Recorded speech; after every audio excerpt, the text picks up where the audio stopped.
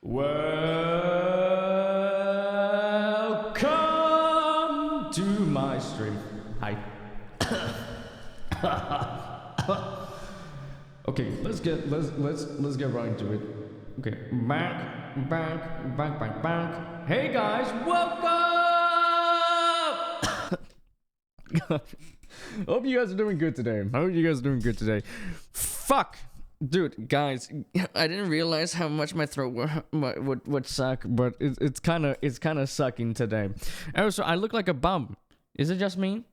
Or I look like an extra bum today? Holy crap, dude, my hair is so bad today. Oh, like every day actually have not been. Dude, I've been sad, man. Dude, you can see my fucking forehead. It's so big. But I hope you guys are doing good today. Hope you guys are doing well. Welcome on into the stream. Today we are gonna be yapping about anime as per usual. No game. I know. A lot of you guys have been looking forward to the Ace Attorney streams and the other games, just gaming. But today is just gonna be a chill anime yapping stream. Actually, should I preface just let's see. Maybe I should just put yapping about anime. I guess yap in the title. I mean, mainly I just have to follow anime. I don't know. But yeah, I hope you guys are doing good today. My voice is gonna kind of sound like this, except if I put a bit more effort, it kind of hides it like really well. But for the most part, it's gonna kind of sound like this. Because yeah, dude, yesterday I don't at some point I don't know why, but which God, sorry, man, I need to find a better adjustment. Dude, my titties are out. Help! Don't look at them. But what you got? Hope you guys doing well. My hair is a mess. I don't know what happened.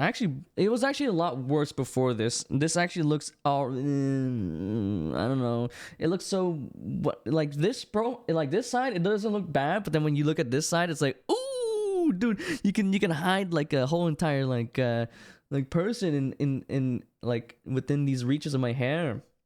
It is so bad. I don't know I don't know why I got on stream. Why am I streaming? I don't think anyone's here. I might as well just end stream right now. I look like a bum. But hope you guys are doing well. Like I said, today we're gonna be yapping about anime as per as you know how. Yes, I'm very late to it, but yes, we are gonna be yapping about the fall anime, fall 2024. Oh, I wrote that backwards.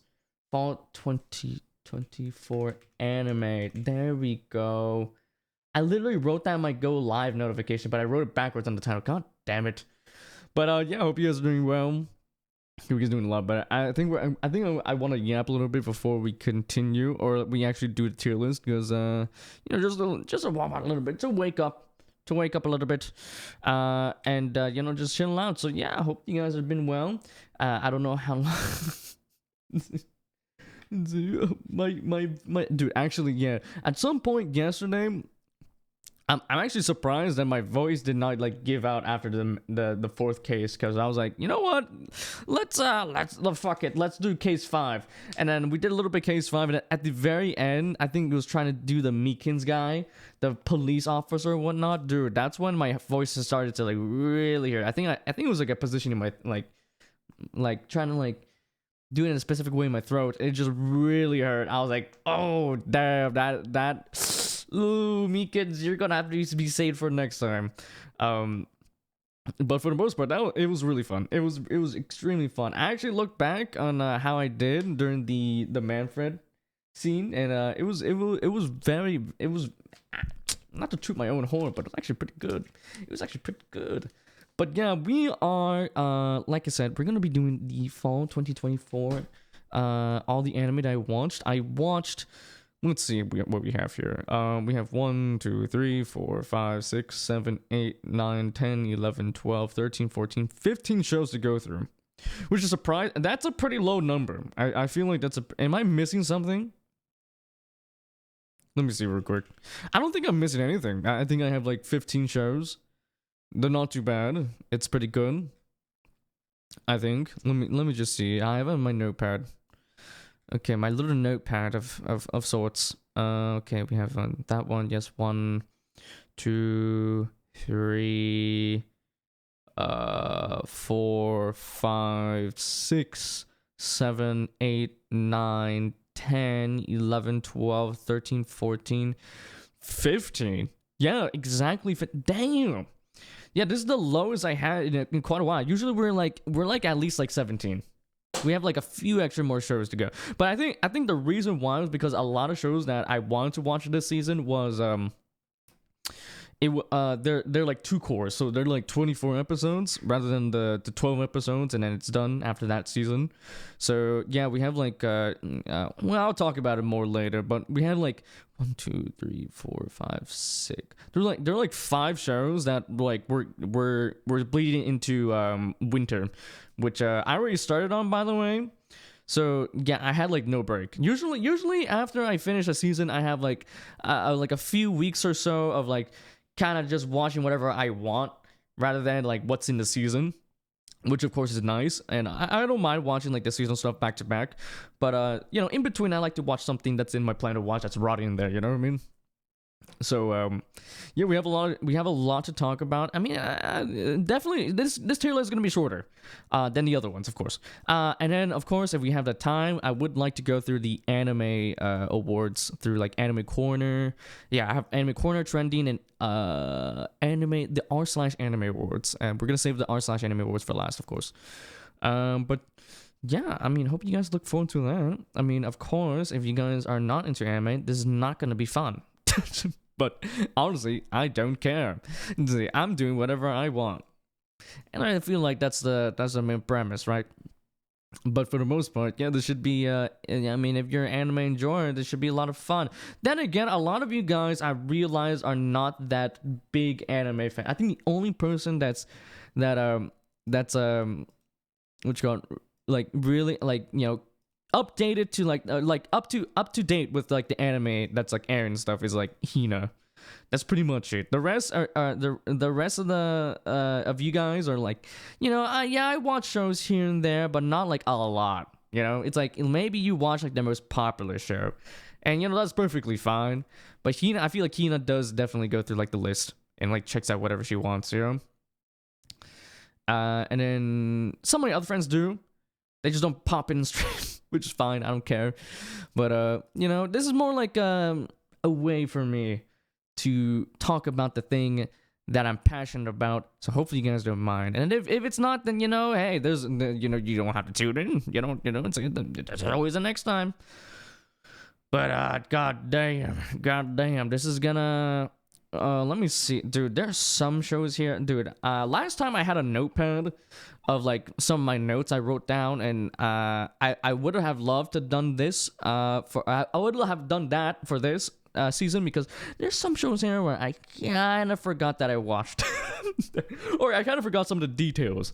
But I you know, I think it's better to just shoot the shit. You know, just shoot it, and just go with the flow rather than have like a little notepad. Though then again, it's not like I'm reading off a notepad, like I'm discussing like my English thesis as to why I think this way.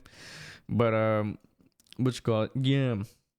Also, dude, yesterday I've been trying to figure out like how I would do my VODs, because I mentioned this like a few weeks, or like when I came back, was that they started doing this thing where like I can't make any more highlights because they're limiting the amount of what is it, the amount of highlights you can have, or like just storage, you know. They have a 100 hours storage limit, and I had to find a way to like upload it somewhere.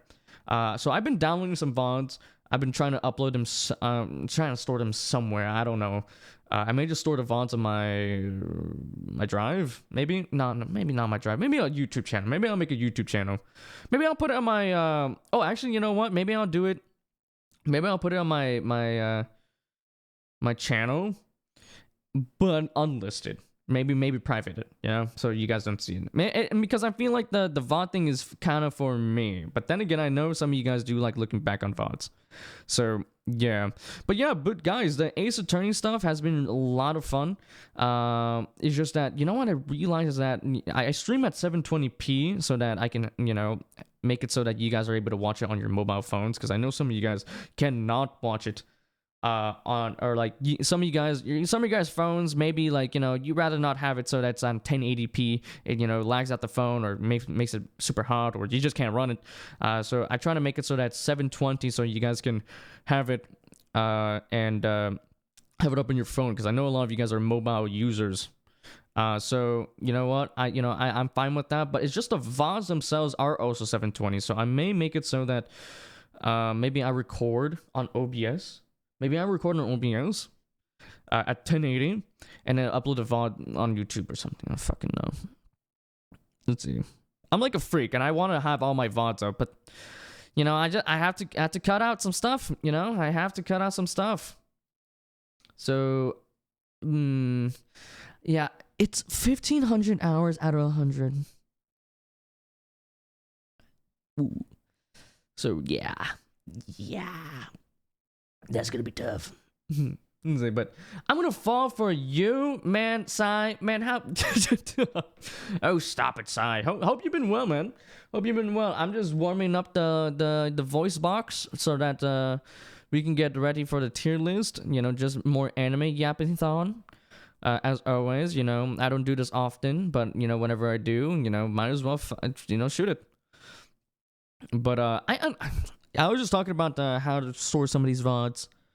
How am I gonna do it? It's either I just put it on a Google Drive and not show the world, or I put it on YouTube. But then if I put it on YouTube, then I would have to make a VOD channel, and I'm like, I don't want to make a separate account. I mean, I could. It's super easy. You can have multiple accounts on one account, one Google email or whatever the fuck it is, which is great. I'm very happy for that. I'm glad there's you don't have to have like, oh, only your Gmail account only have one YouTube account. You know, I'm glad you're able to have multiple on one account. You know, that's great. It's just that I'm lazy. I'm so lazy. Actually, there's a way. I saw there's a way to what you call it, export the VOD, so you can like have it so that instead of having to download it and then upload on YouTube, you can just have it straight from Twitch go to YouTube, which is actually really good.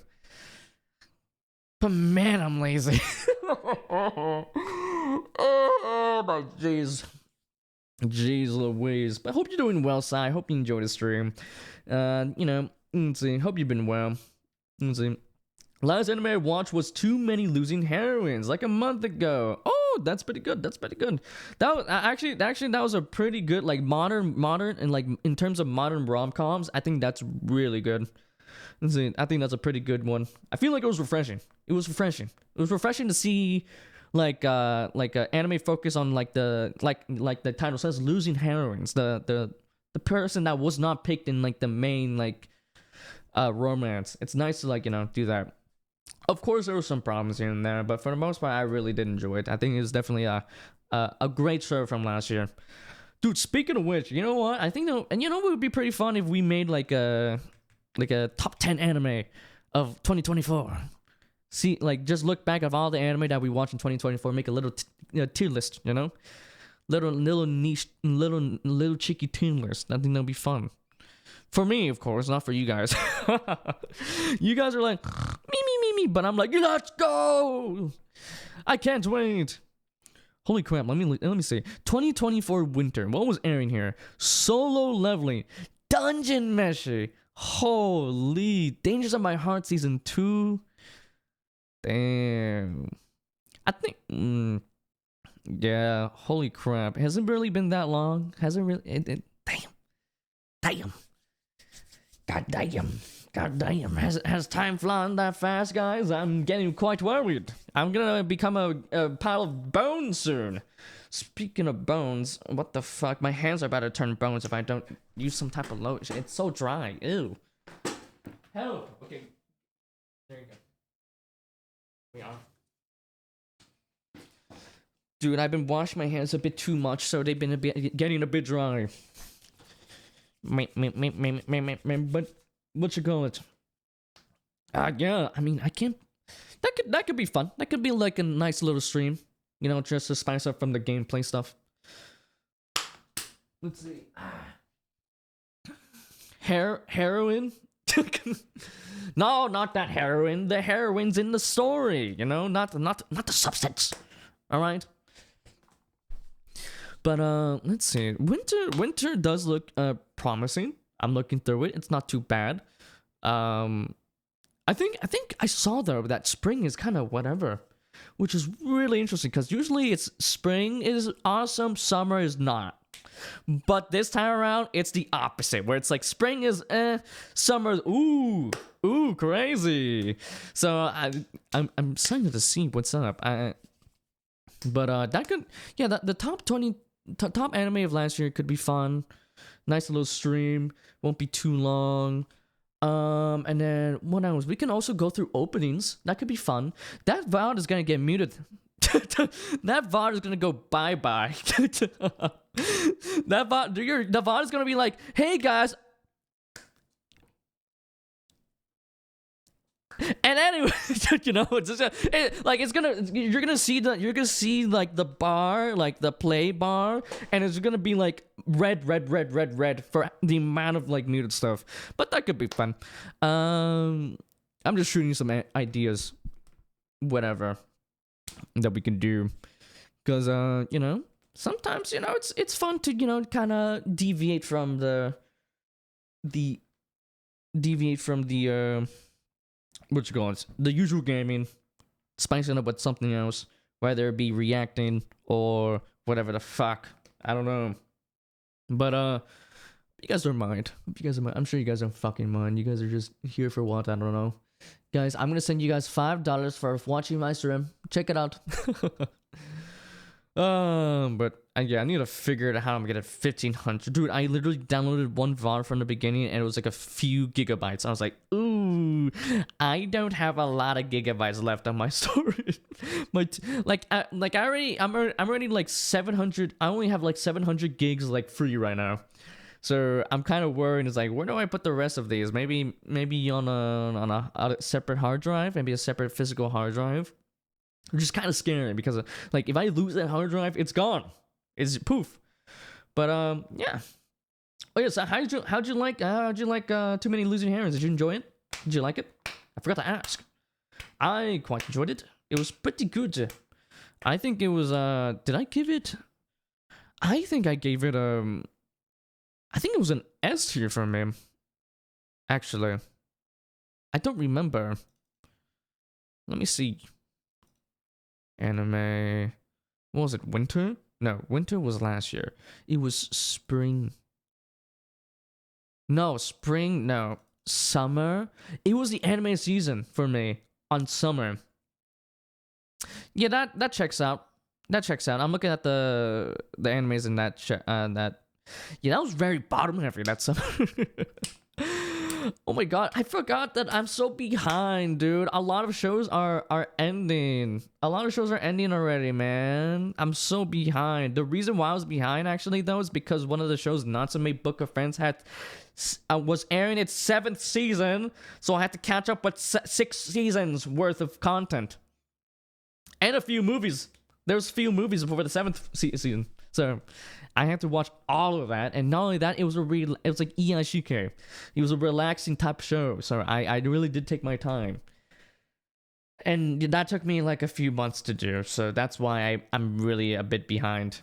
But right now I am doing the same thing with Danmachi. Is it wrong to pick up girls in a dungeon? I think that was the title. But that's a lot shorter. There's like only like 4 seasons. Technically 5 if you're to do like 12 by 12. Like, yeah, 12. But season 4 was split into 2 parts. As per usual, you know, these companies love to be like, all right, I know we left at a weird start, but don't worry, there's a second part to the season. Just make it, you know, just wait until to make it an entire season, you know? Just wait for 24. I don't mind, you know? I feel like there's a problem with some of these shows. There's actually some shows in here where I'm like, you guys should have cooked a little bit more. You should have just not aired it now. Just wait. But they just like, we need to release it now. We need to release it now, or else I don't fucking know. Like, dear Lord, it's actually terrible. But let's see. Am I right to say that? Yeah, I only have 15 shows. Like 1, 2, 3, 4. For let's see. Danmachi's spilled into winter. So that doesn't. I'm not gonna include it in the fall list, even though it's only 15 episodes. But 1, 2, 3, 4. 4. Wow, there's like a huge like gap of like shows I was watching here. 4, 5, 6, 6, 7. I miscalculated. Fuck. Damn it. No. 1, 2, 3, 4. 4, 5, 6, 7, 8, 9, 10, 11, 12. 12. Wait, that's it though. What? Oh, 13. If we're doing that OVA, 14, 15. Damn. Okay, I have 15. That is short. All right, guys. This is gonna be This is gonna be like an hour, hour stream, and I fuck off. Probably not. I think we're gonna have an ample time to go through like some of the awards. Why not? Why not? It's fun. It's fun to look to see what people thought was the best anime of the year. And of course, we're saving Crunchyroll for down the line. Because Crunchyroll, this time around, actually Crunchyroll was supposed to be... I think last year they did it February you vote. Then March you see the awards. But this time they're doing it way later. Now it's April voting, May ceremony. Which is pretty crazy. Let's see. Hype lurk. See, oh wait, you're lurking? I didn't realize. I was like, I saw that email. I was like, what is that? Well, Sai, if you are lurking, I hope you have a good lurk. Let's see. But yeah, I mean, what is winter awesome? I mean, winter has a bunch of the shows that I wanted to watch in fall. B24. Oh yeah, there was Apothecary. Oh my god, I need to watch that weekly. I feel like that would be a perfect show to watch weekly. I think I was actually planning on starting weekly shows, like maybe pick like 4 to 5 shows to watch weekly. I think that was the plan because I feel like there's just so many shows I watch at a time. Like I'm watching like 15 shows is definitely above average of like most people that watch anime. I feel like for a lot of people just watch like the most popular shows, so it's like 2 to 3. And even 3 is like really like really like kind of stretching it. Maybe most people watch like 1 or 2. And that, like I said, that's perfectly fine. It's just that I'm a freak and I like to watch a lot of the shows. I like to see what's up with all the shows in a season. And a lot of them do give me some interest. I usually look at a show and I'm like, all right, is this gonna... am I interested? Am I interested to see what happens? Sure, why not? And it's not that hard to do, But we're talking about like 15 shows out of like 60 that are like new in that season. There's definitely a lot of shows where I look at them like, yep. I know I won't watch that. I'm good. I'm definitely good. And I know some people are like, but it goes crazy. It's crazy. You should watch it. I'm like, I don't care. Like, I don't know what to tell you. I'm watching like 15. What, it's fine. Let's see. If I miss so many shows, it's not the end of the world. But I think I want to maybe get like 3 to 4 shows that I watch weekly so that I don't like take 20 years to do this tier list. Which is right now, even though there's a lot of shows in winter that are starting to end. Like, I'm pretty sure Danmachi is finished with its 5th season. And I think this upcoming week is when it starts. I think this weekend is when a lot of shows are starting to end. So, yeah, I'm very behind. But like I said, it's better than nothing. And, hey. We gotta see how I feel about these tier lists. And by we, I mean me. So, anywho, I think it's time to actually start the tier list. We have, like I said, 15 shows to go through. Some of these shows I won't talk as much, but some of these other shows I will. As per usual, if you guys do not know how these tier lists works, I usually like to rank it like the per usual, the D, C, B, A, and S tier. And of course, at the And I like to crown a one show that I think is the anime of the season, the show that stood out for me the most and is my favorite from that list. And not only that, in this particular case, and usually at the bottom, I like to put my drop shows and my on hold shows, or shows I'm waiting for it to finish first before I watch it, because I am a binger. All right, I'm a binger. I like to binge stuff. I usually don't watch stuff weekly, like I said. So, it's just an indicator like, oh, what shows am I gonna be watching later down the line, but just not right now. Of course, some of these shows I may just not even watch them, but they're on hold for a reason. All right, they're at the traffic light and they're waiting for it to go green. All right, who knows when it's gonna turn green for maybe one lane or the other lane, but who knows? We have to see. But yes, like I said, 15 shows, and right after we are gonna look at some anime awards from 3 different websites. One Anime Corner, one Anime Trending, and one r/anime. So I think that'll be fun. If not fun for you, it is what it is. Alright then. Let me see if I set this up right. So basically, I'm trying to make it so that I play music on a different browser so that I can mute that. So on the VOD, you won't hear anything. So just to avoid copyright. So hopefully I can do that. If not, then it's fucked. Because I usually just play it through. I used to have it so that I just played it all on the browser, because I like to separate my channels from like the browser to the music and games and stuff like that. But I feel like there's some times where I feel like there's like I'm watching a video and on the VOD you just don't hear anything. So instead of doing that, I think I'm gonna have it so that I'm gonna split the music to like a different channel. So I think that should be good for the good part, for the most part. Let me see if I set it up right though. Okay, I think I did right. Okay, hopefully it's not too loud. If it's like super loud, I'm fucked.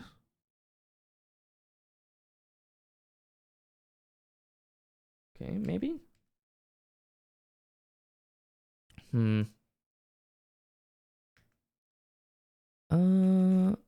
Let's see, wavelength. Sorry guys, give me 2 seconds because we just hit the 30 mark. I think that's enough yapping. Just a bit of a warm up, you guys know. But let's see.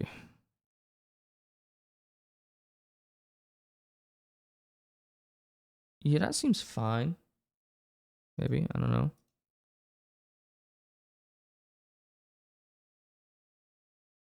Okay, that looks good for me. Actually, maybe I should get more chill music. Maybe this. Some city pop lo-fi jazz. Why not? Just in case. What is... Okay, so I usually use Firefox, but for this music thing, I'm gonna have it so that I'm gonna have what you call it? See, I'm gonna have it on like Microsoft Edge, and I usually don't use Edge. Apparently, Edge is good for like Windows PCs, but man, it's just I don't fuck with it. I don't fuck with it at all. It's okay. Okay, I think that's a good volume. Hopefully, it's a good volume. Okay. So in the VOD, yeah, you guys won't hear the music, but for the people that are tuning in on the stream, you guys will hear it. Okay, let's turn that off. I still look like a bum, but you know what? Hey, bum it is. You know, it's fine. Fine, it's fine. Everything's fine. Wait, what? Wait, what? What's that? I have like 6 tabs open. I'm so confused right now. What am I looking at? Alright, guys. Are you guys ready? I think it's time to actually get right into it. We're 30 minutes in, and we have done literally nothing but yap. So, yeah, let's get right into it. Let me see if it's ready to look at. Yes, it is. Alright. Let's get right into it. Alright, for the... There you go. Hopefully you guys hear the music. There we are. Okay, guys, as you can see, like I explained before, we have the classic S, A, B, C, D tier list. And if you want a numerical score for it, I guess the S's are like the 9 to 10s of the like the 9 to 10 scores. The A's are the 8s, the B's are the 7s, the C's are like 6 and 5s, and D's are 4 and belows. For me, I've been actually thinking about maybe putting 5 and below for D, but I think 5 is a kind of like I think C is like an average, right? So I think I'm gonna put it. I'm just gonna keep it at 5 or 6, and of course we have the on hold stuff, and all the. Yeah, that's pretty much it. And as you guys can see, this is a bit of a spoiler to all to all the animes already that I plan on talking about. Of course, we might as well get out of the way, guys. We might as well get out of the way. Let's see. Actually, oh, maybe I should record. Did I set it up right? The recording thing? I don't think so. Oh. Let's see. Audio. Yeah, fuck it. I'm just gonna press the record thing. All right, guys. So, like I said, this is usually how my tier list goes. All right. We have the anime of the season, of course, the top of the top, and then S A B C D and on hold, and at the bottom, you guys already see all the shows I'm gonna be talking about. We're gonna be talking about 15 shows in particular, and then, yes, if you guys can count, this is not 15. All right, this is not 15 at all. This is not 15 at all, because some of these I'm saving for later. So Beastars, apparently there's a second parter coming out later this year. I'm gonna save that for later because I heard it's actually I heard people liked it, and I always wanted to give it a try. I know there's some people look at this and they're like, ooh, animals, ooh, ugly. But I'm gonna give it a try because it's Studio Orange and they do pretty good with the CGI and stuff. So I always wanted to check it out. So I'll check it out some other point. And then Shangri-La Frontier, that's a 24 episode. Blue Box 24. ReZero season 3, I believe. Right, we're on season 3. I don't remember, but they split it up into 2 parts. So the second part is airing right now because at the time at the time of doing this stream, guys, yes, we're at the end of winter already. I'm pretty late, but I'll explain why down the line. Okay, I'll explain why. Okay, you guys don't get mad at me, all right? And then we have Orb, the Movement of the Earth. I heard this is really good. I heard people said it was like kind of like a Vinland Saga, but it's like dealing with like heliocentrism, like how this person is like discovering like, oh, maybe Earth is not the center of the universe. Who knows? You know, maybe it's the sun. But then at the time, the church was like, that's a no. So that seemed very interesting to me. I heard it's very good. And I can't wait to watch it, in the upcoming days. And then, of course, Danmachi. I am rewatching this at the moment. I'm on season 4, part 1 at the moment. And, it's definitely a lot better than season 2 and 3. I think so when I'm at the moment, I'm rewatching this. I think so far, season 1, it was actually good. I actually liked it. It was solid. Yeah, there's some like weird stuff in here and there, but for the most part, I did enjoy it. And then second season is when I really did not like second season. I really didn't. I really don't at all, actually. So, like before, I rated pretty low. And I was like, oh, maybe I'll change my mind after I rewatched it. Nope, it's still pretty bad. And then season 3 was all right. Actually, it was pretty solid. And then season 4 right now, I've been enjoying it, but we have to see how it is because I'm like halfway through. So we have to see what happens in the second half. And then, that's pretty much all the stuff on hold for now. We'll see if I'll be going around watching. I think for sure these first here are going to be done by winter. I don't know when Beastars is happening, the second part. I have no idea. Because apparently this is the final season, so I was like, might as well give it a shot, Doesn't hurt to try, I think for the most part, the reason why I watch so many shows is to get an idea of what I do and do not like. So that down the line, whenever I see a show that's kind of like similar, I'm just like, I remember in the past I didn't really like that, so get that out of the way, So, but yeah, that's pretty much it for the stuff that I want to kind of get out the way, because those are shows I'm gonna be saving for later. So if you guys want to see how I feel about that, you guys have to check out whenever I do the winter anime 2024 anime, but the part of a tier list. All right, that definitely made sense. However, we're not talking about winter 2025. We're talking about fall 2024 anime tier list. I wrote it wrong in the title, but yes, guys, this I'm looking at this right now, and not gonna lie, it's looking kind of bottom heavy. And by bottom heavy, I mean like C's and D tiers. Cause yeah, I'm looking through this, I'm like, ooh, yeah, I forgot I watched so many shows, or I'm like, oh yeah, I remember this show, I did not really like it. So hey, that's okay. That's what we're here to do. We're here to yap, and that's the thing I think I'm good at, or decent at, especially with anime. But for the most part. But guys, to start it off, we have a show of great origins, yet terrible the terrible execution. We have Uzumaki. I'm not gonna put it on yet. I'm just gonna hover it over, just grabbing it right here, and the bottom left edge, right here, right. How do we?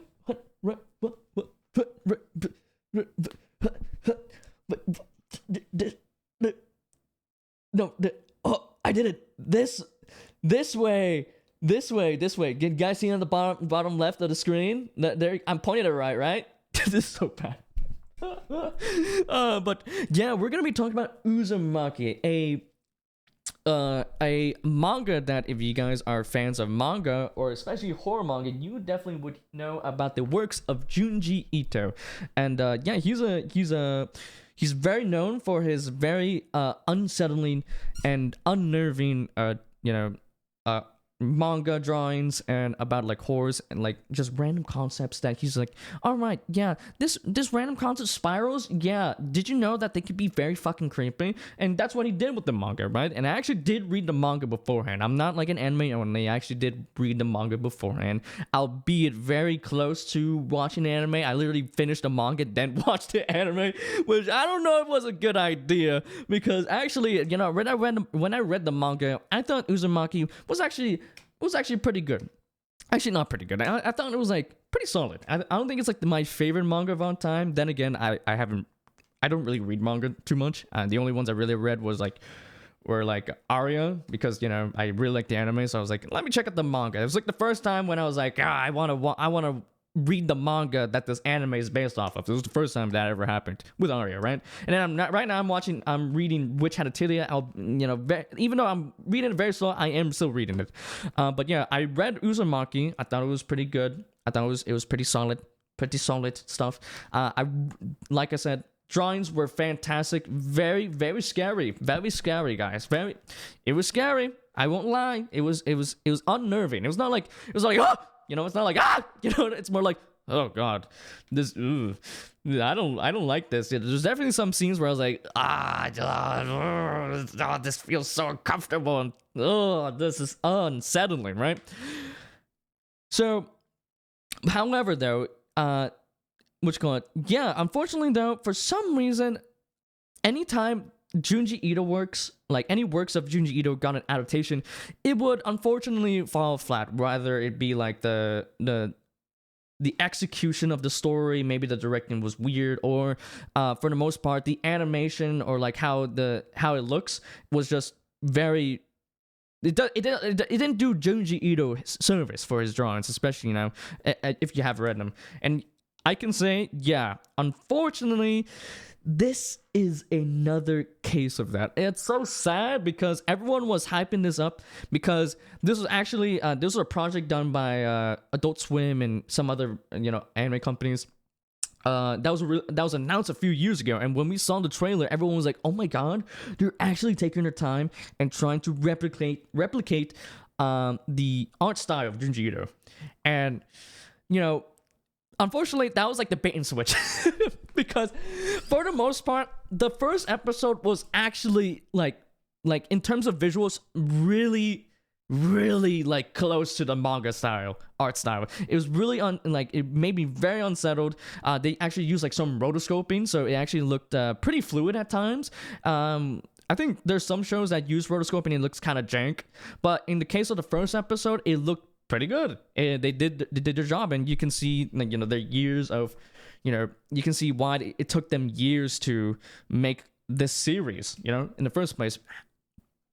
But that's where it kind of just ends. There's 4 episodes in total, and unfortunately, only episode 1 kind of delivered. All right, the only episode in the 4 episodes it done. It delivered. Only the first episode. The rest of the episodes, unfortunately, the animation quality just dropped a cliff. It was like, if it was like Uzumaki is like a marathon runner, it's like a sprint, like a person built for a sprint, like a short sprints, right? What am I doing with this analogy? I don't know. Okay, Dial back, Taramon. Okay, wake up. Okay. So what I'm saying is like it's like sending a person built for sprints, like 100-meter sprints or whatnot, and putting them into a marathon. You know? Yeah, maybe they'll be super fast at the beginning, but unfortunately they don't last at the marathon. You know? I mean, maybe they could. I'm probably stupid, but you know what? I hopefully you guys know what I mean, right? It's that they just put all their eggs into basket 1 rather than all the baskets in total, because the rest, unfortunately, is just it just looked so it didn't look good for the rest of the show. And some people may say, you know what, it's okay if the show looks bad as long as the rest of the story looks good. I mean, as long as the story is good. But unfortunately, I feel like the jankiness of like the horror stuff unfortunately takes out like the horror aspect, and you're just kind of seeing like a PowerPoint slide, and you're like, you're like, I feel like the animation was just like not good.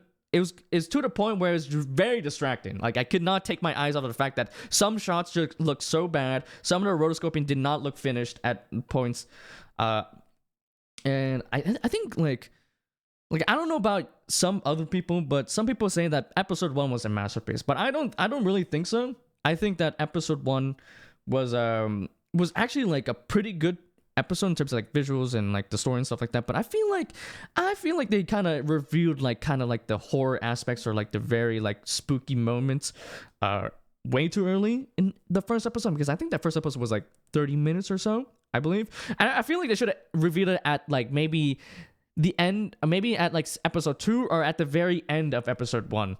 I just feel like they didn't let us kind of like get ourselves immersed into the world just yet. But there are some people may argue like, yeah, it is like a episodic kind of like a episodic show or like kind of manga where each chapter is kind of its own like story.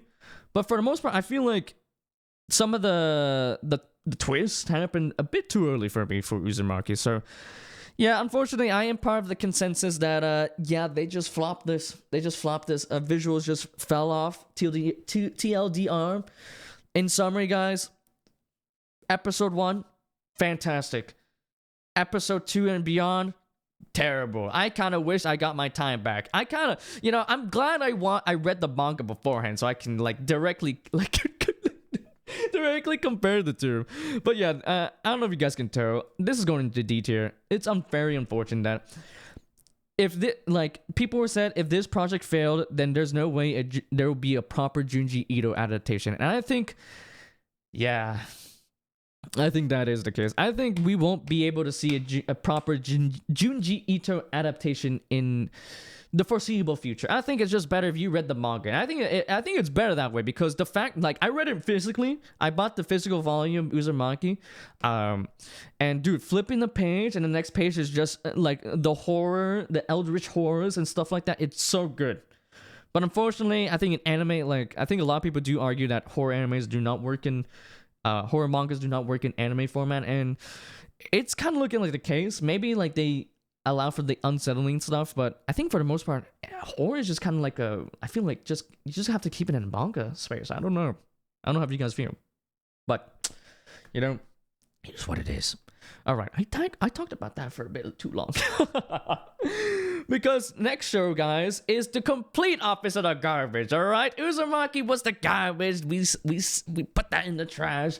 Next show is a show that, dude, I always wanted to watch, because I always wanted to watch after some time, and I'm glad that there's a new season of this long-running show that it gave me an opportunity. Sorry, you heard the burp. it gave me an opportunity to actually, watch the show, right? And that show is Natsume Book of Friends. Now, if Hino were here, she would be like, "Oh my god, this is the craziest thing of all time." And I gotta agree, yeah, this is actually pretty good. What you call it? Because actually, it was not until I think over the years, definitely during COVID. I think before COVID, I was kind of like I didn't really watch too many slice of lives. I kind of just watched like shonen and stuff like that. I feel like that's like kind of like the beginnings of any anime fan. Usually they come in through battle shonens. It's very easy, like, genre to, get into, right? But over the years, I think definitely after like COVID or during COVID, I don't know. I feel like there's some something that ticked in my brain. I was like, you know what? Maybe slice of lives are not too bad. Maybe they not too bad. And especially after watching something like Late Back Camp, I start to realize maybe I like being happy. Maybe hot take. I think being happy is pretty good. Let's see. I think being chill is very nice. So, after I watched Late Back Camp, it became one of my favorite shows of all time, and it still is. Albeit maybe the third season was kind of scuffed, but I still enjoyed it, right? But it kind of opened up this new genre of things to watch. Like there was like shows like Aria and Mushishi and Girls Last Tour and basically just opened up a new genre for me. And one of the shows that was like pretty highly rated up there was Natsume Book of Friends. And basically the plot of this, actually I forgot to explain the plot for Uzumaki. Yeah, fuck it, I don't care about that show. Dear Lord, give me 2 seconds. Let me drink some water.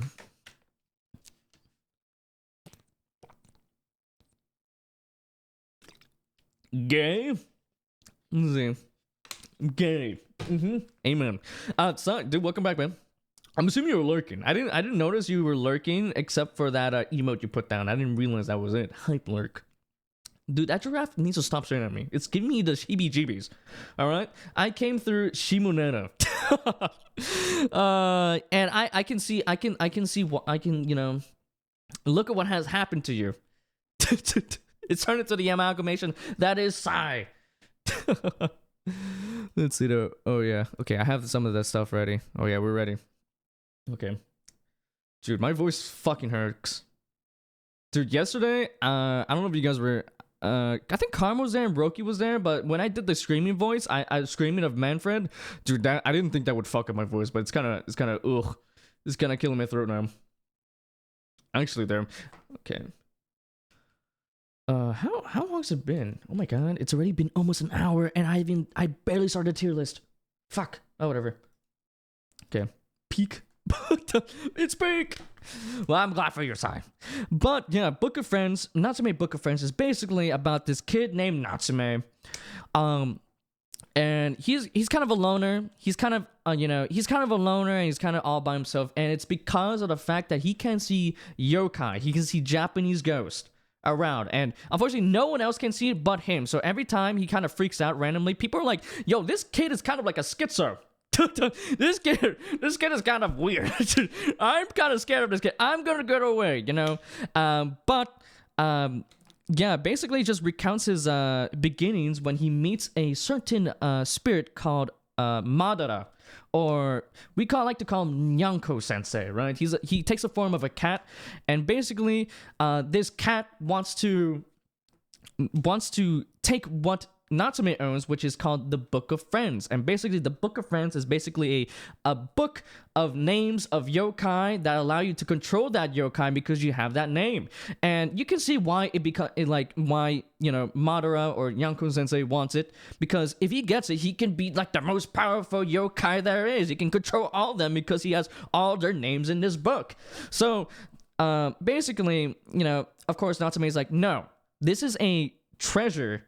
This is a past relic of my grandmother's that I want to keep because she was one of the only other people that can also see ghosts as well. So he's like, you know what? Let's make a deal. Maybe you help me out. Maybe save some of these ghosts, giving them back their names, and you know what? Maybe I'll give it to you down the line. Who knows? I'll promise you that. It's kind of like something like that. It's been a while, but yeah, basically it's just Natsume's adventures of meeting yokai, learning about their backstories, and giving them back their names or just helping out with whatever they have a problem with. And yeah, it's just basically a really chill show, and this is its 7th season. That's right, it's been going on for 7 seasons. Super long. And I'm pretty sure the manga is still not ended. It's like a pretty old one. It's like early 2000s manga, which is crazy to think about. I'm pretty sure the anime is also early 2000s too, or mid 2000s. I don't remember. But yeah, it's been going on for some time, and some people may say, oh, there has to be some end point to this, and I can kind of see the end. Like maybe the end game is like, of course, giving the Book of Friends to Nyanko, which I don't think is gonna probably happen. Or maybe Natsume just grows old and says goodbye to his friends and family, and also the ghost friends that he made along the way. Maybe that's the end. Maybe that's the last scene. And I'm not gonna lie, after watching 7 seasons of this show, I feel like if that were to happen, I would bawl my eyes out, because I really did enjoy this show. It was really nice and chill to watch. I watched maybe 1 or 2 episodes a day. I didn't really rush it, because I usually, whenever I go through these seasonal stuff, I like to just binge it through. I like to speedrun it. I'm like, all right, 6 episodes today, 6 episodes tomorrow, done. Go next. But this show, I really did take my time, and that's the reason why this tier list is so late. The reason why this tier list is at the very end of fall right now, or not fall, winter right now, is because this, like I said, I went through pretty much all the seasons, and not only that, I went through all the OVAs and the movies. For the most part. I think I skipped maybe a movie or so. But for the most part, yeah, I really did take my time. Popped an episode here and there every day or so. And I really took my time. I got to know Natsume and all his friends, his human friends, his ghost friends. We have Kaname and Taki. And then on the ghost side, we have Mustache Guy and people. I suck at remembering names, but for the most, I do remember them. Don't worry, guys. I'm not a fake fan, but yeah, it was really nice to watch. I feel like, and it kind of reminded me again as to why I like the Iyashike kind of genres, where it's relaxing, it's chill vibes, good times, Because I feel like this would be a great show if you were to have a long day at work, which I'm not. I don't have that. I'm broke. I'm a jobless bum. All right. But imagine this. All right, guys. You are getting back from your 9-to-5 job. You got yelled by your boss all day, every day. But you come back. You pop an episode of this, and now you feel warm inside. You feel happy. You're like, life is worth living for. And so this show was fantastic throughout. I really did enjoy it. I'm glad to see some. Also, not only that, there's also some character progression with Natsume. At first he's kind of a shy guy. He's like, I don't want to really, hang out with these guys. I feel like I'm gonna be destined for loneliness. But down the line, you get to see him, gain lifelong friends and become a more confident person with his beliefs and stuff like that. It's really great to see over the past all the. Throughout the seasons. Of course, it's not one episode he's like, ooh, I'm a shy guy. And the next episode he's like, hey guys, you want to become friends? I want to shake your hand. He doesn't do that, right? It's just a gradual character development throughout, and I feel like none of the episodes were wasted. And yeah, it was fantastic. Natsume's a schizo. I mean, I don't blame people for thinking that. When you don't see this ghost, I don't blame people for thinking that he's weird. All right, it is what it is. I don't blame him. I don't blame him. If you saw someone be like, "Get away!" to the air, you're like, "Is this guy on something?" Well, I think I'm gonna go my other way. So, yeah, I think it's definitely up there in the animes, because it was just a nice warm journey. I really like the OST as well. It was very chill. There's one OST I really liked, but I don't know the name, and I feel like Hina will be very happy to see me put this in S tier. All right, this was a fantastic show, and if you guys ever want to have a chill show to watch that you can just watch here and there, I would say Natsume Book of Friends is definitely up there. And it has plenty of content. It's 7 seasons and a few movies and OVAs. I feel like you have plenty of time to watch this. Or like, there's no rush to watch it. I feel like, as always, I always like to say that with these type of shows, don't rush it. Just watch at your own pace. Just watch it at like a snail's crawl. And I trust you're going to get tapped into this world. And it's pretty nice. Who doesn't like to feel nice and warm and happy after an episode of anime? All right. So yeah, I think this is quite the dichotomy. We went from utter garbage to utter peak. All right, but guys, that's only 2 out of 15. All right, we have plenty more to go. So next show we're gonna go right into is Delico's Nursery, or as I like to call it, hot vampire dads take care of their children while solving a murder mystery on the side. Yes, the very poor explanation, very poor explanation. But basically, it's what I just said. Okay, it's just a bunch of vampire dads looking after their children while they're trying to solve a murder mystery, all right? And not gonna lie, what you call it? I actually didn't like really. I mean, I looked at the synopsis and like the summary of it, and I was like, you know what? It don't seem too bad. But I think what hooked me into this show was the visuals of the show. I think the visuals were very, very, very, very nice. They look very clean. They're done, I think, by JC staff. I don't remember. But dude, it looked pretty good. And honestly, in terms of visuals, I gotta say that was the best. That was the what you call it? I think in terms of the best part of this show was the visuals. Delico's Nursery.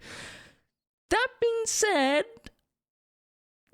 said, I am a bit mixed about the story. I'm a bit mixed. I think it should have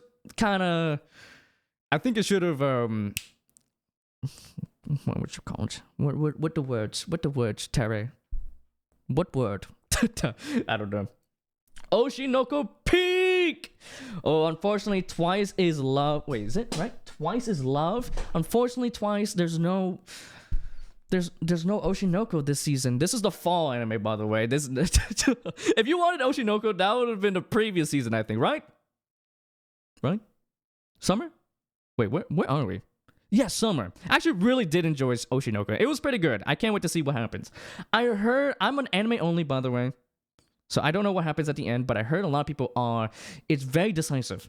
I feel like a lot of mangas have been very, whenever there's an ending to a manga that's pretty popular, I always hear people, like, fighting over it. Like, no one is satisfied. Of course, no one will be satisfied, but I heard Oshinoko was one of the show, like, the manga where people were like, ooh, the manga ending was kind of scuffed, but I have to see whenever it gets animated. So, yeah, no spoilers. If you know about it, no spoilers. But yeah, welcome on in twice. Thank you so much for the first time chat. Hope you enjoyed. I'm ranking all the fall 2024 anime tier list. So basically, I'm going to buy MAO. So any show here, that's like a 12 core, like a 12 episode one. Not 12 core, 1 core, 12 episode one. I will be rating them. So yeah, sit back, relax, enjoy the ride while I yap about anime. It's technically fall though. Actually, I mean, it's 13 episodes. Yeah, I don't think, if it was part of fall, I would have said it on the bottom. But that's how I do it, so hope you don't mind. Whenever they do season 3, which I definitely think they will. I think they definitely will. I think Doga Kobo will definitely adapt the entire anime, which I'm looking forward to. They already announced season 3, right? I'm looking forward to it. I've been really enjoying it. I honestly, if I were to tell you, if I like season 1 or 2 more, oh my god, thank you so much for the follow. Thank you so much, dude. Hope you enjoy my content. I usually I do talk about anime here and there, but I mainly play games. I usually play games. So the games I'm playing right now are Elden Ring and Ace Attorney. So if you like any of those games, check it out. But of course, I talk about anime here and there. But yeah, I think in terms of season 1 and 2, I think season 2 is, I think I like it a bit more. I think I really like the acting arc. And they did some spicy stuff at the end. They did some spicy stuff. I'm not gonna say what, but I know some people here that haven't watched it yet. But you know. But yeah, Oshinoko's pretty good. Pretty good. I'm looking forward to what they do in third season. But like I was saying, what was I talking about? Oh yeah, Delico's Nursery. Okay, so yeah, unfortunately, I really like the art style of this. It looked very pretty. It looked very pretty. Let me show you guys real quick. Where do we find it? It looked very pretty. It looked very clean. Okay, let me just not blast your guys' ears. Like, this art style looked super clean, bro. Like, look at this. Sheesh. And it was consistent, too. It was clean. It was nice. And, you know, who doesn't love hot vampire daddies, you know? Anyway.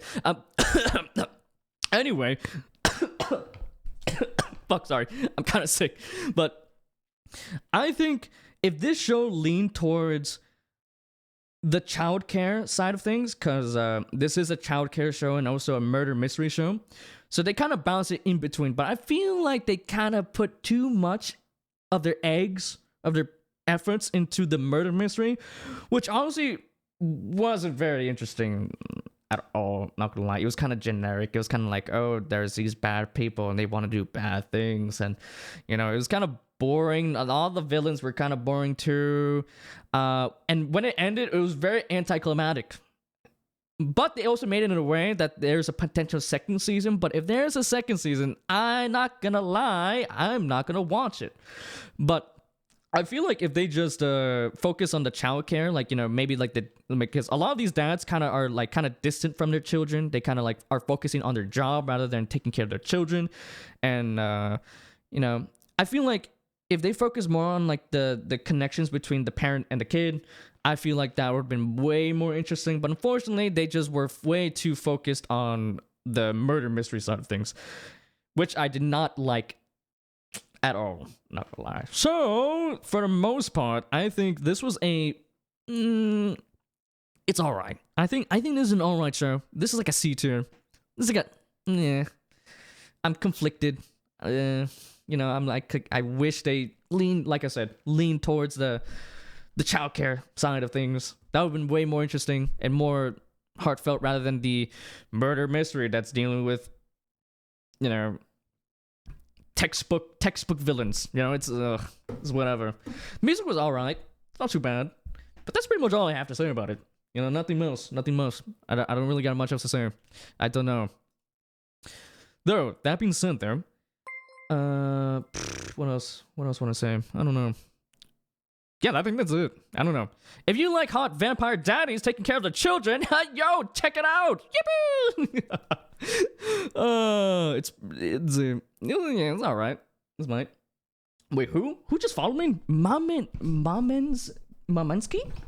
I'm sorry if I mispronounced your name, by the way, guys. If you guys have preferred a way of saying your name, let me know. I can accommodate. I'll try to. But thank you so much for the follow, and thank you for the lurk. Hope you enjoyed the stream. Maminsky. Ah, okay. Okay, I did it right. Let's go. I can read. Yeah. Let's go. But dude, hope you enjoy your lurk. Oh, it might be interesting. So have you seen all of these? Yeah.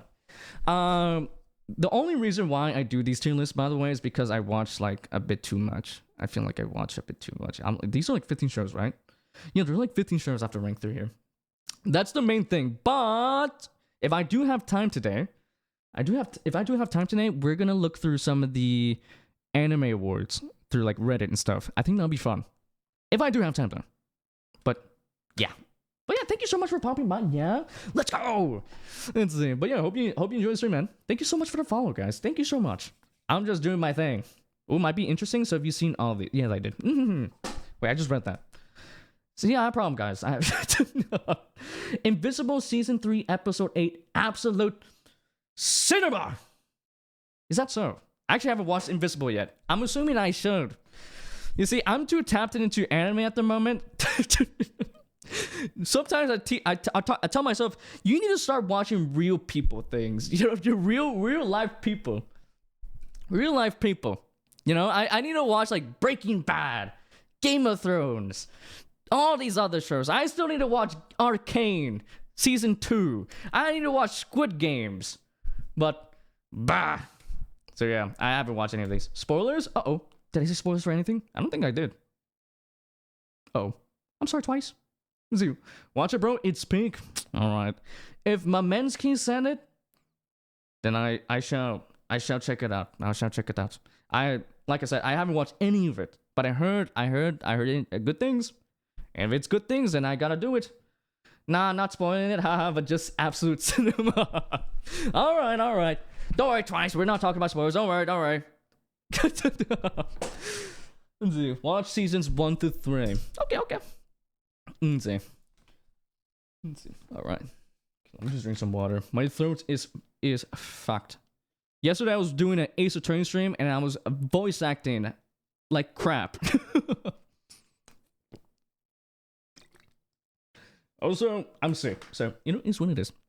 But I'll check it out, my Mansky, just for you. I'll check it out one day, whenever I have time. Because as you guys can see, I watched like a lot of shows per season. I watched like 15 shows at least per season of anime, while most people watch like 3 to 4. And it's because I don't know, I just like going through the season, seeing what's up, seeing what I like and dislike. The more I watch shows, the more I think I know what I like and dislike. Even though some of these shows, they are similar to the ones I don't like, and I'm like, give it a try again. And then they suck, and I'm like, oh god, damn, why I do that? But yeah, guys, we are a fifth of the way through the fall 2024. Let's go. I got you, bro. I got you. All right, there. This is gonna be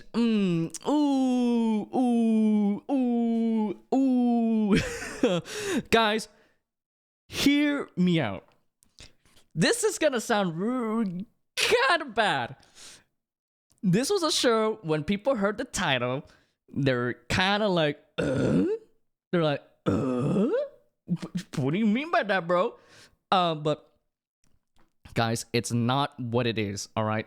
It's just, sometimes English localization just makes the show seem way worse than it did. Last season, we had Days with My Stepsister. You hear that and you're like, Sweet Home Alabama? Hey, yo. What? But, which good. This show, though, however, may sound even worse, alright? FBI, no, it is not that, alright? Hear me out, guys. Next show we're talking about is... What was it again? It's been a while. Wait, what was it again? What was it again? I forgot. I forgot about it. I don't remember. TsumaSho. Yes, TsumaSho. Okay. What happens if I just say TsumaSho? And not say the English translation of it? Okay. You know what? Let's just pull out the Band-Aid. Alright. So, this show, I'm going to explain the premise so that you guys know where I'm coming from, alright? I see. I think I'm making it way worse than it should be. Let's see.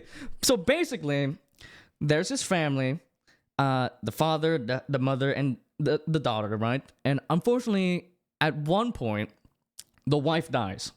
And both the father and the daughter are distraught, of course. They really love their mother. And their mother was like a really strong pillar for their family, She did a lot for them, and it was really sad to see, her pass away, right? And so they're dealing with grief, and it's been, and of course everyone deals with grief, but you think that maybe like after a few years, they kind of move on with their lives, kind of move on. They're like, you know what? It's okay. It's about the memories we made along the way. It's about the memories we made along the way, all right? It's about the... so fucking stupid. But yeah. So basically, after a few years, they're still not over it, and that's okay. A lot of people taking grief at different paces and different ways, and I don't blame him. The father, the husband really loved her, the wife, and the daughter really loved her mom, and randomly they get a knock on the door. Ding dong. Oh hey, it's me, your wife. But the father's like, huh? You're like an elementary school kid. You're in no way my wife. And she basically starts spilling. She basically starts spilling about like a bunch of like memories that they had together, and basically confirms, yes, this elementary school kid is a reincarnation of the wife. So the English title they decided to go with, you guessed it. What was it again? It was so bad. Like, if my wife becomes a school teacher. Oh my god. I don't blame people for looking at this title and being like, what the fuck? What the fuck happened? But guys,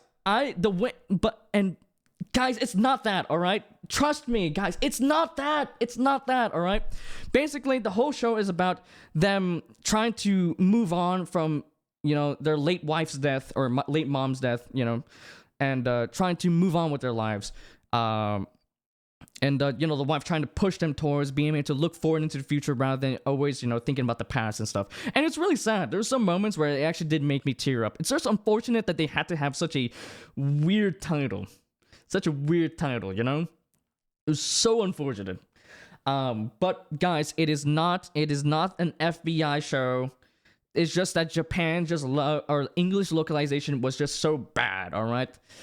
So, yeah, I think this show, there's a lot of heartfelt moments in it.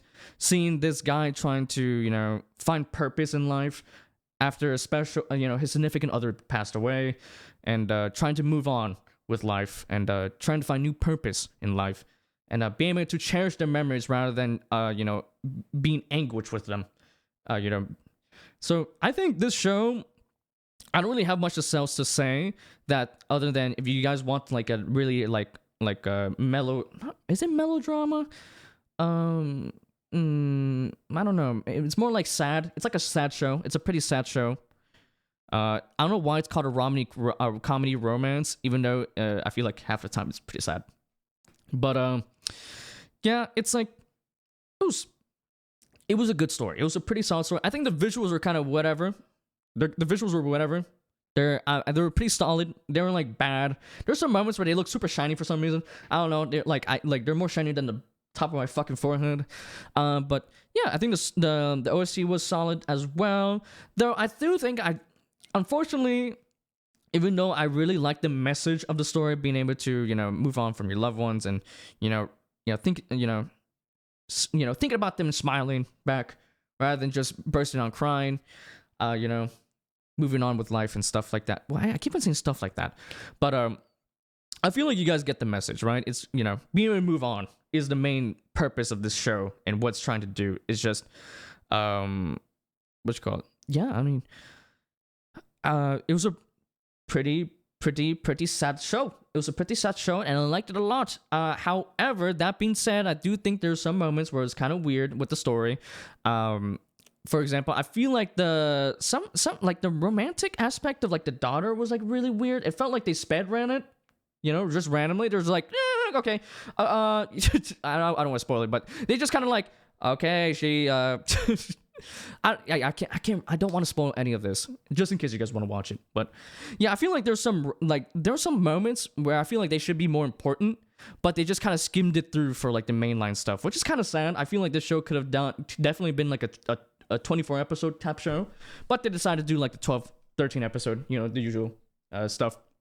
But yeah, I think this show was solid, pretty solid. I got in my feels, and I like the message of the show. It's just so unfortunate that it has such a scuffed title.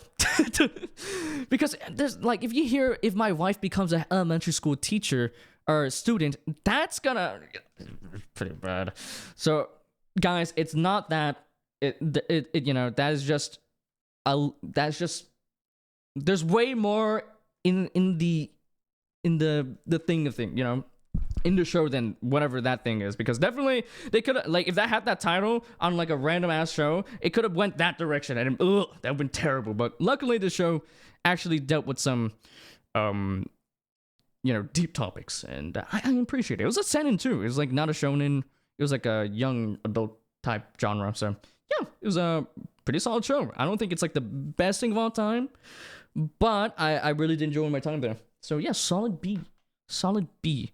Twitter, do not cancel me. But yeah, let's do one more show before I go to the bathroom, and because I think it's been over an hour, so I think pre-rolls are on now. So in order to remove them, I play some ads, which I usually don't like doing, but get it out of the way, so that you guys can have like a super quick way to get into the stream, right? But guys, next show we're gonna be talking about another romance type show. This season had a lot of romance. Now I think about it, does it? Never mind, I'm stupid. Next show we're gonna be talking about is 365 Days to the Wedding. Omedeto. Congratulations on the wedding, guys. You guys are getting married. Oh my god, I'm so proud of you. Guys, this show was so basically the reason why I wanted to watch this show, because I saw the synopsis, which was basically there's these it's about I suck at talking. My god, help me.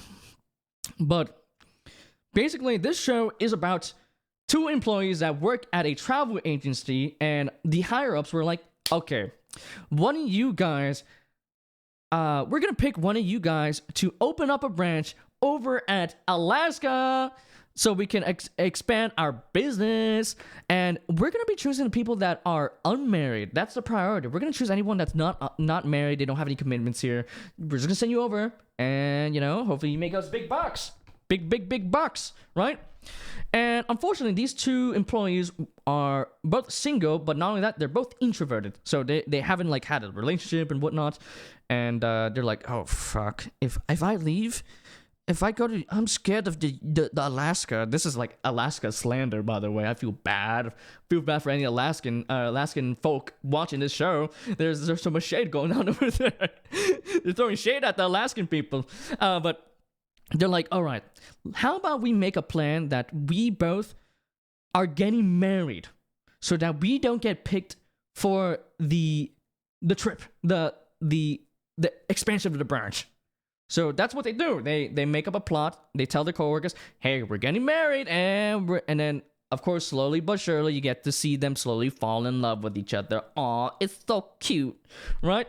Unfortunately, I don't think it's cute, all right? I think this show was way more frustrating than it should have been. So the main reason why, I saw this and it was like about an adult romance. I was like, okay, that's awesome. There's not a lot of anime here. There's not a lot of anime that have like an adult scene. Not adult scene. That sounds weird. There's not a lot of romances or like just rom-coms in general that take place in like the adult side of things, like adult, like they're in work, they're doing work, or they're in college, or it's always set in high school, right? So whenever I see like a college or kind of like young adult kind of like just outside of high school romance, it's just I'm like, all right, some good shit. Finally, some stuff to spice it up, because we always have so many high school romances, right? And not only that, it's made by the same person that is made by the same author that did The World God Only Knows, which was one of my favorite shows of all time, and still is. It has a special place in my heart. I think so. I was like, all right, the GOAT is back to make another banger, I see. And by banger, I mean a banging piece of shit.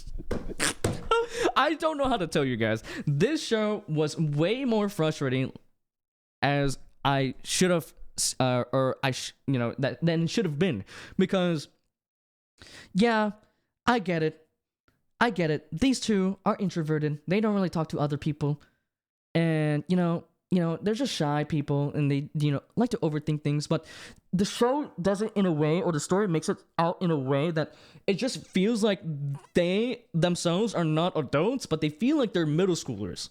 I feel like these guys, if you were to take these guys, the guy and a girl, put them in middle school, I would not notice the difference, because I feel like outside of that, they don't feel like adults. They're like overthinking. They're like overthinking to like an extreme level. They're like, oh my god, what happens if he didn't like what I just said? Or I don't know if I actually do I like him? Do I not like him? Oh my god. And then the other guy's like, did the guy did she not like what I just said? Does she actually like me? Like, they do that for 10 minutes. And it's like, bro, I get it. You guys are, introverted, but you guys have a full-on job where you do customer service. How do you not talk to each other like human beings? I forgot. They're like freaking middle schoolers. I was here for the adult romance, not some cardboard pieces of paper talking to each other like they're like, oh yeah, maybe she doesn't like me. It's such a oh my god. And dude, oh my god, it's crazy that, like I just said, they are both pieces of cardboard. They're both so fucking bland and boring. Like, I was like, I literally was, whenever they talk, I'm like, me. That's me. Like, I can't take it. Like, they're so boring. And that's the worst thing you can do for me, right? I'd rather extremely hate a show or extremely like a show rather than find it mediocre or whatever. I just need... I need to feel something, not feel boredom, I feel like that's the worst thing a show can do if I don't remember it. That's the worst thing, just... Unfortunately, this show put like some type of impression on me because I'm feeling fucking heated right now. It's terrible. Oh my god, Esme! Oh my god, Esme! Guys, if you guys didn't know, Esme is a lovely VTuber. Lovely VTuber. And she played game like Pokemon. What was it? Mystery Dungeon? You were playing that recently, right? Dude, say, how you been? I heard you were sick. Are you still sick? Oh my god. Say, hope you've been well, Esme. It's my man. It's been so long. Oh my god. Yes, dude. Hope you've been well. Your hair looks good. You look hot. Dude, stop it. No, you, Esme. You're looking way better than me. I look like a bum. All right? But yeah, let's see. But yeah, hope you've been well. Hope you've been feeling better. And I've been looking at your streams. You've been playing the Pokemon. You got that guild icon. It looks great, by the way. What the heck? Let's see. Bro, I'm a slime. I noticed you're like a blob. Dude, that's the best. It's awesome. But yeah, I hope you've been feeling well. And I'm looking forward to, what was it? You're planning to do another like long stream, no? See, I remember, let's see, I didn't have time to pop in during your like 24-hour. I'm so sorry, but I saw you were like reviewing memes and stuff. Hope it was fun. I'm okay, just stressed. Oh my god, thank you. Let's see. Well, hopefully your stress goes away. See, stress, go away. Let's see, can they take these hairs? But yeah, I'm as you can see right now, I'm ranking all the shows I watched in for anime for fall 2024. And right now, I was getting to this show that unfortunately is not very good. Not very good. I don't like it. Because they're both, the main characters are cardboard pieces of paper. So yeah, sit back, relax, enjoy the ride. Charity stream on the 17th. Oh my god! Guys, you guys have to go follow her now. She is doing a charity stream. She's saving the world. Unlike me, I'm a bum. But I'll try to be there. Though I'm mainly a lurker. Not gonna lie. See, I don't know why. I always suck at talking to people. So, see. But yeah, man, guys. But yeah, guys, if you guys didn't know, Esme is a lovely VTuber. Check her out. She's doing awesome things. See, what's I saying about this show? Oh yeah, pieces of cardboard. Yay! Who doesn't love two pieces of cardboard talking to each other? Literally, dude.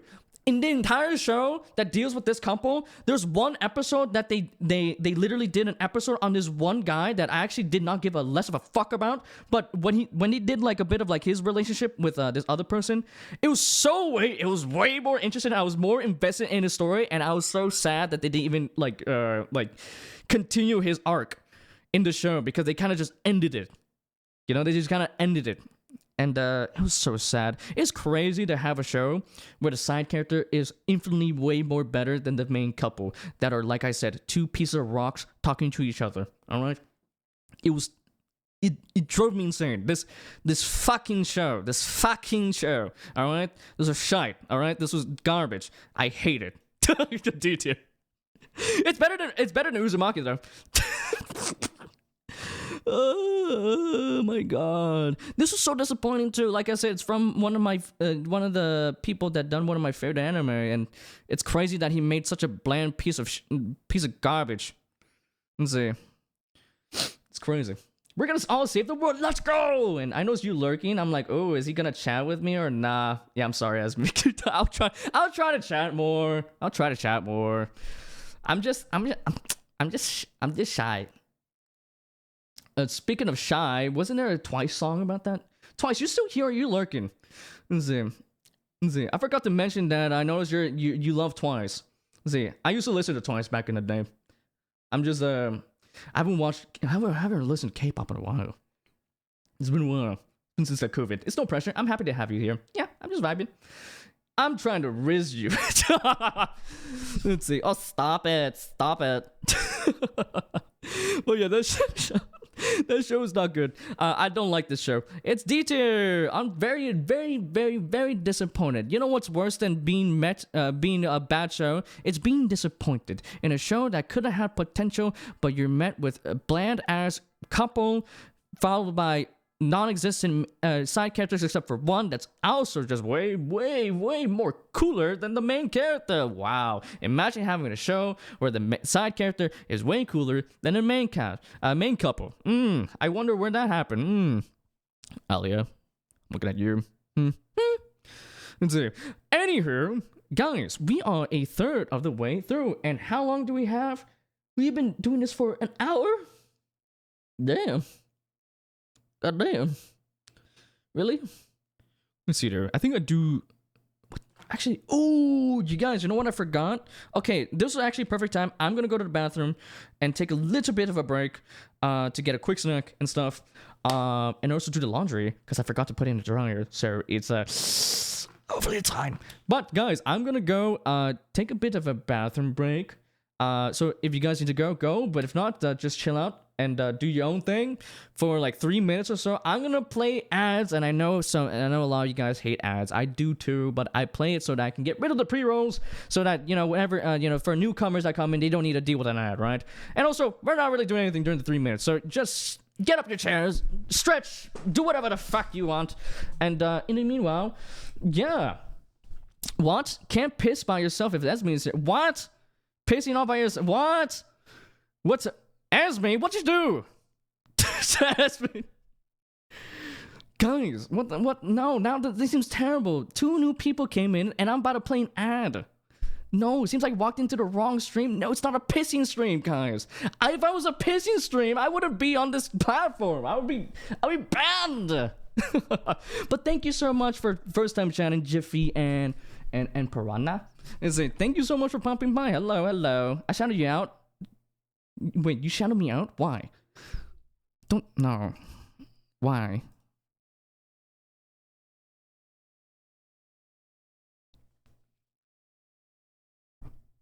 Why?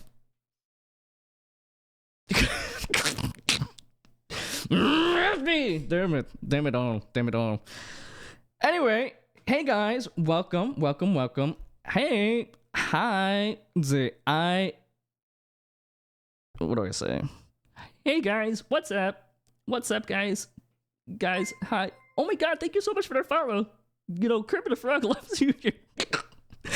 Guys, if you don't know me, I'm Terry Moan. I play game. Oh my, thank you so much for the follow, Jiffy. Much appreciated. Thank you so much. I'm ranking all the anime I watched in fall 2024, and I'm going through like 15 shows right now. So if you want to hear some anime yapping, sit back, relax, and enjoy the show. Thank you so much for the shout out.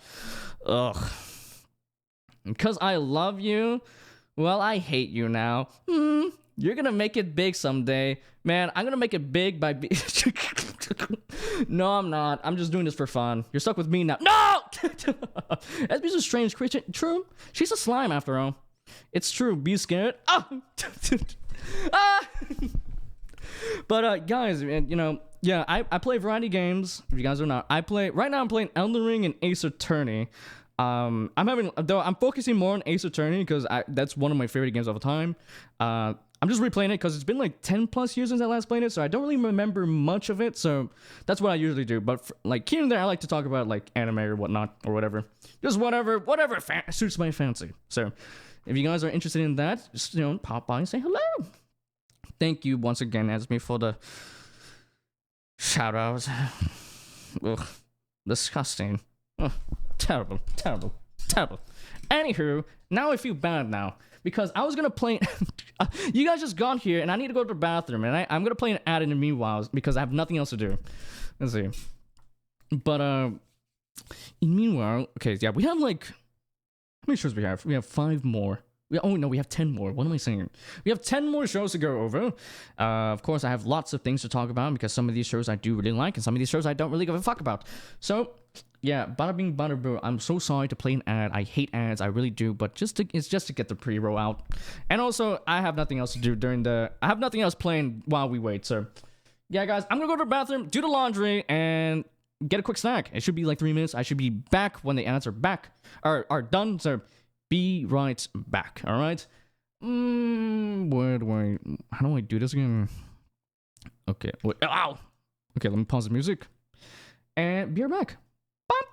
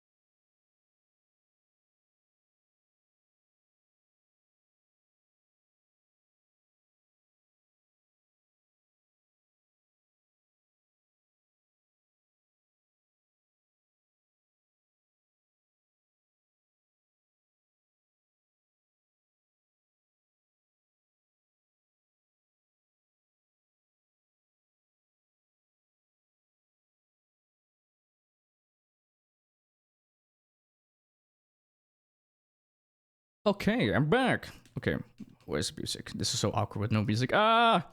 There we go. Alright. Guys, I'm back. What'd you guys talk about?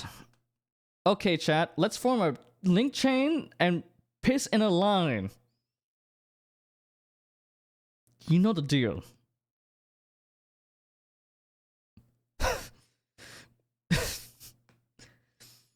Okay. Okay. Okay.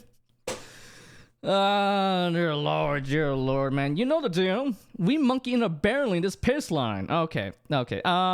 I blame Esme for all my life decisions. Yeah, we can all blame Esme. Guys, blame Esme. Let's see. Shame on you, Esme. Shake my head. Let's see. It's all her fault for eating mayonnaise and jalapenos. Let's see. What, you just ate them wrong? Mayo and jalapenos? What? Huh? Huh? Oh god. Let's see. But yeah. Let's see. Welcome back. Oh, thank you. Thank you. Luckily I actually came back right on time too, as well. Friendship, karma, rock hard for this rock. Well, thank you. Friend, thank you for the rock. Thank you. Let's see. Well, hope you're doing good, Karma. Hope you've been well. See, welcome on the stream. We're just talking about some anime today, so sit back, relax, and enjoy the ride, my dude. Dude, how you been? How you been? Because next show we're gonna be talking about is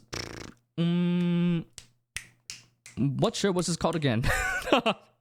Here's the problem, guys. It's when you binge, I feel like as much as I do love binging, I feel like it just doesn't sit in my brain for way too long. All right, it just becomes poof, gone.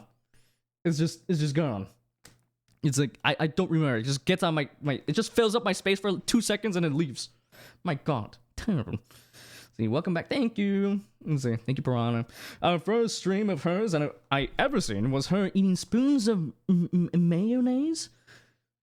And I love how you put plural spoon, like multiple spoons. Was your stomach okay during that, Esme? Huh? Dear Lord, well, dude, just hanging, played Repo all damn night. Ooh, damn sleepy. Hope it's fun. You did suggest that to me for the community day, so I'm assuming that yes, you do really love it. I have the same issue with binging. Yeah, like it kind of sucks, right? Is that? Yeah, I do love the fact that when I watch a show, I don't have to wait week by week for the next episode, right? But it just doesn't have the same retention. I feel like, and also, not only that, whenever I do binge these shows, I kind of miss out on that weekly discussion, and I feel like that's a really fun part of being like an anime fan, or actually just any show in general. It's like everyone watched this show together, this episode last night, you come together and you're like, oh my god, did you see SpongeBob SquarePants hit the gritty last night? Oh my god, it's crazy stuff. You know, who knows? I don't even know what. Is SpongeBob still airing? I think it is, right? Who knows? Maybe they did do that. Very, very fun. Insane. That's good to hear, man.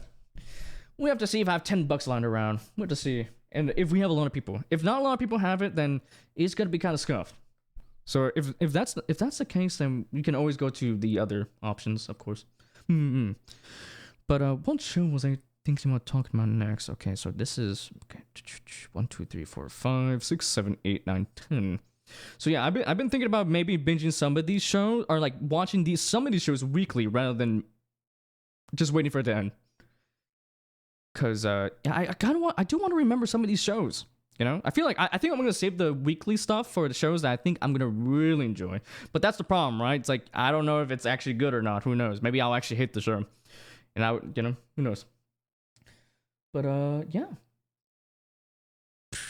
Right now, next show, guys. Next show is Negative Positive Angler. All right, Negative Positive Angler. So this show actually caught me by surprise because it's an original show. So with original shows, it's kind of like 50-50, right? With original shows, it's either they have an interesting premise, but they kind of fall flat with the execution, and also at the end when they just kind of like have to wrap it up because they usually don't plan for a second season, or it's usually pretty good. And in this case, I think this show, Negative Positive Angler, is pretty good. I think I had a great time with this. So basically, as the name suggests, it involves fishing. But that's not the main thing about the show. Actually, that is the main thing about the show. But the other main thing about the show, all right, is that it's about this kid. Okay, this kid, he's in college and he's kind of a bum. All right, he's a bum. He hasn't attended school in quite a while. He has a lot of debt because he's been gambling a bunch. He's going to the casino and stuff, and he found out that he has a terminal illness and he's gonna die in 2 years. So as you can tell, this guy is not in a good headspace right now. He is definitely very sad, and he's like, what's the point of going on anymore? And he gets a knock on the door. Click, click, click. Hey man, man, yeah, bro. Can you pay us the few $1,000,000 you owe us, bro? It's not a few $1,000,000, but it's in yen. But he's like, yo, we need that right now. And then it's loan sharks. Oh no! He decides to leave. he starts to leave, and he's like, and then They put him to a corner. He's like, oh fuck, what do I do? Ah, fuck it. I go to the water. He drops into the water and he's like, blah, blah, I'm under the water. Blah, blah, blah. This is such a bad fucking explanation. I'm so sorry, guys. I'm so sorry if this is your guys' first impression of me, Jiffy and Piranha. I'm so sorry. But yes, he's drowning and he's like, oh fuck, I guess I might as well die here. I might as well. Oh fuck it. It is what it is. But he sees a bit of a light in the sky. It's like, oh, it's like the angels have come to rescue him. They come, and he's like, where am I? He wakes up on the dock. And he's like, what just happened? And he was saved by a group of quirky but lovely fishermen. And through his encounters with these fishermen, or like this group of fishers, right, or anglers or whatnot, it actually slowly allows him to find a purpose in life and make him happy. Make him be able to kind of fix himself as a person, and not only that, be able to find some purpose in life to do. Something to yearn for, something to move towards or goal towards, There's a lot of people out there that kind of feel lost and kind of feel like what's the point of continuing? But this show, you see the kind of the journey of this kid who, is dealing with large amounts of debt and dealing with a terminal illness and, finding out happiness for himself. And he becomes really good friends with the anglers, of course, because, these anglers are definitely his anchor in life, Hydrate. Oh shit, thank you. Thank you. Always the best explained plots. I know. I definitely pride myself on doing that. Very fun. It's tough without 6. Lethal is always still fun as well. Okay. And highlighters. That's the one with the cameras, right? Okay, well, I'll think about that too. Thank you for the suggestions, as always, Karma. You're the man. You're much better at explaining things than I am. I'm quite entertained. Oh, thank you, Jiffy. You don't have to. Is that $5 for that compliment? I'll send you through PayPal. But yeah, it was just really nice to see this guy, try to fix himself, try to, get himself out of the garbage pile that he is in. And it was really nice to see the positive influence that these people can have. And I feel like that is the case for a lot of people. It's like, yeah, some parts in life you may feel like you're alone, or you feel like the world is working against you, but if you have the support of your friends and family, and also a goal in mind, then I feel like it'll get better. It won't become perfect, but it will get better. It'll get better. There's always a brighter tomorrow. And this was a pretty good show. I really did like it. I like that there's episodes that are dedicated to some of the side characters, because they could have just, of course, went like, oh, let's just care about the 3 main characters, and fuck off. The other characters are just there to do their quirky thing and then piss off so they can fill up the screen time. But they actually did give some reason to care about some of the side characters, and they all have some type of impact on the main character, which I like to see. I like to see when side characters are not just useless pieces of screen time to fill the air. There's a lot of shows where they're like, oh, let me just do my quirk. I'm just gonna do my quirk and bada bee bada boom. I'm so silly. That's it. And then that's it. That's it. That's all they do. They fill up the screen time because the animators or the producer were like, all right, we have 23 minutes on the dot, boys. You must fill in something in there. And then, but yeah, I liked all the side characters. I liked the main trio. And it was pretty nice. It was really nice to see a guy, trying to, fix himself despite the many, obstacles in front of him with the debt, with the terminal illness. And it was really nice. And also there's some nice, knowledge or nice fishing stuff. Even though the fishings were really weird CGI, but I didn't really mind it. I got used to it very quickly. So yeah, it was really nice. Fishing's cool. Hey, yo, maybe I should go fishing. You know, one day I'll just go in the ocean, look at the sea, throw a rod, and then lose it because I threw it too hard, and then the rod is in the ocean, and I'm like, oh fuck, that's a few $100 down the drain. And then I try to get someone to take it, but then it just kind of flies with the fucking tides, and I'm like crying to myself to sleep. Terrible. So, yeah, Cloverfield, but take pictures and get ripped apart headlines. Oh, I ended a match last night and missing an arm and leg. And everyone in the lobby was losing their shit, snapping, picks up me, carrying my leg up. Ah! Get Kama's leg! Hurry up! But yeah, I think the show was pretty good. I think the show was really good. I really did enjoy myself with it. I know some people didn't like it, but I really did enjoy it. I like the OST too. It fitted well. And yeah, it was pretty solid. Bada bing bada. This was pretty good. I think this is definitely above TsumaSho, below Natsume Book of Friends. So I think A tier. Yeah, A tier. A tier. A tier from me. Negative, positive, angular. If you guys want to see some depressed kid fix himself through the interactions with some lovely people, check it out.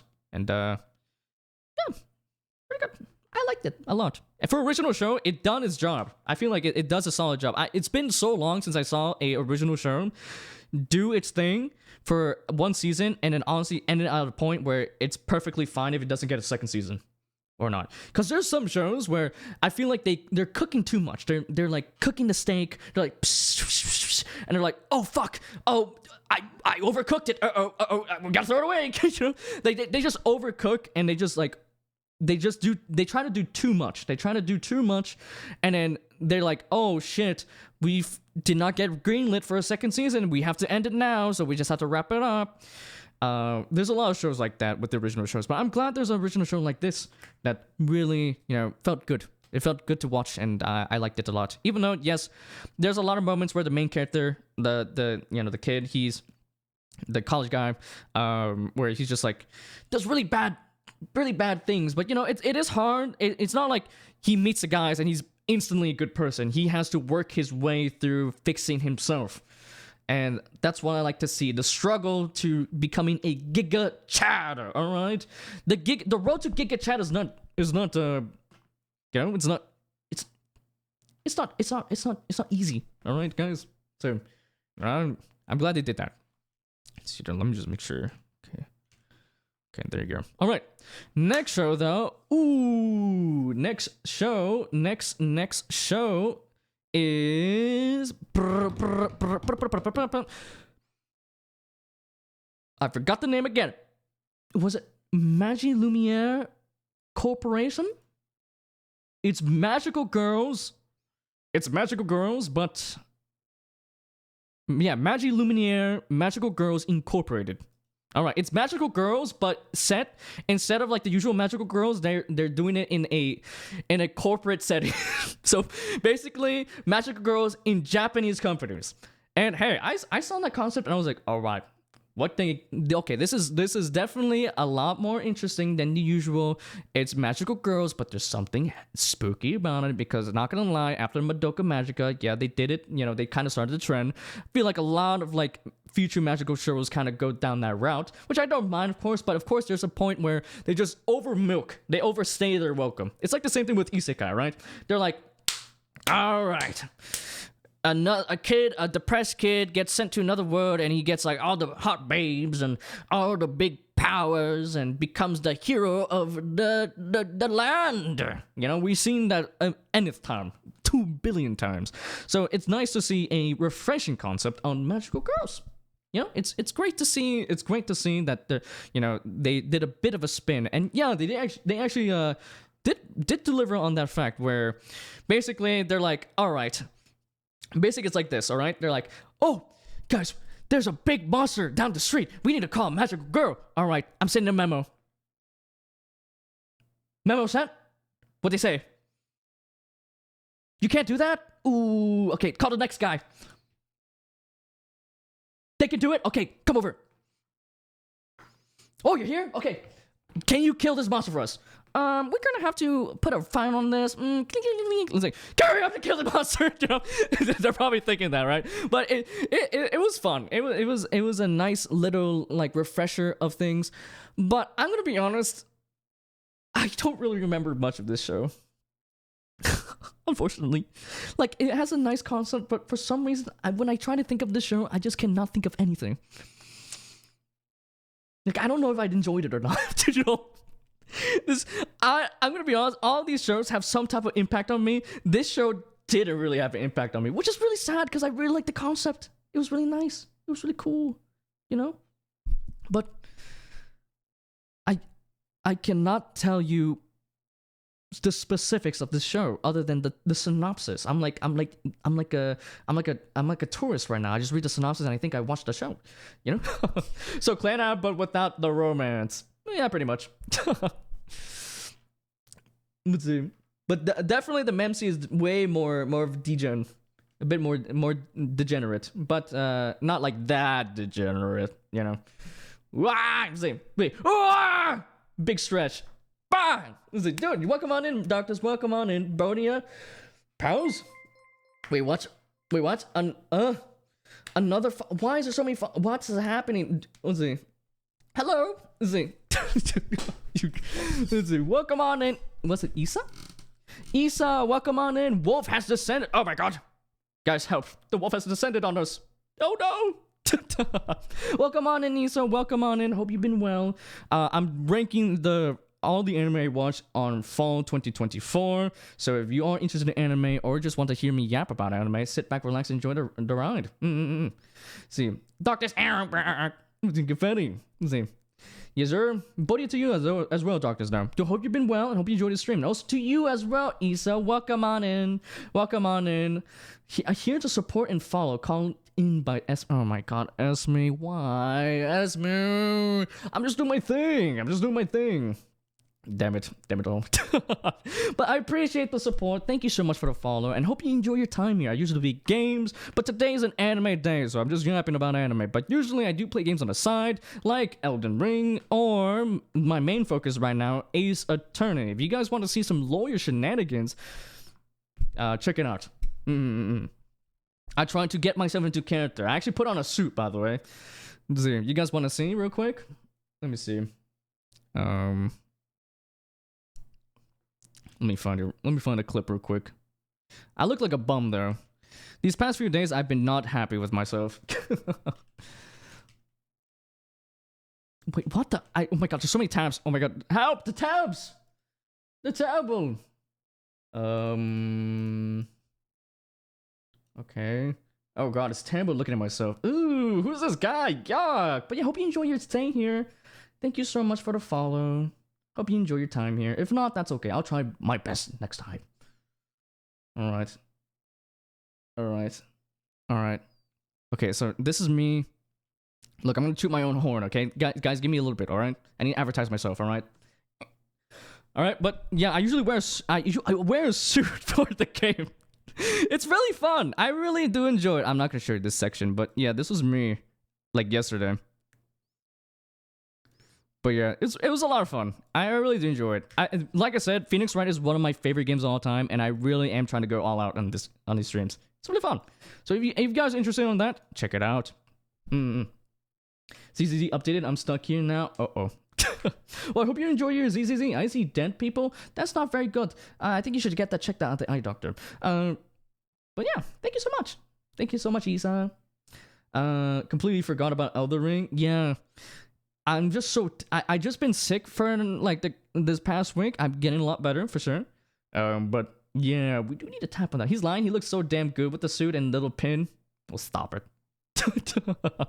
All right, let me play back the music there. Where is it? There you go. But yeah, hope you enjoy your stay. Thank you so much for the follow. What's this one? Oh my god, it's so confusing with Microsoft Edge. Help. There you go. But okay, so what were we talking about? Oh yeah, Magilumiere. So yeah, hope you enjoy your time here, Isa. Thank you so much. But guys, Magilumiere, I unfortunately this is the rare case where I just forgot I watched this show. It's not until like I set up this tier list that I watched this show. And I know a lot of people do like it. Like every time I see like maybe a few reviews, they're like, "Oh, this is a good show," but it's just kind of like it's like not the best show, but it's a good show. But for me, Like the production side of things kind of felt whatever, which is kind of funny because it's made by JC staff, and like I guess it was like, yeah, it's a collaboration with Studio Moe. So I'm assuming it's definitely not the main JC staff members, which is fine. It's whatever. There's some shot. The first episode definitely looked good, right? But it just didn't really leave an impact on me, right? And like I said, this is the worst thing a show can do for me, is when I just don't remember what happened, or I don't care, or I don't remember, or I don't remember, or I don't remember. I have dementia. But yeah, I like the concept. I watched it and I felt kind of I felt whatever. I was like, I watched the show. I guess I had a time.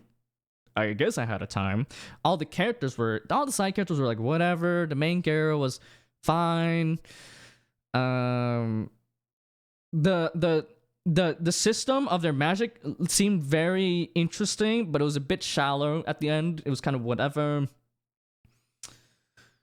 I don't know. It's like I'm trying to pull a pin out of a haystack trying to describe this show. It's like driving me insane. But I can't deny, guys. I can't really say much about it. I think I'm just gonna put it in C tier. It's just whatever. It's like at least I know something happened with Delico. Like, it's just. I'm gonna say it, guys. I'm gonna say the M word. It's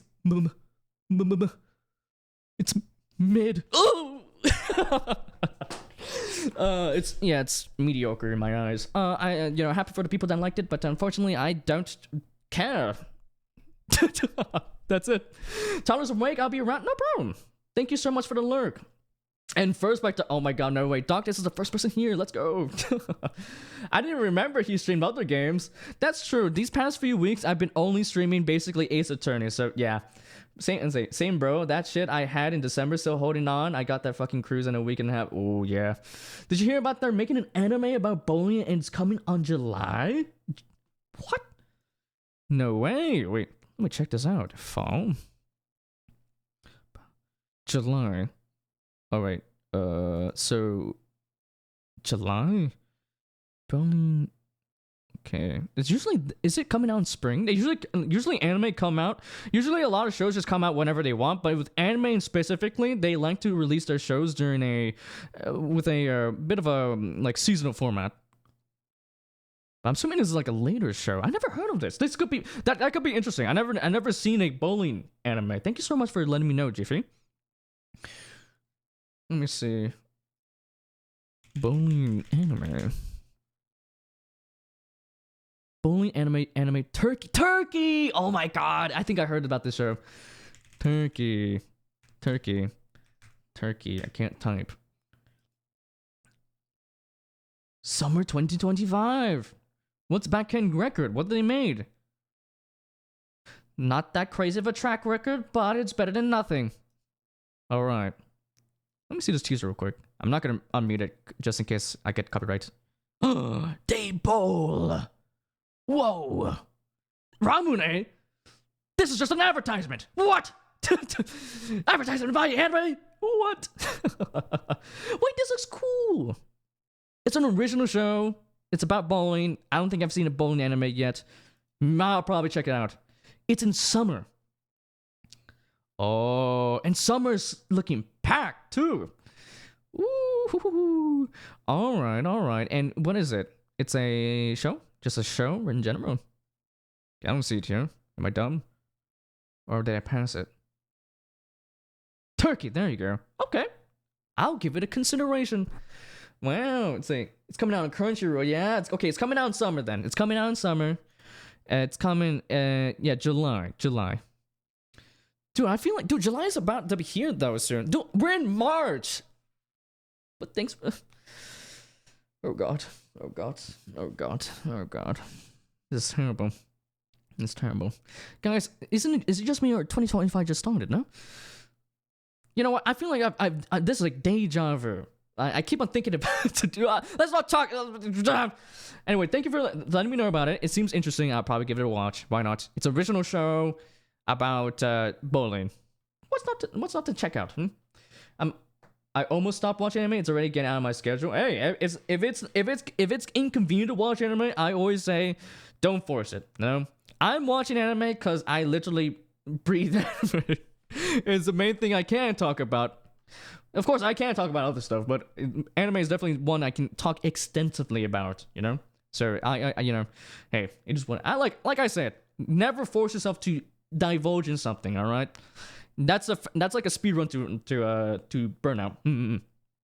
But yeah, all right there. Magilumiere, unfortunately, don't remember much, and I'm just gonna say it's kind of mid for my eyes. You know, it is what it is. Let's move on to the next one. Let's not spend any more time on that. Next show is another magical girl show, which I forgot the name. The name, which is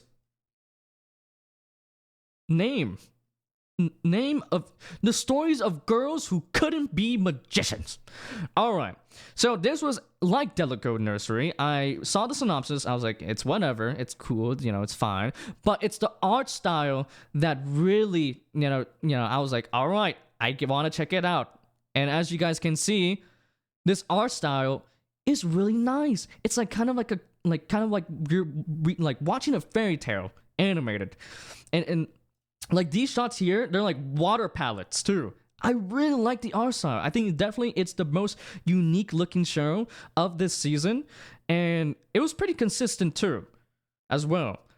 It looked and yeah. Unfortunately though, like Delico, that's the best part of the show, how it looks. Like I said, like you just saw, it looks very unique, and I just like the water palette aesthetic. It was really nice. Unfortunately though, like Delico Nursery, the art style is the best part of the show, and if that's what you want in that show, by all means, have a fun time with it. But unfortunately, I like to, with a show, the visuals do so much for me, right? I want to care about the story, happening in front of me. I want to care about the characters, but unfortunately, none of the characters I liked. I feel like none of the characters I really like. I feel like all these characters had a quirk, and that's it.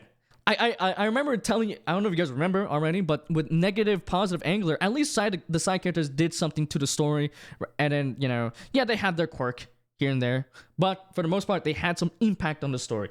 The characters in the stories what is the show called again? The stories of girls who couldn't be magicians. There you go. Girls who couldn't be magicians. There you go. No. There you go. I don't even care about the name anymore. But I feel like they just did their quirk. And they fucked off. That's it. They pissed off. They went to the local pub and they get a pint of whatever beer they want. They're like, good days of work. Another pint, please. That's all they did. They're like, hard days of work. Say one line, then piss off. And unfortunately, like, oh my god. Not only did I not care about the characters at all, there's like only one character I like, which was Yuzu. I think I liked Yuzu the most. She was even then she was like all right. She was like whatever. She was the classic, like, oh, she doesn't like the main girl, but slowly but surely she, becomes more and more friends with her. She's like the tsundere, she's like, I don't like you, but actually I do. But yeah, not only the characters were kind of lackluster, right? The story is definitely the the worst part for me. The OST was great. I like the visuals. The characters are whatever. It's fine. But is the story good? No. The story was kind of shit. Okay, it was actually really shit. So basically, the premise, as you guys don't already know, is basically a story about these girls who couldn't become magicians. Okay, what does that mean? So basically, in this society, right? When you roll into school, you have a choice of becoming a magician or becoming a regular person, right? And unfortunately, the main cast of characters tried to apply to the magician school, but they were failed for whatever reason. I guess they suck. Right. So they're like, oh my god, I wish I was in magic school. I wish I could have been Harry Potter. You know, I wished. And basically, it's just their adventures of these girls trying to become magicians despite them not being enrolled in magic school. And of course, there's like this teacher that tries to teach them like this ancient type of magic where they use the elements around them instead of these iPhones. Because by the way, when they say magic, the magic school tells you to pull out a flip phone and press beep pop boop. All right, fire magic, beep pop boop. Popcorn and something like that, you know. But this teacher's like, all right, you don't need this iPhone 4S. All right, you need the power of the elements. All right, take a look at this grass. Take the energy from them and make something. You know, that's the teacher, right? And basically, from then on, they learn their magic and all that jazz. But there's also this overarching plot where these unforeseen events of catastrophe are happening, and we're being told that if we don't solve this event, the world is gonna go boom. It's gonna blow up and die and blow up and blow up. Did I mention it's gonna blow up? But I don't know if you guys can already tell. This show just, let's see. Actually, I don't even know what to tell anymore. Forgot what I was gonna say. This is a problem, by the way. Sometimes I'm going on a tangent and then I just forget where to go. It just let me take a bit of a break. It's so bad at explaining. Guys, do not catch me at a speech, all right? I'm gonna be a bumbling buffoon. But yeah, I hope you guys are enjoying the stream though. See, on my schedule, I used to watch about 7 animes. That's a lot. That's a lot. Today, I watched an episode, and then it ages in the tab until I remember it and lose the will continue. Ooh, I get that. Yeah. Yeah. I have a lot of videos where I was like, I'm going to watch it. And then a few weeks pass. Oh, yeah, I remember watching. I don't feel like watching anymore. I get you. I think it's because of the season. Like I said, I like cute and fun anime. See, and nowadays only anime with drama and things I don't like to watch are coming out. Well, there's plenty of cute and funny. See, guys, see, there's a bunch of cute shows around. I think. Let's see a cute show here. Let's look at fall and if there's a cute show. Well, the show I was talking about is cute.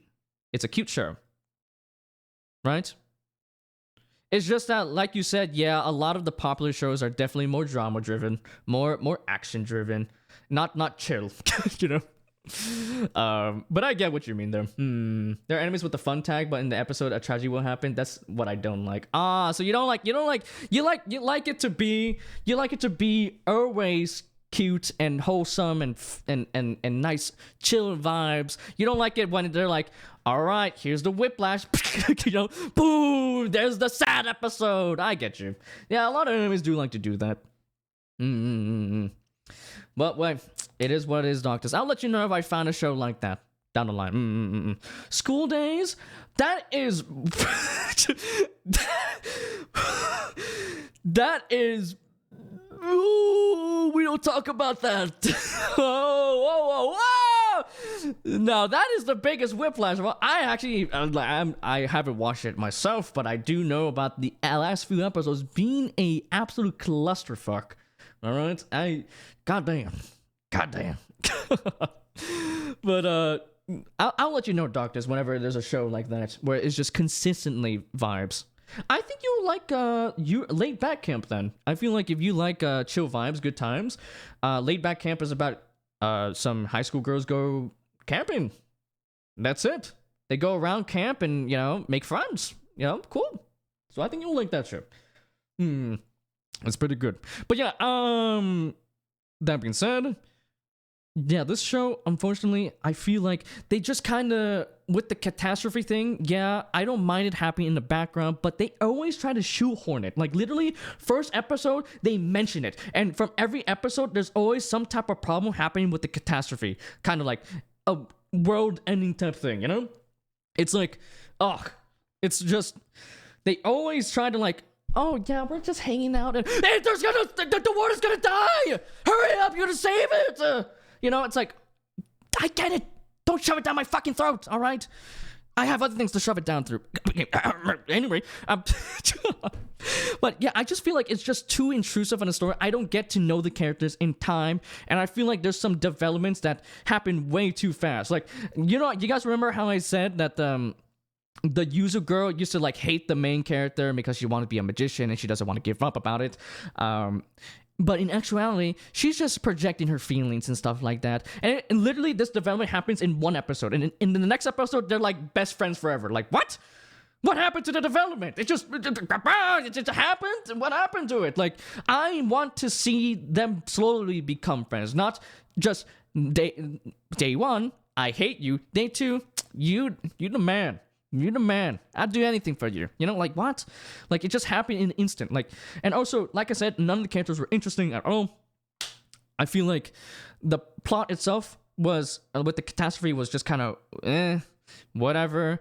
The magic system could have been interesting to do. I wish they just allowed us to breathe in the world, rather than just go with the evil plot that just felt so generic too. It just felt like a textbook, like, bad thing gonna happen, so you should help.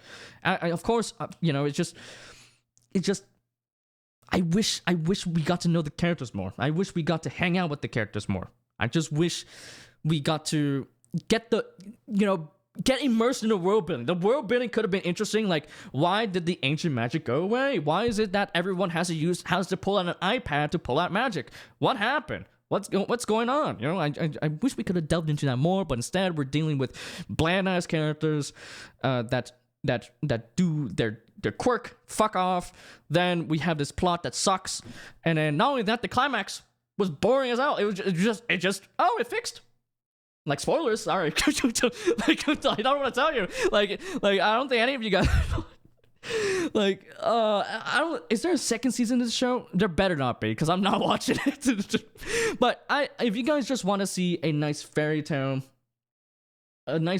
show, or like a nice color, like show with a really nice, pretty art style, that, like, look at this. This was so cool to look at. Like, this, they could have done some crazy stuff here.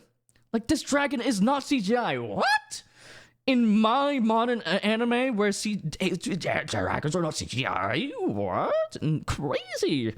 But, like, they could have done something with this show.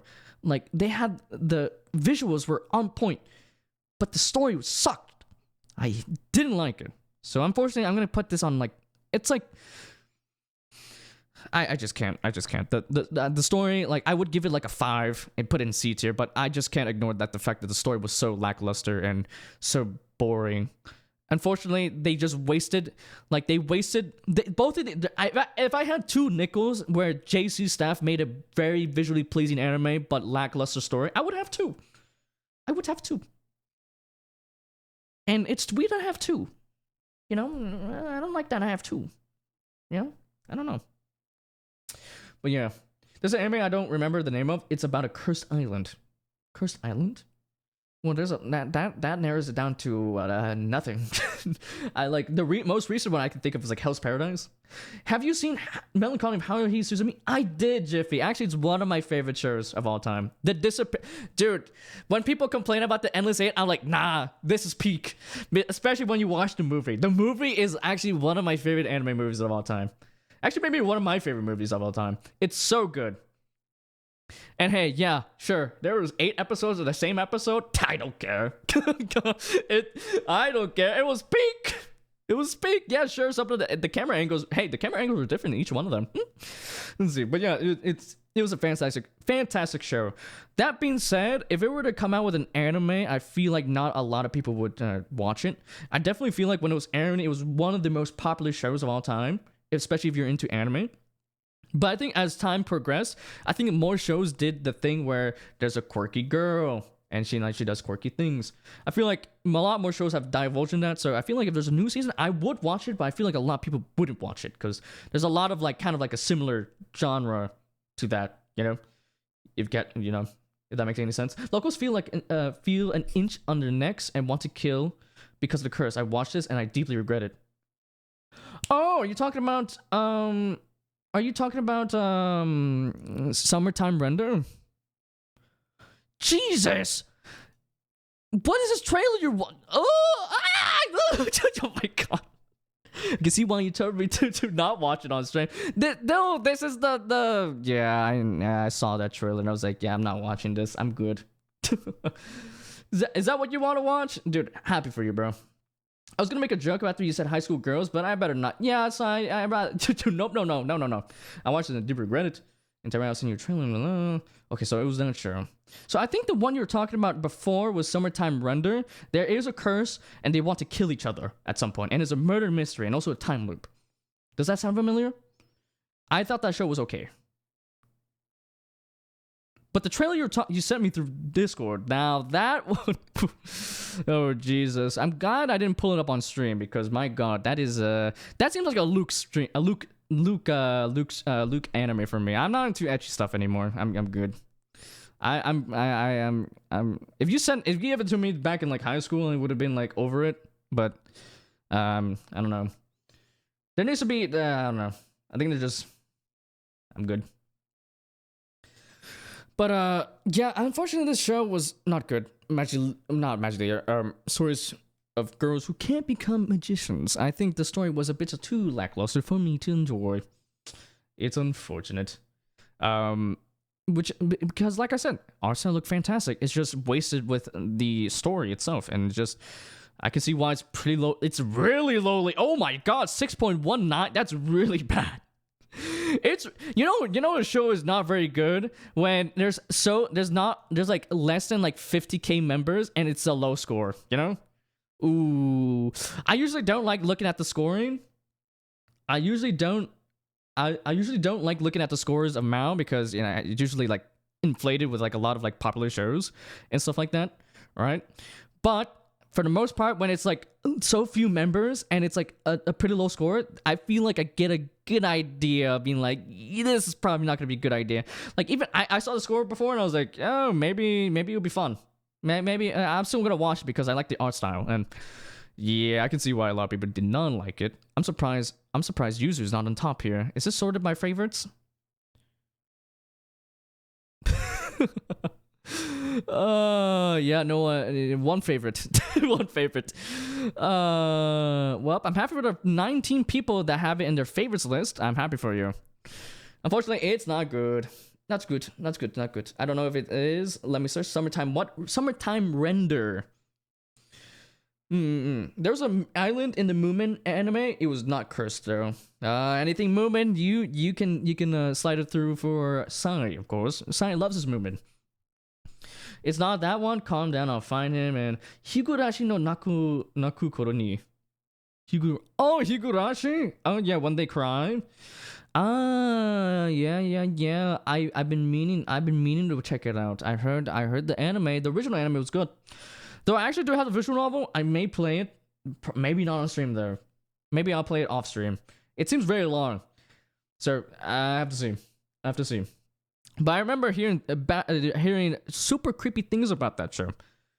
That being said, though, let's go on to the next show, though. But let's see. Yeah, that show was very dark. that show was very dark. Yeah, I can see why you regret watching that show. That is from the devil. Yeah, I remember. Let's see. I don't love the Moomin. I live for them. Amen. Let's see. I'm happy for you, Sai. And I'm sorry for your loss, darkness.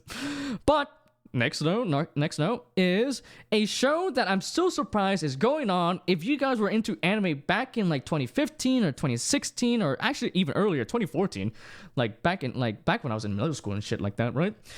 Blue Exorcist, a show that was super popular when it first came out during the first season. Then many years have passed. They released a second one, and unfortunately, too much time has passed for people to give it less of a fuck about. So yeah, I'm surprised it's still going on. And actually, there's a season of it going on right now, and it's really crazy that it's doing a season back to back, which makes me wonder if the quality of the recent season that's going on right now has been impacted. But I mean, hopefully it's not the case because I actually enjoyed the season, which is surprising because usually I when I watch Blue Exorcist, I'm like kind of like it's like it's like nice popcorn entertainment. It's like nice whatever. Like, I just turn off my brain. I just eat whatever it's in front of me, and then bada bing, bada boom. I go next. But this season actually did a lot, albeit at a weird pacing. So let me explain, guys. Okay, so basically, if you guys don't know the premise about the Blue Exorcist, it's about this guy named Rin, and what's it called? He actually is what's it called? This kid named Rin, he's going to high school, and he actually can see demons. And it's later explained the reason why he can see demons is because he's the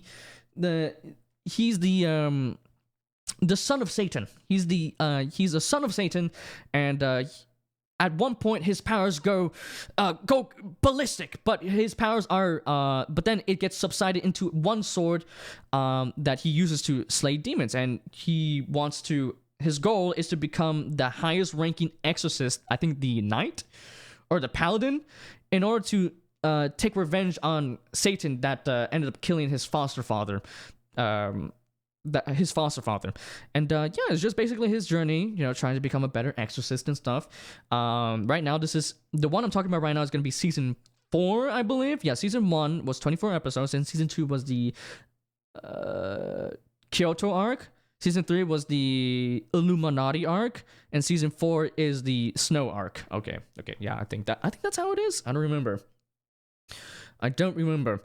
But yeah, it was honestly, I was surprised that I actually was somewhat invested, a little bit more invested than I should have with the show, because I feel like last season there was some good, like, I think I rated pretty lowly, and I still do, because I think it was kind of like weirdly paced.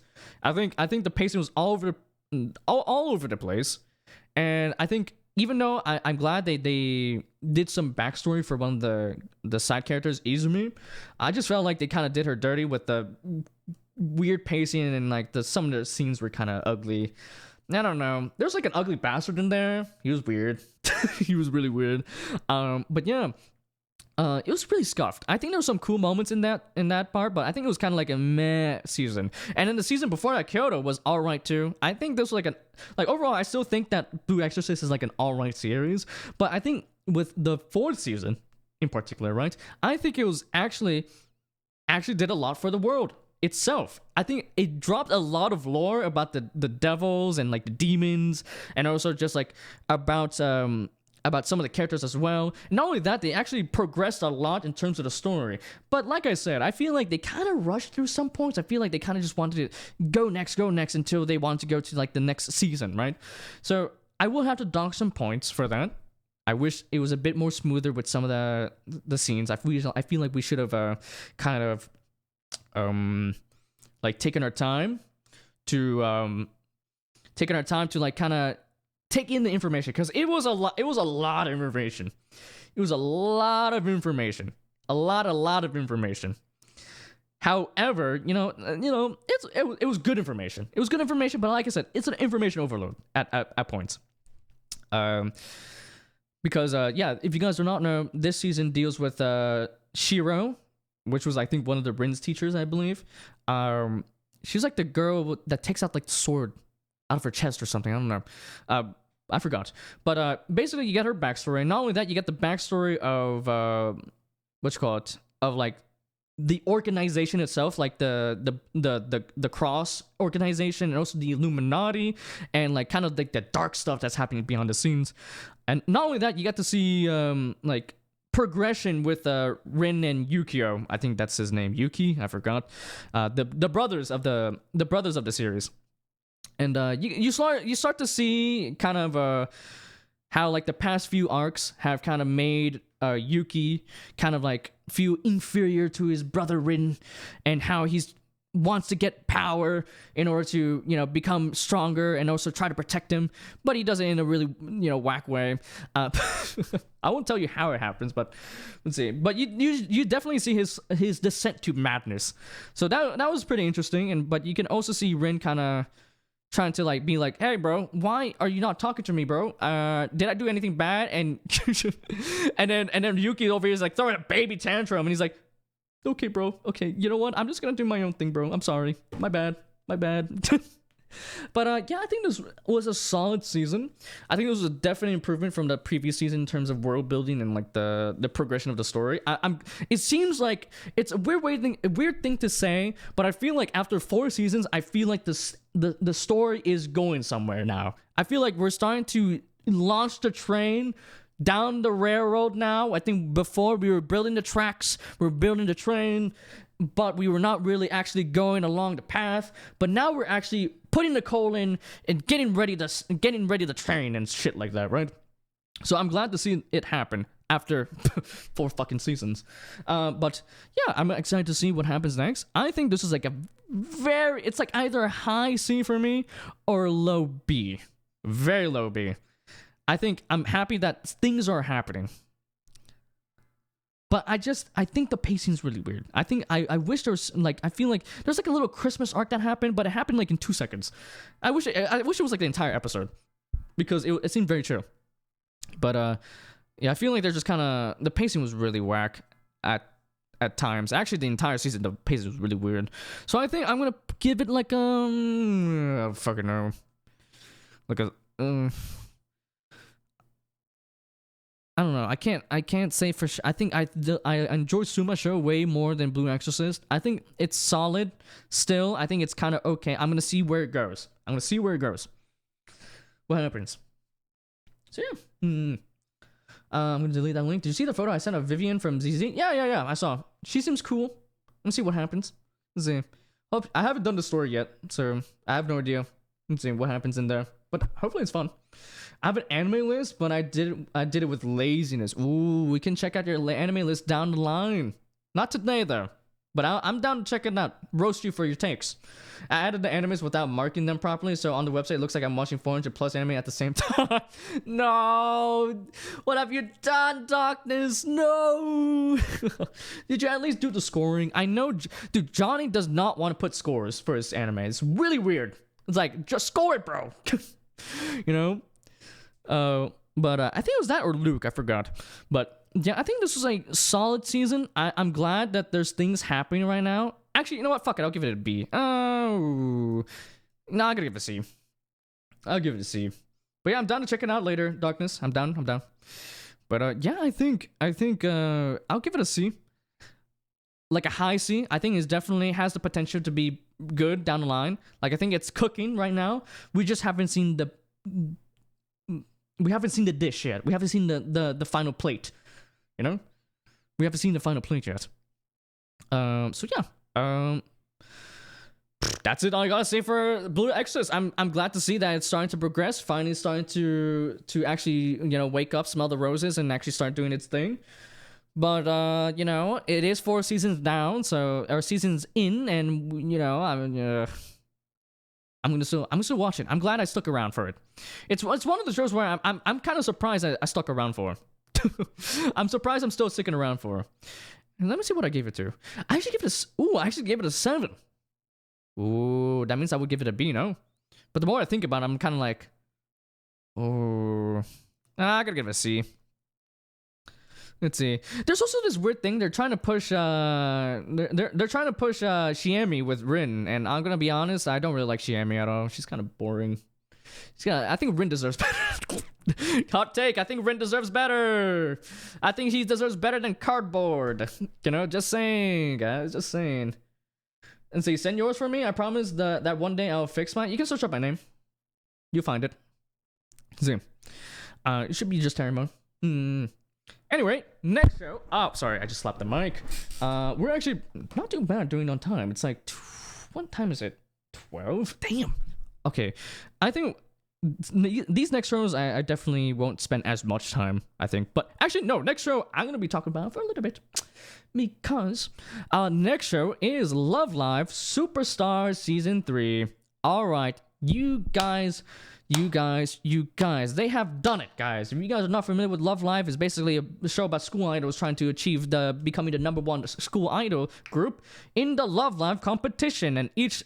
And so far there has been 3 three main shows, or three main series.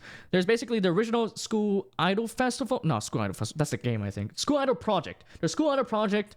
Then there's Sunshine. Then there's Superstar. And there's some spin-offs like Nijigasaki. But for the most part, there's three in the main line right now. And yeah, this was actually the end. This was the last season of the main line. Usually, which is really interesting because this is, like I said, season 3. Before, they always did 2 seasons, then a movie. But they actually wrapped it up in 3 seasons this time around, which allows for more time to spend with the characters and all that jazz. But yeah, I mean, damn, dude, this season was so better. Was a lot better than last season. I think it's pretty common it's a pretty common take to say that the second season of Superstar, unfortunately, is the worst one. I think some people may say maybe the third one is worse, but there's no way. I think the third one was way better in terms of what they did with the characters, because I think the second season was more like a setup season. I think the second season was the setup season where they just kind of want to add the new characters with the second years, or the first years during that season, rather than actually getting to know them and stuff. We got to get to know them a little bit, but it's more like an introduction and stuff. But yeah, I had a lot of problems with the second season with like how like Canon was basically, or the MC Canon was basically like the only way the show would continue or like progress was through her. Like she was the one that recruited all the first years, by the way. None of the other characters did anything. They just kind of sat there, did nothing, which is really weird, but I was like, okay. And also all the songs were kind of like whatever, and it felt rushed. I feel like they were just wanting to go to the third season, get it out of the way, right? So I think definitely in terms of the seasons, or like the series of Superstar, I think the second season is the worst. So I was really worried when I went into the third season. I was like, is it gonna be worse than the second one? Is it gonna be the same? Is it gonna be rushed? Is it gonna be terrible? Ooh, I don't know. But luckily, I was pleasantly surprised. I was surprised by the fact that it was actually pretty darn good. I really liked this season. I know some people may find it not good, but I still think that even though the first season is still the best, I think this is definitely the second best. And the reason why is because, if you guys do not know, basically, I forgot what happened. Wait, give 2 seconds. I'm gonna drink some water. I've been yapping a bit too much. What website do you use? I use My Anime List, MAL.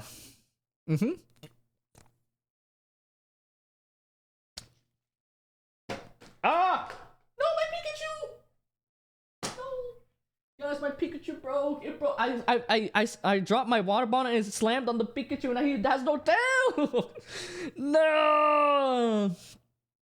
No. How do I do this again? Dude, not gonna lie, this is like the worst. This is like Legos, but worse, because they're all so small and flimsy. There we go. Pikachu's back in action. Let's go. There you go.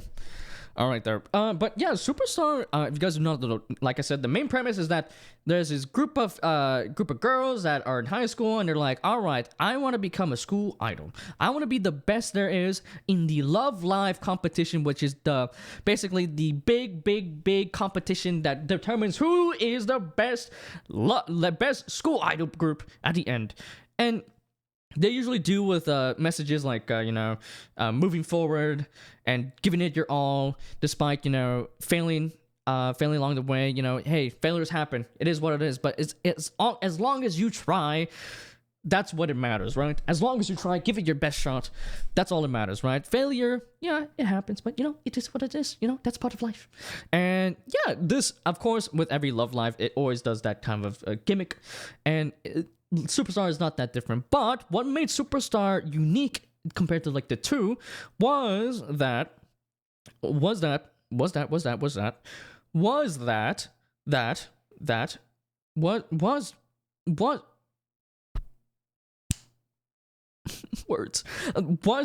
it initially started with 5 group of members. If you got usually it always starts out with 9, and it takes place over a year. This time with Superstar, they decided to have that each season was a year, and have the group kind of grow as they progress. So initially it was 5 group members. Then in season 2, they added 4 group members, and in season 2 they added 2 group members.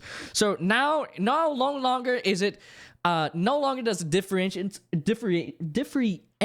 itself being by not only doing a different formula from the previous 2, but not only that, increasing the max size they ever had, which was 11, excluding Nijigasaki. Nijigasaki together is like 15 or something, I forgot. It's a lot of people. But yeah, people do have some problems with that. I have a problem with it as well. I do think that if they just, I think it would have been more better if they had it so that the new group members form their own school idols and they're like multiple rivals rather than having one rival.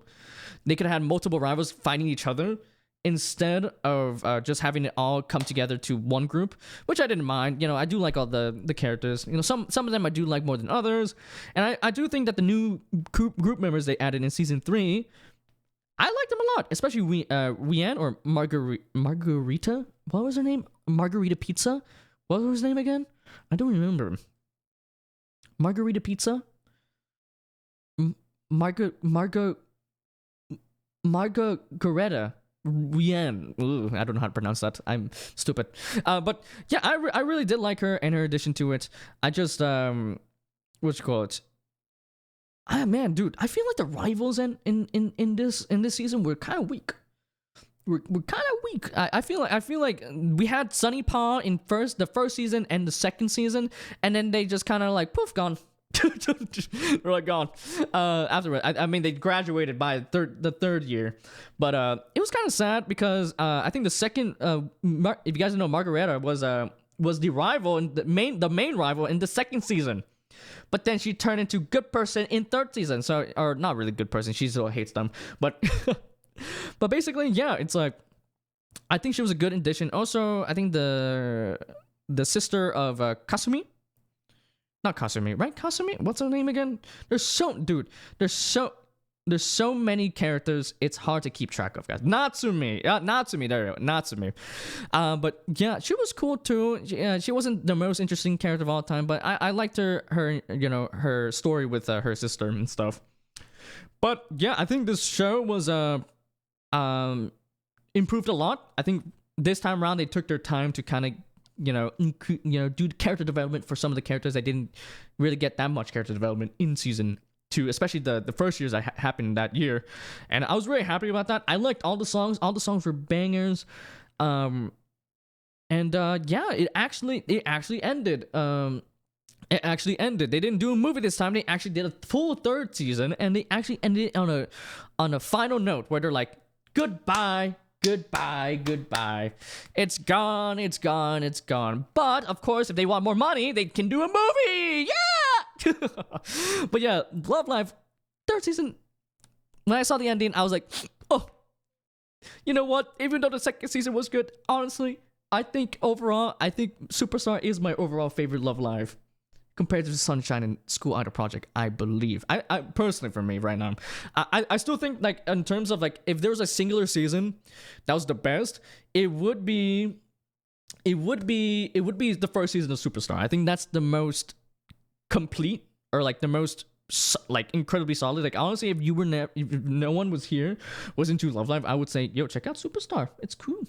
I think it was the best so far. It, like, also, not only that, dude, the CGI transitions between the 2D and the 3D, dude, it feels so seamless, and it doesn't look like you do notice it, but it's like the good noticing. It's like, oh shit, wait, that's CGI? Damn, it's looking good. Damn, my god, you can see where the Gunpla the money went to. Sunrise, okay, you go to there's that loop, guys. They sell you the Gunpla, they send the money to Love Live, and then they get the idol money back into Gunpla, and it's a circle. It's a circle. It's crazy. But yeah, it was visually fantastic. Music was great, and it ended off on a really nice message, or like nice way. It's really interesting to see like them progress through like all 3 years of high school, rather than just have it only 1 year. Because the last 2 series were only 1 year. So yeah. So yeah, Yuri Camp is correct. Okay, Kurez. Okay, okay. Dude, how you been, man? How you been? How have you been, man? How have you been? You been good? You been good? You been very good? Hope you've been well. Oh my god, I didn't unpause the recording during that. Oh no, I was yapping so much. This terrible. Hope you've been well and hope you enjoyed the stream. I'm almost finished with this, and I think afterwards we're gonna be checking out the anime awards. Not the Crunchyroll one. That's when I'm gonna dress up, alright? We're gonna say that for later. We're gonna be checking out like the r/anime one. Or like if you have other time as well, the other websites like Anime Corner, Anime Trending. So if you want to check it out, you know, sit back, relax, enjoy the ride, my dude. Hope you've been well. It's been a bit since I last talked to you. It's been a little bit. So yeah, Hope Brent has been well, by the way. Hope Brent from Wuhan. I like you. You like Violet. Yeah, it was the one that opened my heart from it was the one that opened my heart to sad anime. You know, very very good, very good. Let's see. Yuri Camp, that Yuri damn spell checker, damn it! No, yeah, I'ma just lurk. Yeah, no problem, dude. Dude, hope you enjoy the lurk. No problem. Just hey, hope you enjoy me yapping in the distance. All right. I mean, that's what I've been doing for the past 2 hours and 30. Oh god. Speaking of which, I think is it time for me to take a bathroom break? I think after I finish Love Live, I think I would take a bathroom break, guys. If you guys don't mind. All right. Sorry, guys. There you go. But yeah, hope you enjoy your lurk, my dude. But yeah, Love Live, dude. Like I said, I think the first season definitely is the best. I feel like they could have. Like, I feel like the five group Liela was the best. But you know what? I don't mind the direction they went to. They definitely could have went really badly, especially after the second season. But for the most part, I think I really did enjoy it. Superstar, I really did. And for that, I'm gonna give it top of 8 tier. I think I'll give it a top of 8 tier. Yo, what happens if we did S for Superstar? Yay! Let's go. But I think I'm gonna put it at 8 tier. Yeah, I think it's like a low S, high A for me. I think the first season is an S for me for sure. But for the third season, there's some problems with it here and there. But for the most part, I'm able to look over it. So there you go. 8 tier for Love Live Superstar Season 3. Woohoo! Yay! And I'm gonna head out. Have a great day. Oh, thank you. Dude, no problem, Jiffy. Hope you had a fun time here. Let's see. Hope you had a fun time here. Good meeting you for the first time. I'm so awkward right now for some reason. I don't know. But yeah, hope you had a fun time here. Thank you so much once again, Esme, for the showers. And let's see. Take care. Take care of yourself. Hope to see you later. Like I said, I play games on the side like Elden Ring and Ace Attorney, but I also talk about anime like today. And yeah, that's pretty much it. I hope to see you later, Jiffy. Thank you. Take care. Hope you had a fun time here. Let's see. If you ever want to talk about anime, you can always come over here. But yeah, take care, Jiffy. Bye-bye. Bye-bye. Okay. Alright. Okay, I forgot to unpause it. Ugh. I forgot to unpause it again. Whatever. There you go. But yeah, take care. Hope you had a fun time here. Not that I'll try my best next time. But okay, we have 5 more shows to go to. Guys. Guys, next show we have is Bleach. Bleach. Alright, Bleach. You know it, I know it. This was one of the most biggest animes comebacks of recent time. Because if you guys didn't know, Bleach actually went on hiatus back in 2016, and it was not until like 2022, 2021, I don't remember, that they came back with their final arc, which is the 1,000-Year Blood War arc, where it's about the Quincy's uprising against the Soul Society and trying to make a new world that fits for them, right? And this is the 3rd part out of 4, which, yes, that's right. I'm pretty sure they'll end it this year. I think it's been like a year between each season. So if we're going through that kind of schedule, then I think it'll be later this year. It'll be fall 2025, where the last Bleach season happened. And not gonna lie, even though yes, it is Bleach, it's pretty swag. It has the cool factor. It's like I said, this is the rich man's JJK. All right, this was the this was the OG JJK. Okay, this was the cool anime back in the day, and the modern JJK. JJK is the modern Bleach. All right, they both have the cool characters, hot characters, blah blah blah, cool fights and shit, and decent story. It's all right, but yeah, I think. I don't really have much else to say with the third season per se, because I kind of have the similar vibe I have with how I felt with the last season, where I feel like yes, it looked pretty, but it kind of starts to show its kind of age with its manga, because it ended way like many years ago. I think like it's been 10 years or so. I don't know. Maybe I'm speaking out of my ass. Probably. I mean, I always speak out of my ass for the most part, right? But yeah, I think Bleach, I'm really happy that it came back after all this time, and yes, visually it looks so good. I think there was like a trailer where they said they're gonna reanimate some of the older like hype moments from like the previous series, from the original series, back with like modern animation. Like, oh my god, seeing the if we're gonna see like Ichigo rescuing Rukia from her execution in like modern studio period, or not period, like period or whatever, that would be hype. Also seeing like Hueco Mundo and the Aizen arc being animated and like, and stuff like that, that would be super hype. I think it was like maybe like a little like teaser, but if they do that, that would be awesome. That'd be such a nice like gift for Bleach fans. And over the years, I started to fall off, off of Bleach. I did enjoy it when I watched it, but as the time progressed, I kind of realized like, it's pretty solid. It's not the best thing of all time, but I had a good time. I had an enjoyable time. I like all the character designs. They're cool. They're swag. They're cool. They have the cool factor, right?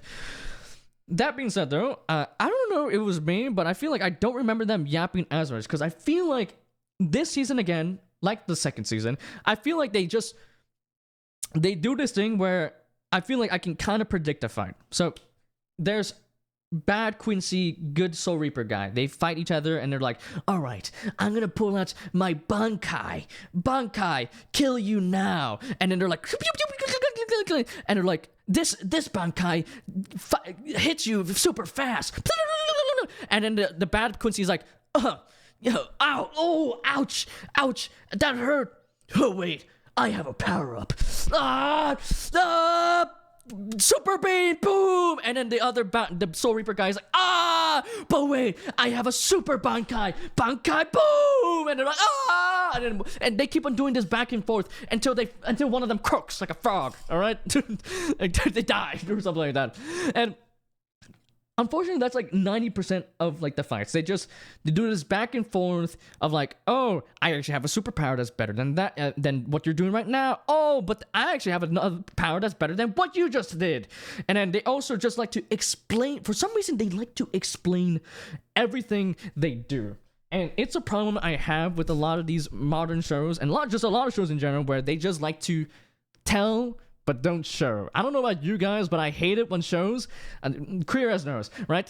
I hate it when shows just like explain, and especially over-explain everything that's happening in front of us right now, right? I don't mind if it's like, oh, maybe if we explain it, we get a power-up, like kind of like in JJK, or it's kind of like a, oh shit, something's really weird happening, here's a little explanation, it's okay, right? But it's like if it's like narrating like oh, that didn't work, I'm gonna use this and that to counter that thing, that XYZ, it's kind of like that, where they just over explain everything. Like, yes, I can see that you want to do this, you don't have to say it every time, and treat me like a kid, right? That's the problem I have with Demon Slayer. They over explain everything. Like, I don't know how to have I don't have any media literacy, right? I don't know how to, I don't know, I'm blind. You have to, like, maybe it's good for because of this. Maybe it's good for someone that's like, maybe like a kid. Maybe they don't know what's happening half the time. But dude, man, I just feel like I wish they gave us more respect as a viewer.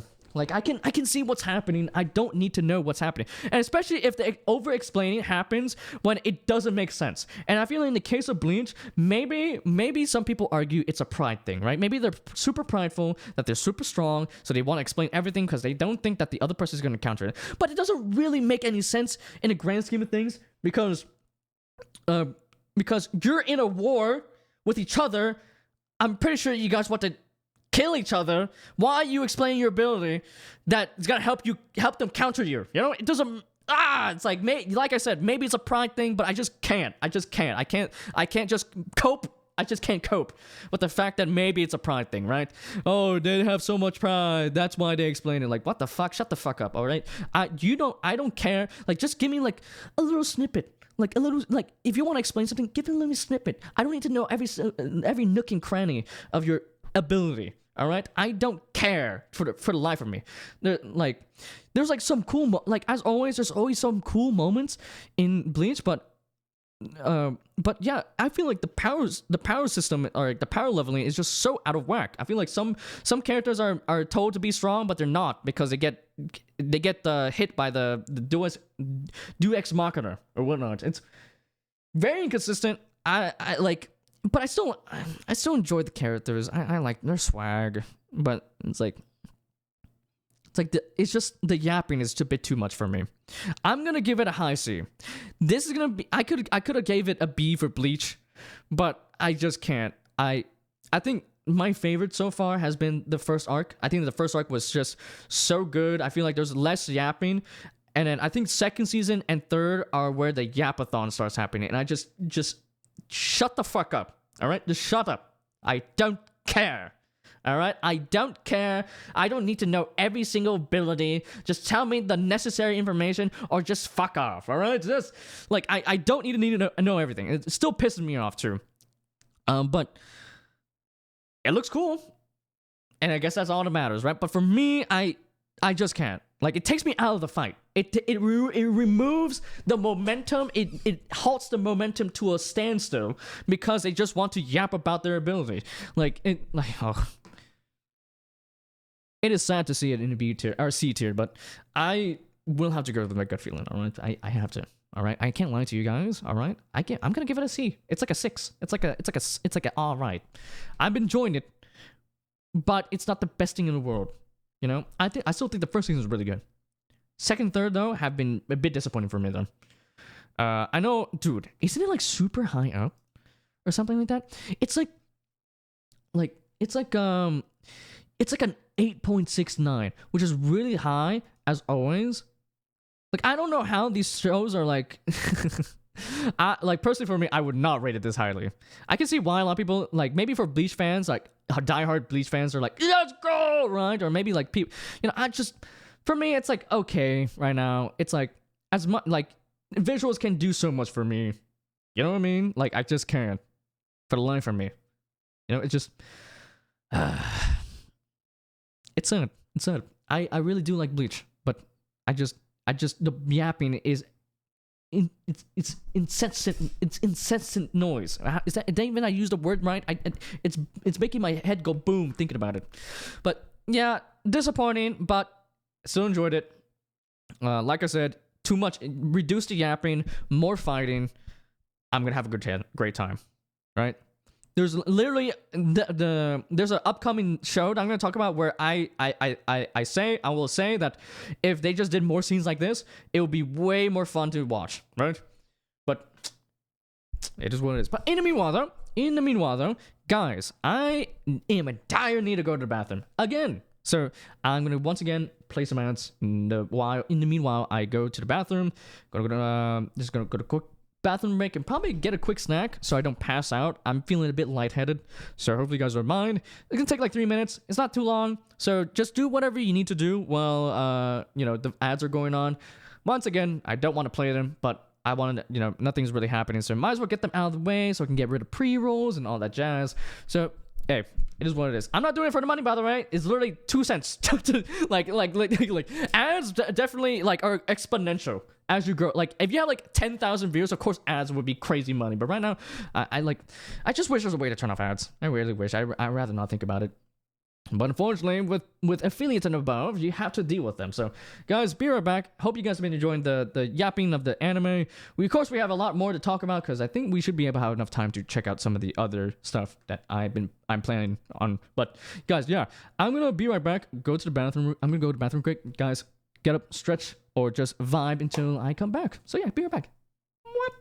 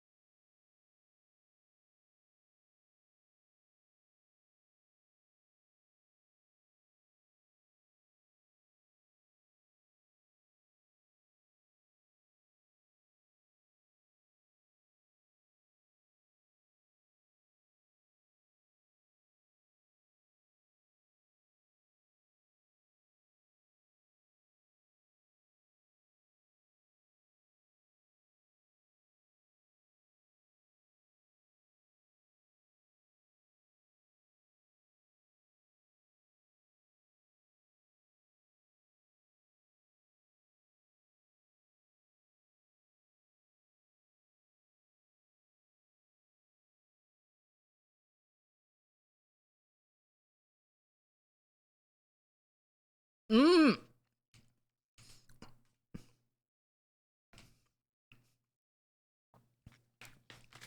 Sorry, I was eating something.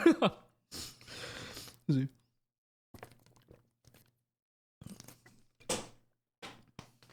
Well, sorry about that. Answer done. I'm gonna let's see. And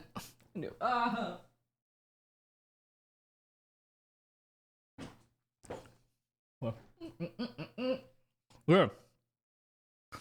Guys, actually we're due. We're really far into the tier list. Dude, this is great. This is great. This is great. We have 4 more shows to talk about. I did save some of the hype shows for last. Mm-hmm. And yeah.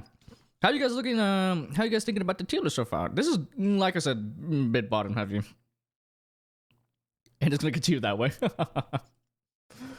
Here but lurking, just listening. Oh, no problem, dude. Darkness, dude. Good luck with whatever you gotta do, and dude, I hope you enjoy your listening thing. Thanks for the lurk, my dude. See you in a bit. Hope you see you in a bit. All right there. So just to recap, just before we went away, we have actually no, we're gonna recap after, of course. But yeah. I think this is a pretty solid list. Some people may, show pitchforks and such. See me put Bleach in C2. Guys, Super Love Live Superstar better than each to our own, right? But that being said, our fourth to last show is a show that is a show in which was met with a lot of production issues. And you can really tell in the show that there were production issues, because the next show we're going to be talking about is Whisper Me a Love Song, a show that's based off a girls' love manga. Let me find it real quick. Where is it?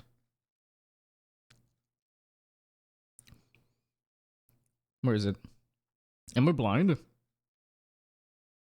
This one! There you go. Yay.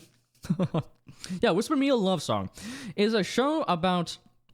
It's a show that was based on a highly praised girls' love manga, or Yuri manga, right? And yeah, when it got announced, people were like, let's go! Peak is about to happen. Guys, get ready. Put on your seatbelts. It's gonna go crazy.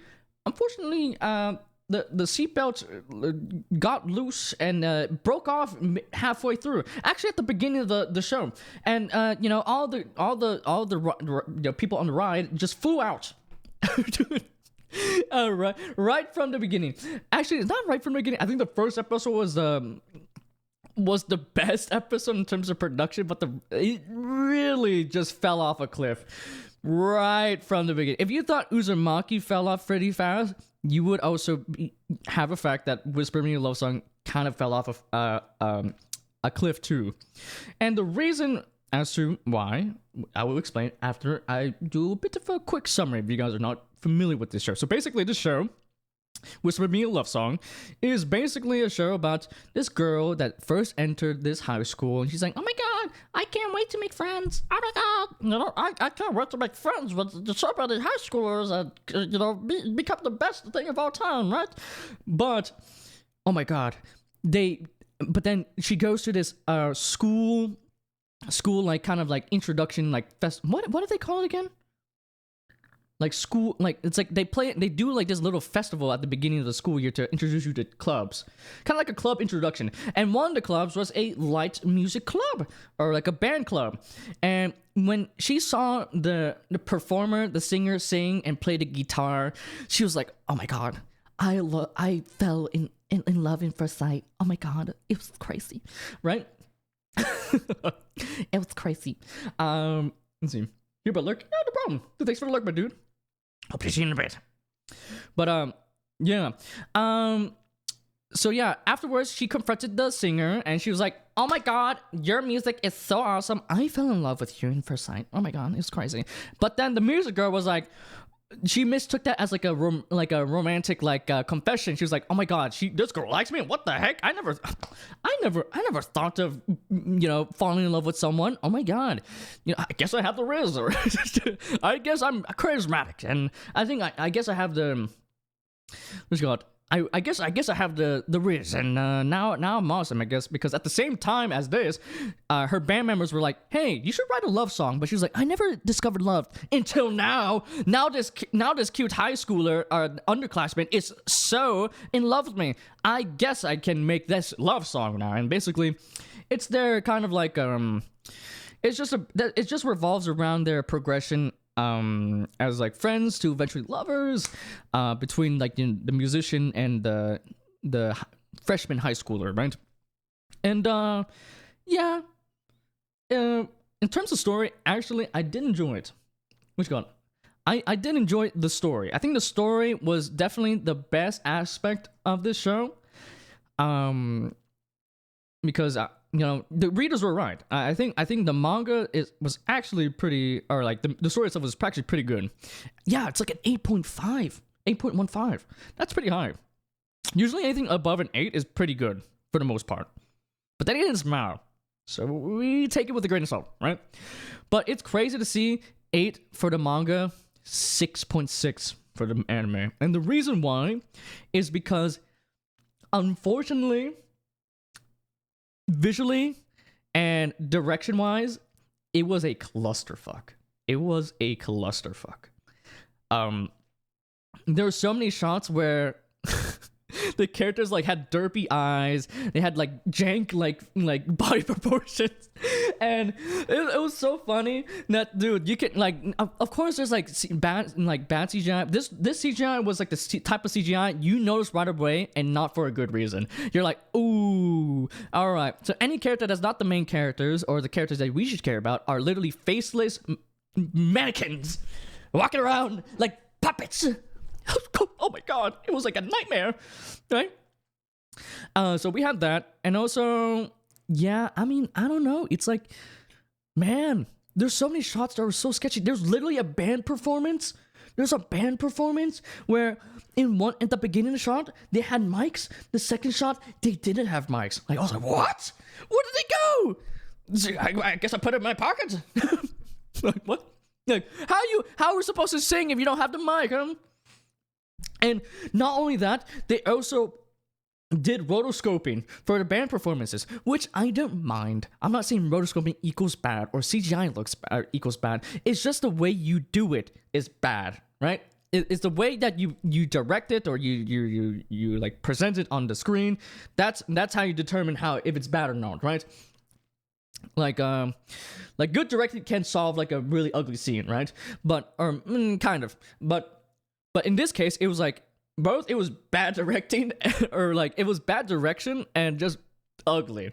Because the rotoscoping, usually when they rotoscope, they like to like have someone do the thing. That's what kind of did with like Kids on a Slope and stuff. And it looked really good in that show. But in this show, it felt like they're halfway through, like putting like the anime kind of like they're kind of like drawing it out over the rotoscoping, kind of like, you know, making it more anime like.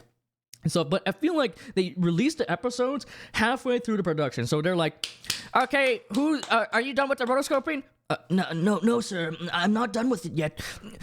And say, I don't give a fuck. Put it in. I'll put it out. And like, what? No. It's like, it felt like that. It felt like they're halfway done, like finishing the rotoscoping like scenes, and it felt very jank. There's literally a scene where the lady, like the drummer, was like doing her thing, she's like, right? But she was like doing it in the air. There's so many scenes where I had to pause, and I was like, what am I looking at? Oh my god. I'm usually, when I see an ugly scene, I'm like, whatever, right? But then if it's like a especially like just distracting scene, I like pause it and I'm like, what did I just see? What in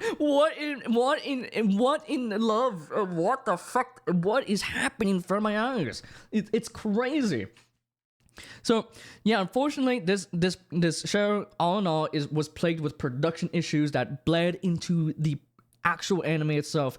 That, you know, led to weird camera angles, very average visuals, and just an unfinished product that could have been something amazing. And it's funny is that this was the company's last anime before they went bankrupt. Check it out. Cloud Hearts, I think. Look. Cloud Hearts is an animation studio that produces animation. We established the studio with the hope of that animators will remain with us even after the end of work. What does that mean? Oh, you like overworking? What does that mean? And then, as of December 18th, 2024, bankruptcy proceedings have begun for the company. Ooh, you do not like to see it. Ooh, just when this show ended, by the way, just a bit before the show ended, by the way. Ooh, yikes. Let's see. Established a cooperation company, Clown Hearts, and then started animation production. Damn, you guys folded so bad. I don't know what happened, but it was like a car crash that did not parallel park at all. I mean, it kind of did, but not really. So, yeah, I think Whisper Me a Love Song is unfortunately, it's a pretty solid story. I like the characters, just visually speaking and production wise, just it's sad to call this an anime. And dude, I saw the artwork for some of the like anime, and they look so nice. I literally I was like, okay, maybe this shot looks weird because maybe the manga looks weird, right? So I opened up, I opened it up, I opened up on the manga, and I literally fell on my knees when I saw it. I was like, oh, I feel so bad for the author. They did her art style dirty. They did her character designs dirty. It looked good at the first episode, but then like I said, it just looks so standard at the end. Like, my God, I'm surprised it's not lower. I'm surprised it's not lower. I think it's because this is a case in which this is a case where it's like a good story, but piss poor visuals. And I think I definitely would say I would forgive that a bit more. But man, the visuals are so distracting. There's so much that visuals can, there's so much like a story can like uphold in an anime, right? I feel like an anime should be a complete package. They have good visuals, with good story, with good characters, some bullshit, right? But I feel like this show just was not good. It was not good. It's not good. Unfortunately, I feel sad because there was like, I think when they introduced like the rival band, they pull out like a song that was like pretty good. I think I prefer their songs way more than the main cast of characters. So yeah, I mean, there's some like the drama was pretty drama. They actually communicated like real people. Who knew that they could do that? I didn't know that. But yeah. Whisper Me a Love Song. I wish you whispered me a good song. D tier. It's on top of D tier. I think I'm gonna read the manga. Because the actual manga panels are like the actual like drawings were actually really pretty. So I want to check it out, see what's up with the story. Because I was invested in the story, but I just couldn't because I was always distracted by these god awful like visuals. I mean, if we're talking about god awful visuals, we're talking about like Uzumaki. But it was pretty bad for me to be distracted throughout the entire time. Like even with your camp, right? Like third season, yeah, sure. There's some visual stuff that was kind of like weird to get used to, but at the same time, I got used to it down the line, right? That's fine. But this one, it was like, oh, you can see the ugly camera angles and the rotoscoping. You forgot to finish that, bro. And I'm not blaming the animators. I'm sure the animators were trying their best. However, it's more like the production side of things, the company itself, the committee or whatever the fuck that greenlit this thing, because this could have been one of the best like girls love shows that came out of recent, but it's relegated to being whatever now because of the piss poor adaptation it got. It's sad. I feel bad for the author that don't stuff. It's just what it is. Let's see, Def Mo. Oh, Mo, how you been, man? Let's say, yo, and Auntie, yo, how you guys been? Hope you guys hope you guys been having a good day. Hope you guys are doing lovely, and hope you guys enjoyed the stream because, yeah, we are pretty deep in the fall 2024 anime tier list. Right now, we are really bottom heavy with a bunch of C's and D tiers, and not a lot of S, A's, and B's per se.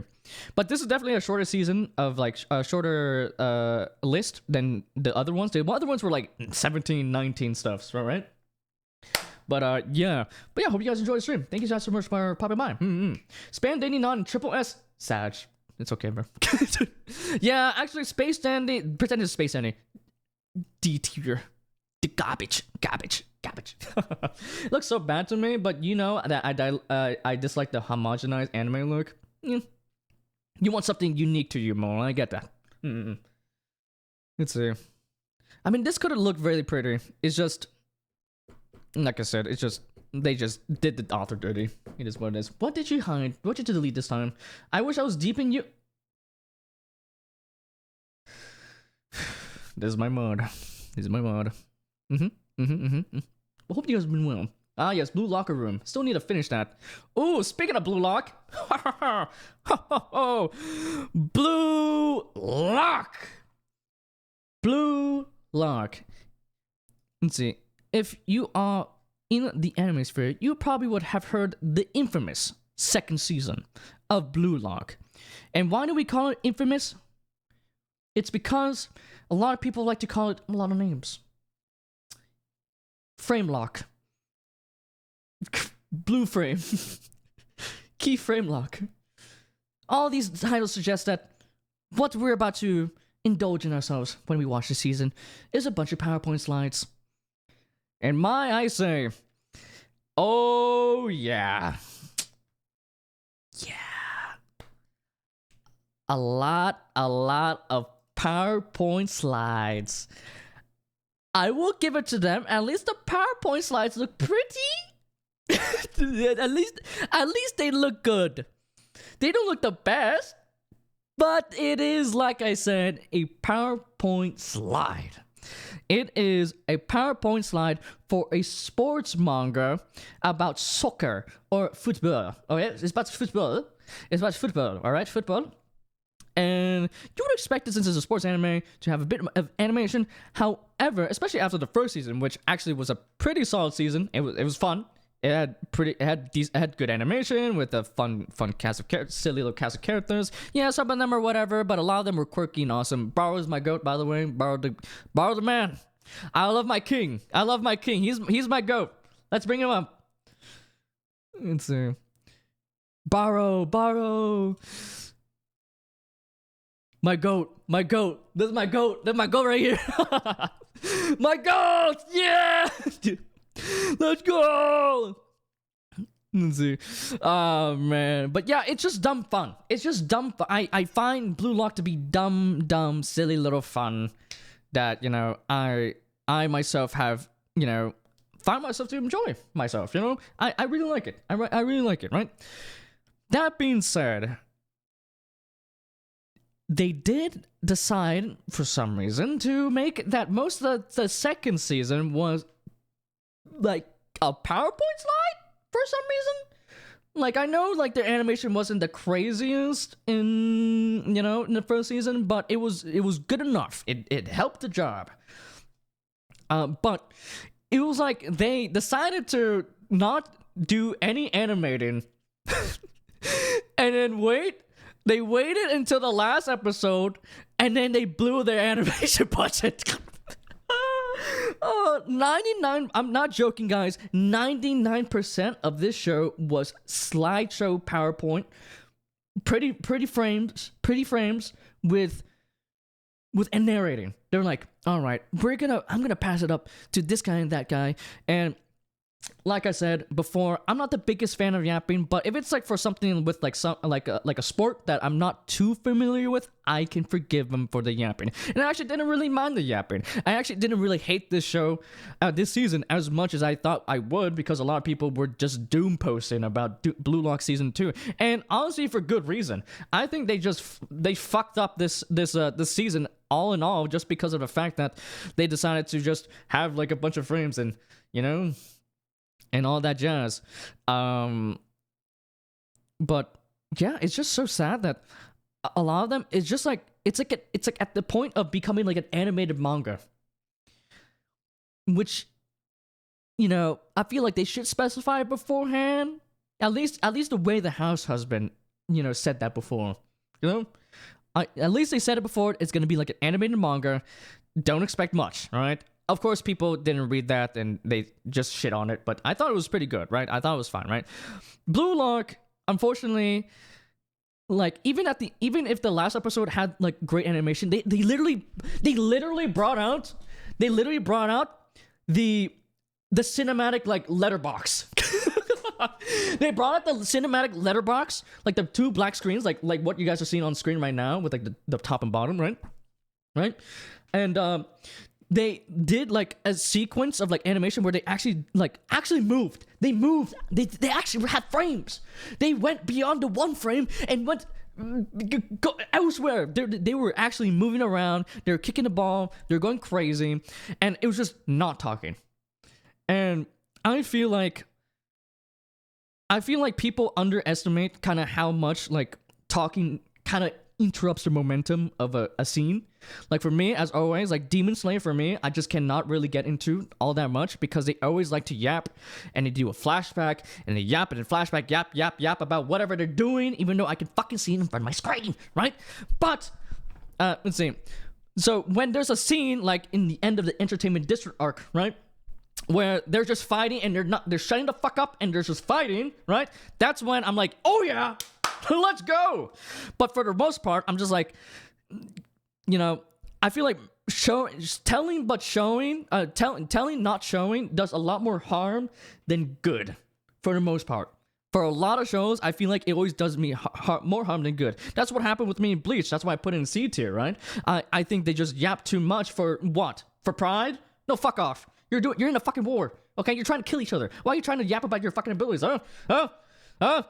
Well, what's up with that? You're trying to kill each other in a war. You're trying to win. Why are you talking about your abilities so you can counter you? And oh no, I have a secret counter to that counter. What? Anyway, how you been? Good luck. Hope you've been well. Hope you've been well. Sorry for that little thing. Me hungry? I'm hungry too. Feetball, I've been on hold for 3 months. I think you liked the last episode, but it will make you more pissed off than anything because you're gonna be like, this could have been the entire season. This could have been it. That's my shitty Trump impression, dear Lord. But my God, like what were they doing? Like they had the funds. There's no way they didn't. Literally, Blue Lock was the best-selling manga of the world during the year of the World Cup. Did you guys know that? It was the best-selling manga. It's because Japan was going on like a crazy like anime-esque plot during the World Cup. They didn't win, but they had a lot of fans, right? But yeah, hope you enjoy the stream, man. Good luck. Photo was just kicking ball in net. Easy. I had the same thought. I still need to watch the newer season of Demon Slayer. It's alright. There's like the best scene was the last episode. That's it. I missed so much shit. I'm turning to good luck. Say, hey, turn into good luck ain't too bad. He's pretty cool.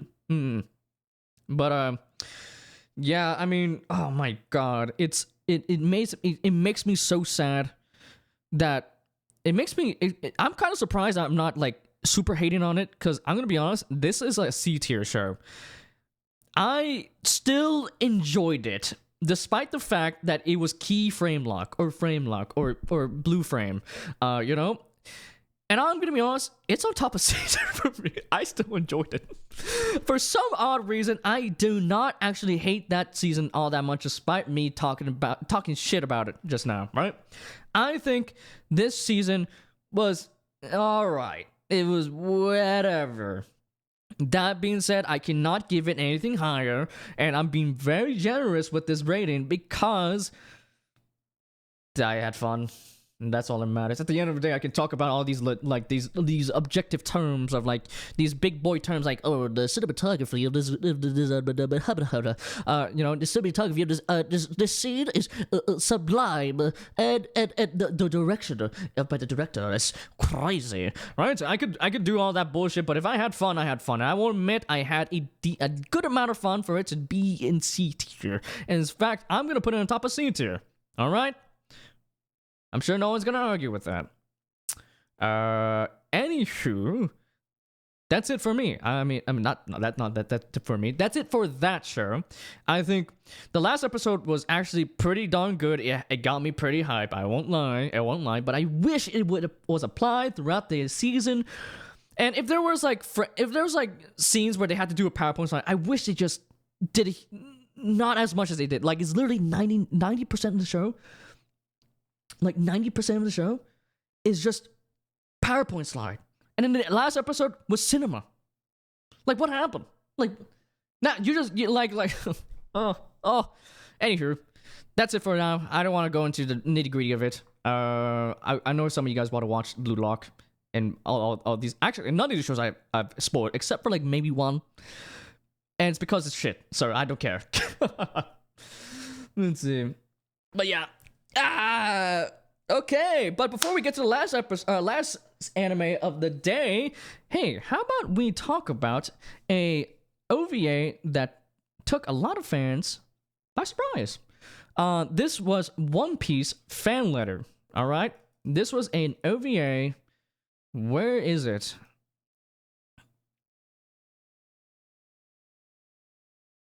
Special?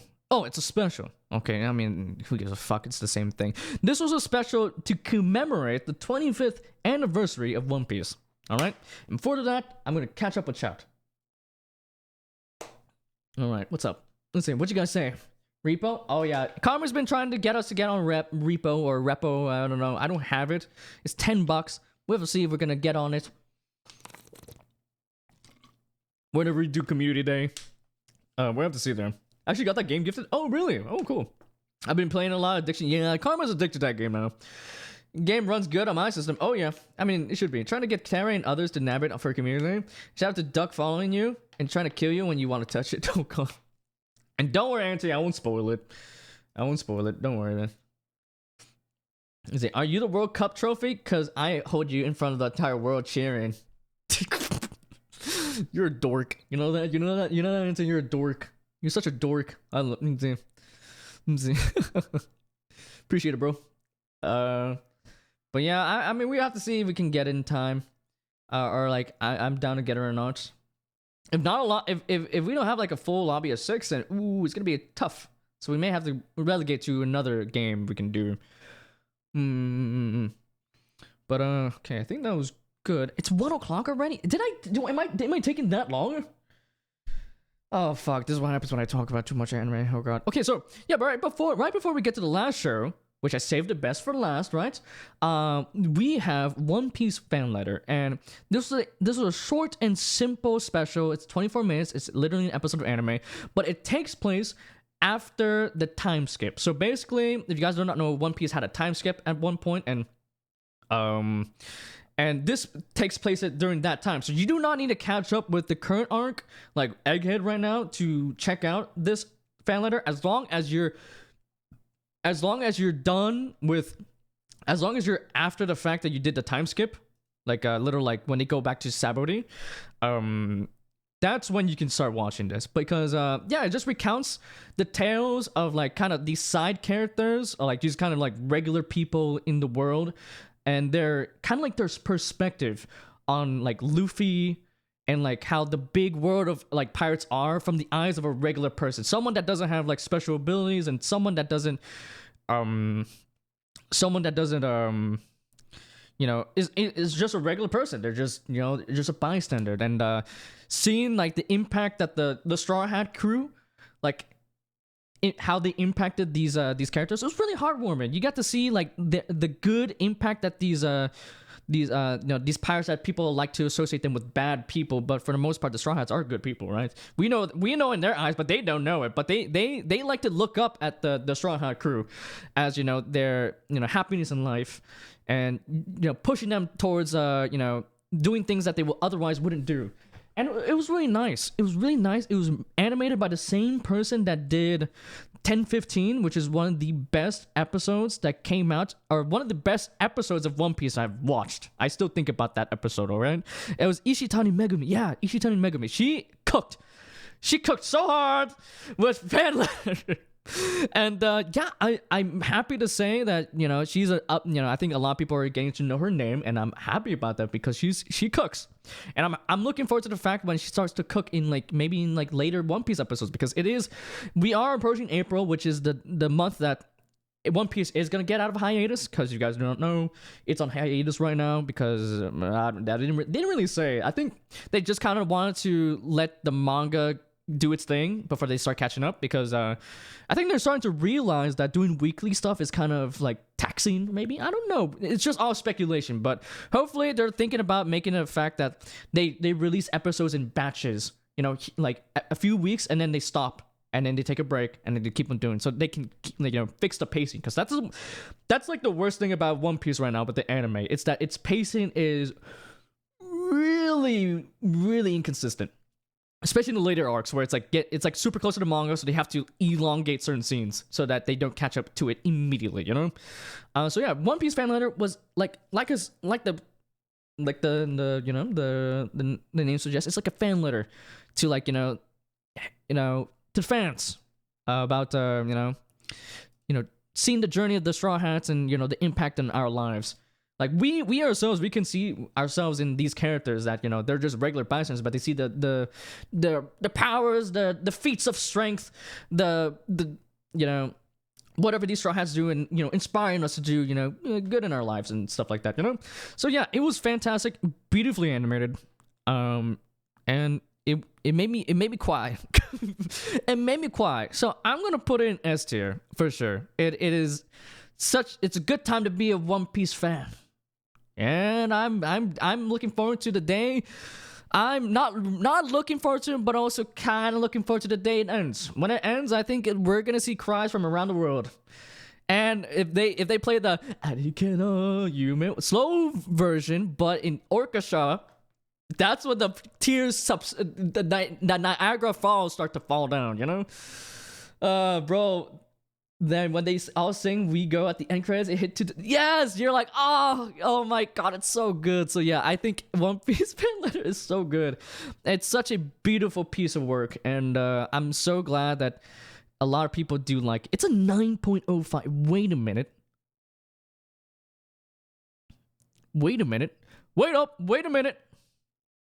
It's number 5 of all time. Okay, so I always said this before, but unfortunately with MAO, their top scores are always so like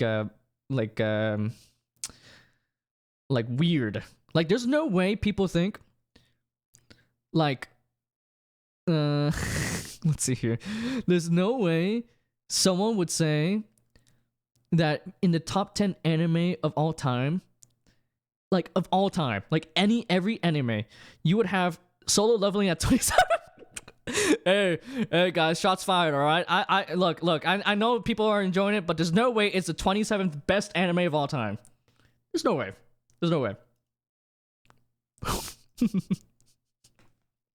But you know what I mean, Chris, right? Like if they play something like that, whenever it ends, it's gonna hit like a truck. We are gonna cry, but together. And then we go to the tattoo shop, and then we get the cross in our hand, and we do the boom, right? We do the boom at the Alabasta arc, and you're like, oh! It'll be crazy. See, Berserk. I still need to watch. I still need to check out Berserk still. I still need to. I need to start it up again. But I've been really slow with my manga lately, so it's not gonna be for a while. But I'm not in a rush. I'm not in a rush, so it is what it is. Truck-kun. Truck-kun. Truck-kun will be there with the tattoo as well.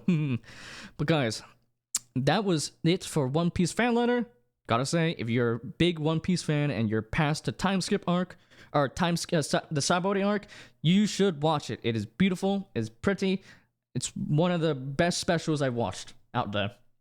And it's a good time to be a One Piece fan, especially since they're doing a remake of the series done by Studio Wit.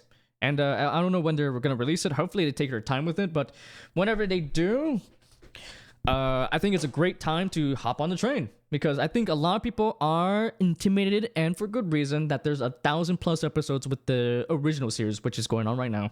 And also the fact that I don't mind the animation quality, but some people may look at that and they're like, ooh, it looks so old, It's kind of weird. But, power to you, I guess. And also the pacing is kind of inconsistent. So if they can fix both of those aspects with the modern recreation, that would be great. That would be the best time to get into One Piece. So hey, if you guys want to be patient, wait for that remake by Studio Wit coming in a store near you very soon. Not soon. They're probably cooking for a few years. I read the latest 4 chapters of Berserk. Guess I kind of lost my memory of what's going on. Let's see. Well, but I hope you enjoyed those latest 4 chapters. I don't know, like what. Actually, don't. I was gonna say what is happening there, but what is the end game goal of Berserk? I guess I think it would be spoilers, no? Yeah, whatever. Feel like it's about the journey, not the destination with Berserk, you know? But guys, I saved the last show for last. I mean, best show for last. You know why? See, sorry. We saved one of the hypest shows that came out of fall 2024 for last. And I did it because a lot of people were saying this was one of the best shows that came out last season. And I was like, you know what? I'm going to give it that. I heard good things about this manga. I'm going to give you the benefit of the doubt. And I'm glad I gave it last, because what a good cherry on top on this delectable cake. All right? I think Dandadan was great. I think it was great fun. If I were to describe it in a few words, it would be weird but fun. I think in terms of like modern shonen, I do think there are some, you know, aspects about it that you see in other shows, but I feel like it kind of makes its own path. I think Dandadan, instead of like doing like the cookie cutter formula of like a regular shonen, it's kind of like, okay, let's get a bunch of stuff from romance and you know, shonen, and you know, slice of life, you know, drama, you know, seinen. Okay, grab it, throw it in the wall.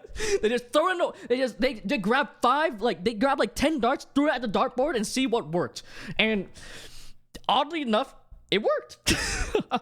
This show is, for better or worse, a show that does a bunch of things at the same time and somehow works. Some people may argue because of it's like kind of listlessness, like kind of like endgame goal or whatever.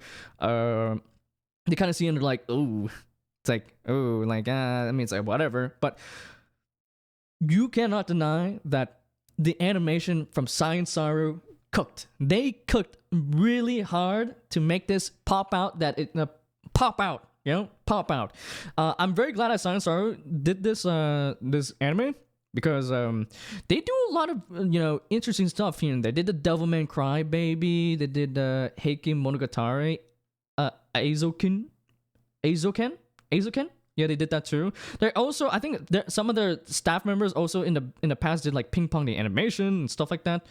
And yeah, they're looking up to be one of the big studios coming up.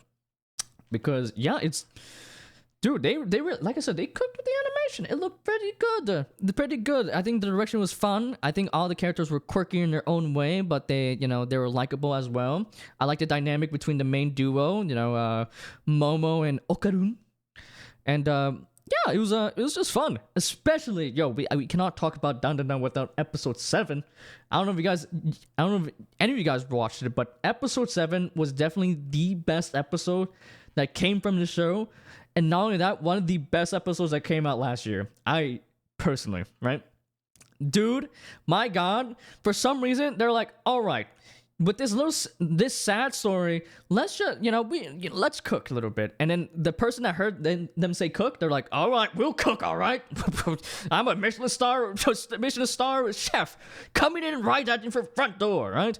Because my God, episode 7 felt immediately different. They felt cinematic, which is weird to say in an anime where usually cinema is usually, saved for movies and stuff. That's when they save it for, right? But for episode 7, they just pull out the big guns. They did like this POV. They open up with this like weird POV, and then like there's so many, like the direction of that episode was really good. I cried a bunch at the end of the episode. It was so sad. It was so sad. I'm not gonna say what happens, but it was incredibly sad for a backstory that for a random ghost. You think it's a random ghost, but but it's crazy that they just it shows you how much like visuals and like the music as well was fantastic. The music and the just direction itself of like a scene really impacts how you feel about it. They could have done like PowerPoint slide and blah blah blah, but they really cooked with episode 7, and it was so good. It was so good. Other than that, though, I feel like the other episodes were good. There's some episodes where kind of like, it's like all right, like I said, kind of like them throwing like 10 darts at the board and seeing what works, like whatever they can, like from any other genre. It's kind of like a double-edged sword. Some moments it really works, and some moments it's kind of like a bit lackluster. So I think right now, I think we are just getting the bit of like a taste as to what Dandadan can really do, right? Because they already announced the second part. They already announced the second season coming in summer 2025, which is actually pretty close. It's like 2 more. We're approaching spring, right? So it will be summer. That's right after. Yeah, it's pretty soon. And yeah, I think also voice actors did an incredible job. I loved Wakamaya Shion and Hane Natsuki. They did both fantastic jobs, as well as Sakura Ayane. Dude, all of them did fantastic jobs. It's funny that Turbo Granny is Luffy, Luffy BA, Tanaka Mayumi. It's so silly. Going from Luffy silliness to Turbo Granny being like a gremlin, and it works. It works. So yeah, it was a lot of fun. It was weird, but it was like really weird, but really fun. And that's all I can really ask for a show. So I think it has, outside from episode 7, I think it's a pretty solid show. I think episode 7 definitely elevates this to another level. But to kind of wrap up everything here, I think it's like I think it's a really high A.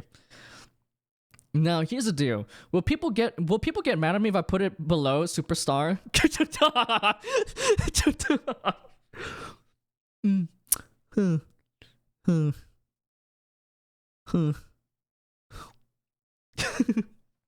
We have to see. Nah, no spoilers. All right, thank you. Momo Ayase, I don't know why I know her name. Well, you've probably seen it on TikTok and all the Reddit forums, because that's the main girl. Momo. She's pretty silly. Never seen it. Yeah, you should check it out. I think you'll like it. Like I said, weird but fun. If you guys are looking for a weird show that feels refreshing, actually, dude, it actually felt refreshing too. It did a pretty good job. So yeah. Yo, I just realized I look like a bum. What are you guys watching me for, huh? I look like a bum. Look at me. Like you can grab my head, and like use it as a mop. Dude, at some point maybe I look like Farquaad. I'm from Shrek. Hello guys, I'm from Shrek. Superstar? More like Super Idol Dash. No. But okay, let's see it. Okay, before we recap the entire we ended off, let's rearrange some of these. So personally for you guys, what would you guys change? I don't think I would change anything here, honestly. I think this is pretty solid. Because not gonna lie, there's a weird feeling in the back of my mind where I was like, this was not as like crazy. Like I had really high expectations. They were not met, but they were pretty close to met. You know, so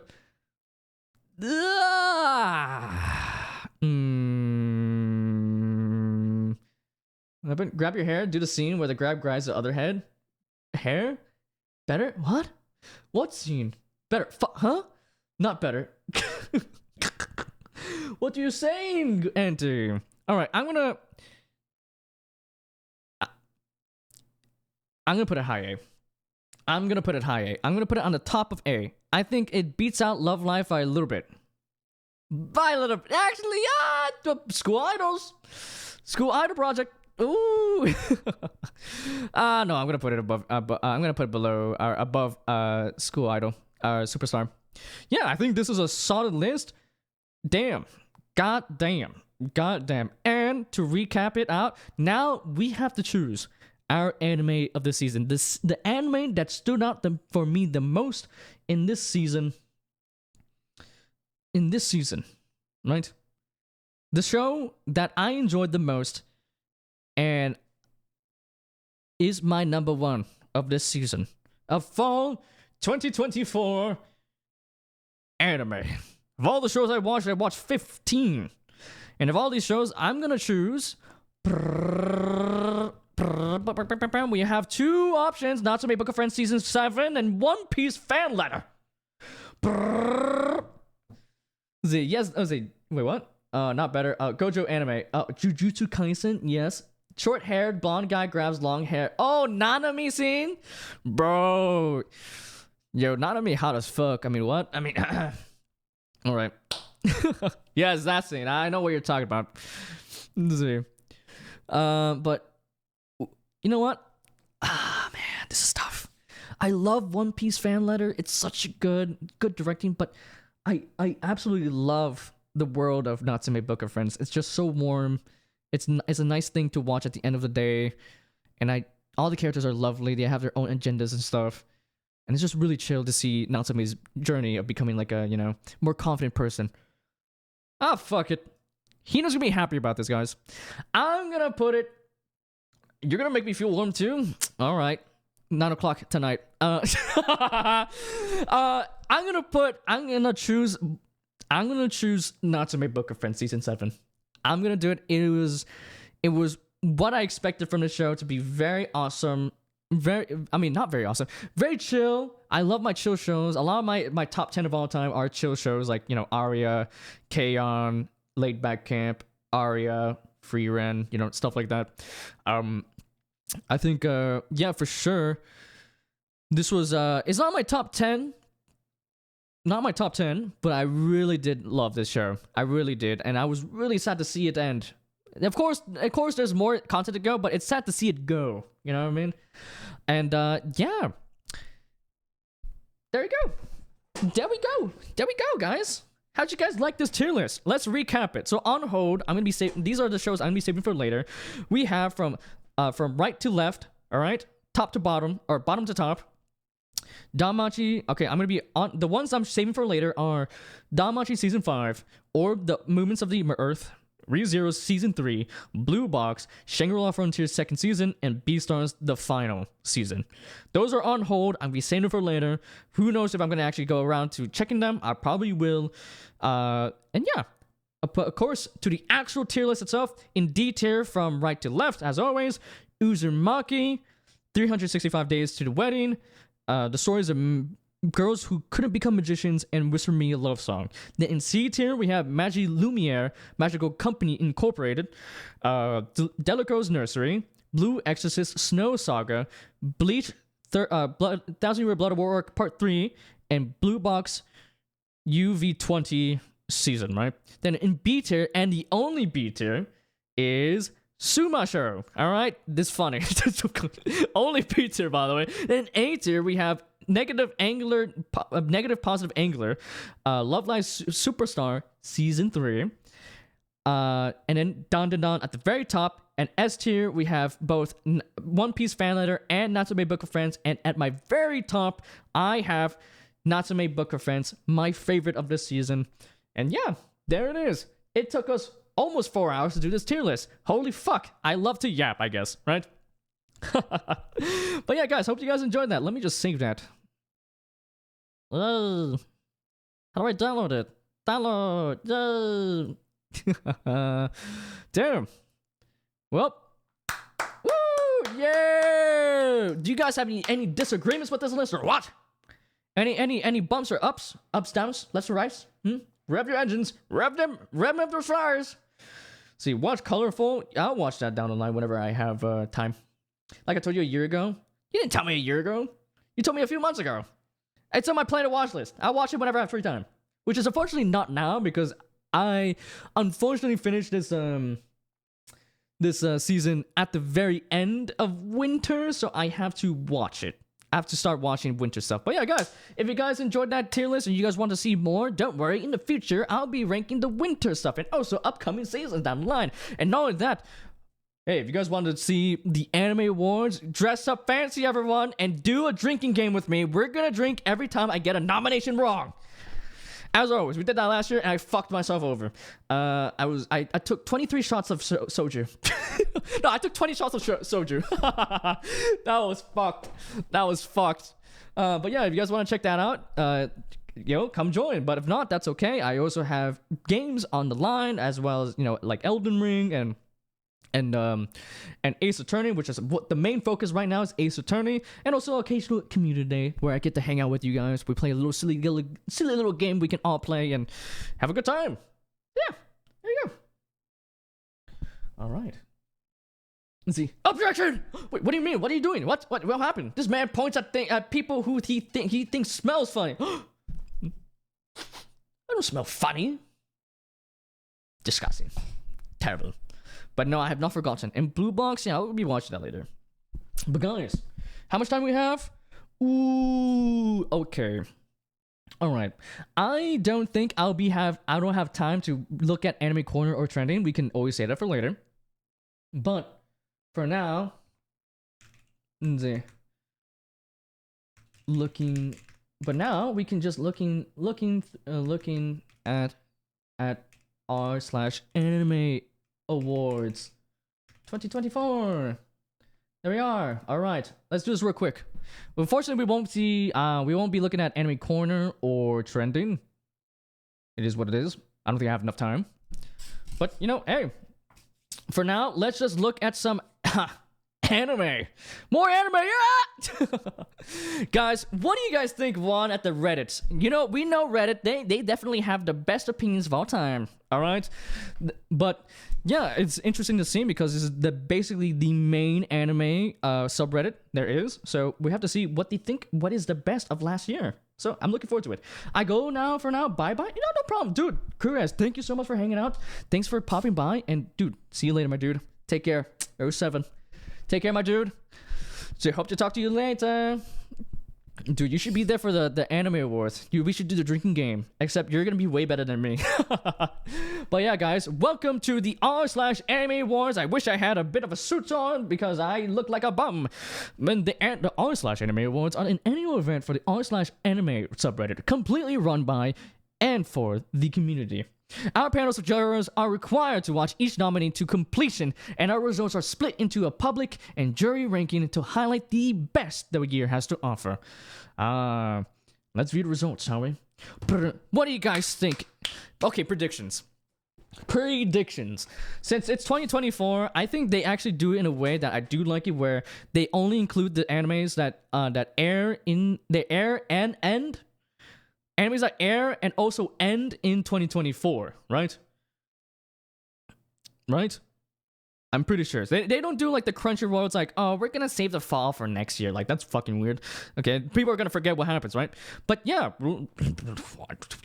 let's get right into it. Let's look at the results. What? Let's look at it. Terry, where's your emote name? What? Wait, just curious. Get a TV emote. Terry emote. Oh my god. Rename Giga Chat No, I'm not a Giga Chat. I'm not doing that. Giga Chat's Giga Chat. I can't defile that name. I'll find an emote one day, guys. Why do you have to spend 50K, by the way? What the fuck? Ah, dear Lord.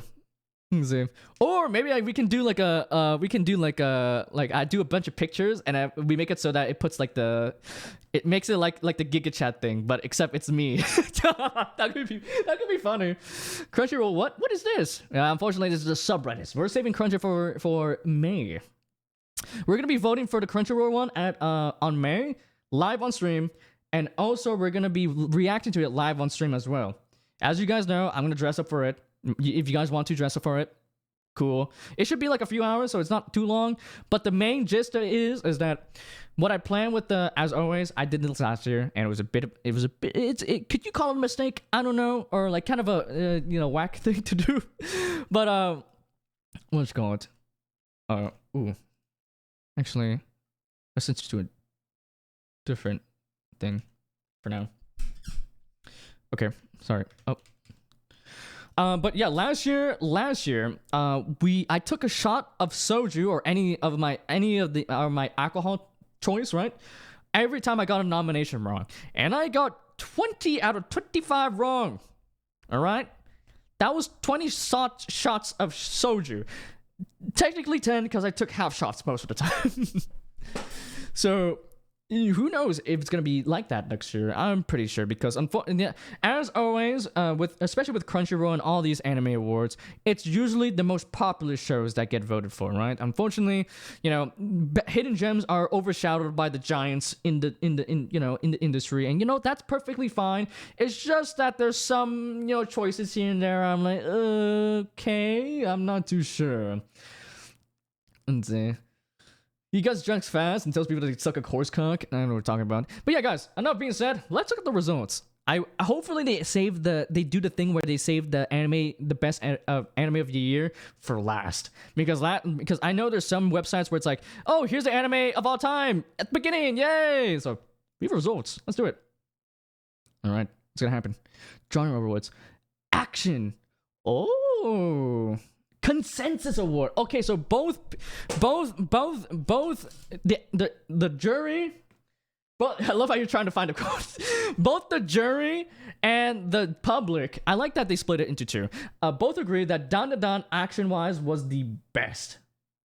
Okay, that makes sense. That makes sense, dude. This was a fantastic show. Like I said, I mentioned the action went hard as well. So okay, so jury, it switched. Oh, okay. Wait, there's no way. Wait, I just realized. Okay, so Dandadan is always first for both of them. Okay, so jurors think Bleach is second.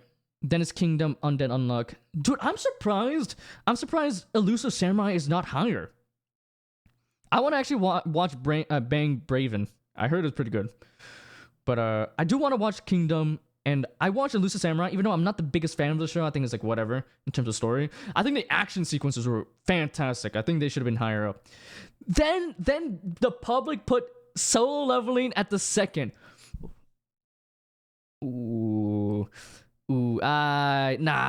it's not better than Bleach. Nah, I mean it's pretty solid, but it's not better than Bleach. Bleach was swag. And also, oh my god, dude, both Elusive Samurais both on the in like the middle. Yeah, whatever. Hey, Dandadan, congrats. Adventure. Oh, free ride. Yeah, and it's a consensus, by the way. Yes, this was one of the best chill adventures about the regret of time and and stuff like that. It was such a fantastic adventure. Damn. And yeah, dude, it was a great adventure. And yeah, super close to it was Dungeon Meshi, which I do agree too. I think Dungeon Meshi was very close, but I think Freeman for me, I preferred more. Wait, I just realized, oh my god, I'm so surprised that Train to the End of the World is this high up. Whoa, that's awesome. Sick. And I love how there's like these same 10 shows too. I'm surprised a lot of people watch Precure. I think there's probably a dedicated fan base to it. But so funny. It is so funny that Train to the End of the World Precure is really high up for the jurors. I think it's because they watched that more. Comedy? Ooh, we have two different comedies. All right, we have Hime-sama Gomen no Jikan Desu, where it's basically it's time for Torture Princess, right? And then Konosuba Season 3. All right. I actually did enjoy both of these shows. These were pretty good. I think Konosuba is more funny than Hime-sama there.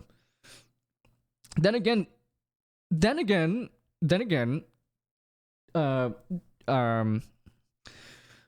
you call it? Humor is subjective, right? I think personally, Konosuba. I think I side with the public here. I side with the public. So yeah. Never mind. I give up. It's somewhere. I'm sorry, it's Auntie. You'll find it soon, though. Solo Leveling. It was cinema. Solo Leveling was so good. I didn't wait for the dub. Damn, it must be super hype for Auntie to love it.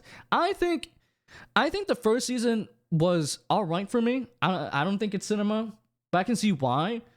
But for me, like the reason why mainly is because I feel like it's like a setup. I feel like it's setting up the plot for like the more interesting stuff happening in season 2 that's going on right now. So I'm actually looking forward to watching season 2. I did enjoy Solo Leveling. I thought it was a pretty solid show. It was not the most craziest thing of all time for me, but I think season 1 was a bit of a setup, and it was not until like the last episode where it was like boom, insane. There you go. But yeah, Code White. Oh, it's a movie. Yeah, it's a movie. I'm surprised people watch that. I'm gonna be honest. I'm gonna be honest. Spy Family is like kind of like a nice, comfy Saturday morning cartoon for me. But yeah, it's nothing too crazy there. I think the first season is definitely the best though. But yeah, Konosuba 3, Hime-sama, great choices. Good. Drama. Ooh. Look back as the jury and Oshinoko public going, yo, where's Twice? Twice is love, bro. It's there. It's here. Earlier, someone actually, I don't know, you didn't see Auntie, but earlier someone named Twice is love popped by and said Oshinoko's peak. So I think they'll be happy to see that that it won over at the r/anime awards. Now, that being said, I personally think that Sound Euphonium is on top. I'm glad that Look Back, or like the jury, put this pretty high up. I'm very happy for that. Of course, I'm not too surprised that a lot of Redditors don't watch it because it is the third season of a very niche genre, which is music, and especially school bands, school orchestras, wind ensembles, you know what I mean? So it's very niche to begin with. But yes, I would say I'm glad that they see Look Back was fantastic. It did its job for like one hour, and it done everything it needed to do, and didn't feel rushed or anything like that. It didn't feel like it overstayed its welcome at all. But yeah, I think Oshinoko is pretty good drama, but I think these shows, like these three right here, are better in my eyes, especially Sunny Phone. I'm super biased, so I would put Sunny Phone on top. But I'm glad that Reddit knows about the existence of it. I feel like anyone that's watched Sunny Phone are like big fans of it. All right then, but romance. Ooh, oh my god. No way! Alright, actually this is not surprising. See, Kimi ni Todoke's third season for jury, and then My Dangers in My Heart, second season. Hey, I agree. I think the best romance of last year was The Dangers in My Heart. I think personally. Even though I do like the romance in Kimi ni Todoke, I forgot the name, like To Me to You, I don't fucking know. I think the character development that the main character, this kid, has. At first you think he's he's a degen, but quickly they kind of scrap that kind of side. He kind of still has it at points, but for the most part, they both kind of uplift each other, and it was really fantastic. I think it's definitely one of my favorite romances of last year. It's really nice. It's really nice. I would highly recommend. I would say though, the first half is a bit cringe. First few episodes are a bit cringe, but it gets a lot better down the line. Trust me, alright guys, trust me. But yeah, I like Silverline because it basically has an OP character. Pretty much my style. Yeah, I know. Auntie loves all the powerful characters. When are you gonna watch Emeralds and Shadow, huh? Now that's a show that's gonna be along your taste. I know. But yeah, these romances are. There's no way people actually voted for Alia for romance. That was such a. Ugh. I'm surprised that Days with My Stepsister is not here. I'm surprised, but I'm very happy that Losing Heroines is up here, and also Spice and Wolf. Very good both. Slice of Life, Consensus. Damn, Slice of Life. Ooh, us laid back camp fans are winning. Yeah. Okay, dude, this is cool. Dog. Yeah, dog. Let's see. All right, I will agree. Yes, laid back camp. Even though I do have its problems, with these character designs, they're not the first two seasons character designs. They're done by different studio. The first two seasons were done by studio.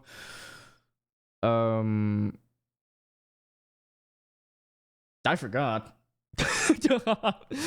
No, all I know is that the third season was done by 8-Bit. Same people that did Blue Lock and stuff like that. So I think, yeah, I think what it is, Laid Back Camp, even with the change in art style, it still was one of the best slice of lives out in the market at the moment. That being said, is it, after watching something like Natsume Book of Friends, is it better? I think maybe Natsume Book of Friends kind of edges out a little bit. I'm surprised Love Live Superstar is here because it's like more of a drama, if anything, personally for me. And also Negative Positive Angular, I think is more like kind of a drama, but I guess you can do both. But yeah, dude, great. I love to see it. Recognition for goated slice of life show, right? I saw this top part and I already know what's suspense. Apothecary Diary! What? Let's go! We love to see recognition on goated shows. All right, goated shows. I fucking love that dog. I love it too. It's awesome. You should see Chihuahua. There's a Chihuahua. He's so awesome. But dude, suspense, yes. Apothecary Diaries, so good. It was so fun. Like all the mysteries were so fun. And like I said, I'm a sucker for historical settings, in ancient China, but Japan. But yeah, lovely main character. I think she's one of the most interesting, most fun female MCs out there. And yeah, I like her dynamic between Jinchi and all the other characters. It's just so fun to see, her cook up in whatever her thing, cook up whatever she has in that skull of hers, right? But yeah, it's awesome. Let's see there. Dead Demon Instructions, Yarakaratsu, Shoshimin, Go Loser can go a bit down. See though, Shoshimin is pretty high up though for the public. That's really awesome. I'm glad they recognize it. It's pretty good. And then Yarakaratsu is pretty much the same. Yeah, I would say Dead Demon. I'm surprised that yeah. Actually, no, I'm not too surprised. Apothecary is just way more popular. So yeah. Let's go. All right, next up, production awards. All right, animation. Jury, Dungeon Meshi, Free-Ren, Public. All right. Both fantastic shows. Guys, if you guys want to... Dude, it's crazy. There's a point where both of these shows and Apothecary Diaries was airing at the same time. You know how much people, enjoyers of all three shows, were eating during that time? Crazy, right? But yeah, I think Free-Ren... I prefer Free-Ren's animation more. It's a lot more cleaner for me. Because Trigger is always kind of like sporadic, but it's very fun sporadic. You know what I mean? It's very anime and it's awesome. But for me, Freeman is very very clean with his animation. All the shots look beautiful, and when there's a fight scene, there is a fight scene. It's great and it's hype. It's awesome. So animation, fantastic. I'm glad that Sound Euphonium is pretty high up too. Because it is one of the best looking shows out there as well. And I do agree that Elusive Samurai, animation wise, very good. I wouldn't say Kaiju 8 is up here in the 10s, but I guess it's the nominee, so yeah, cool. Background art. Free-Ren and Ochibi-san. Ochibi-san? Doko? What the fuck is this? You can trust the jury to be like, yo, check it out. What's the background art of this show? Oh, there's so much stuff here. Well, I can't say anything about Oshibi, but yes, like I said, background art Free-Ren, oh so fantastic, so beautiful. Where's Sound Euphonium? Yeah, whatever, it's fine. Hey, I'm glad there's some recognition for Sound Euphonium. But honorable mentions. Oh, they actually have honorable mentions? I didn't realize that. Oh, I've not been looking at it at all. Oh, actually, no. Maybe it's just for the production side of things. Character designs. Dungeon Meshi. Yeah, I agree. They're all fantastic. Senshi, my goat. I love Senshi, my goat. He's my goat, and I love him very much. And he's lovely. Very, very, very cool. Very awesome. All right. And yeah, Dungeon Meshi does super well in making the dungeon feel alive and seeing all these little monsters coexist with one another in a common area, which is the dungeon. You know what I mean? So yeah, I think it did a fantastic job, and it was very good. Very good. Cinematography. All right, this is where pretentious people start popping out. They're like, the cinematography is crazy. But yeah, I would say I personally would choose Free-Ren over the jury's Dungeon Meshi. It seems like production-wise, the jury really loved Dungeon Meshi, which I don't mind. These are picking two of my favorite kids, except I don't have any kids. I'm a jobless bum. Let's see. But yeah, I mean, Free-Ren's cinema. It's cinema, and you guys should check it out. And if it's not your cup of tea, it is what it is. It's just I'm just happy that you tried it out in the first place. Can you give me the name of the show where you said the person is OP?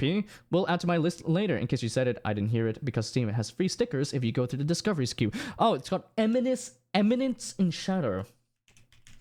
Eminence in Shadow. He's an OP character. Let's see. I think you'll like that one. I enjoyed that one. It's like a guilty pleasure for me.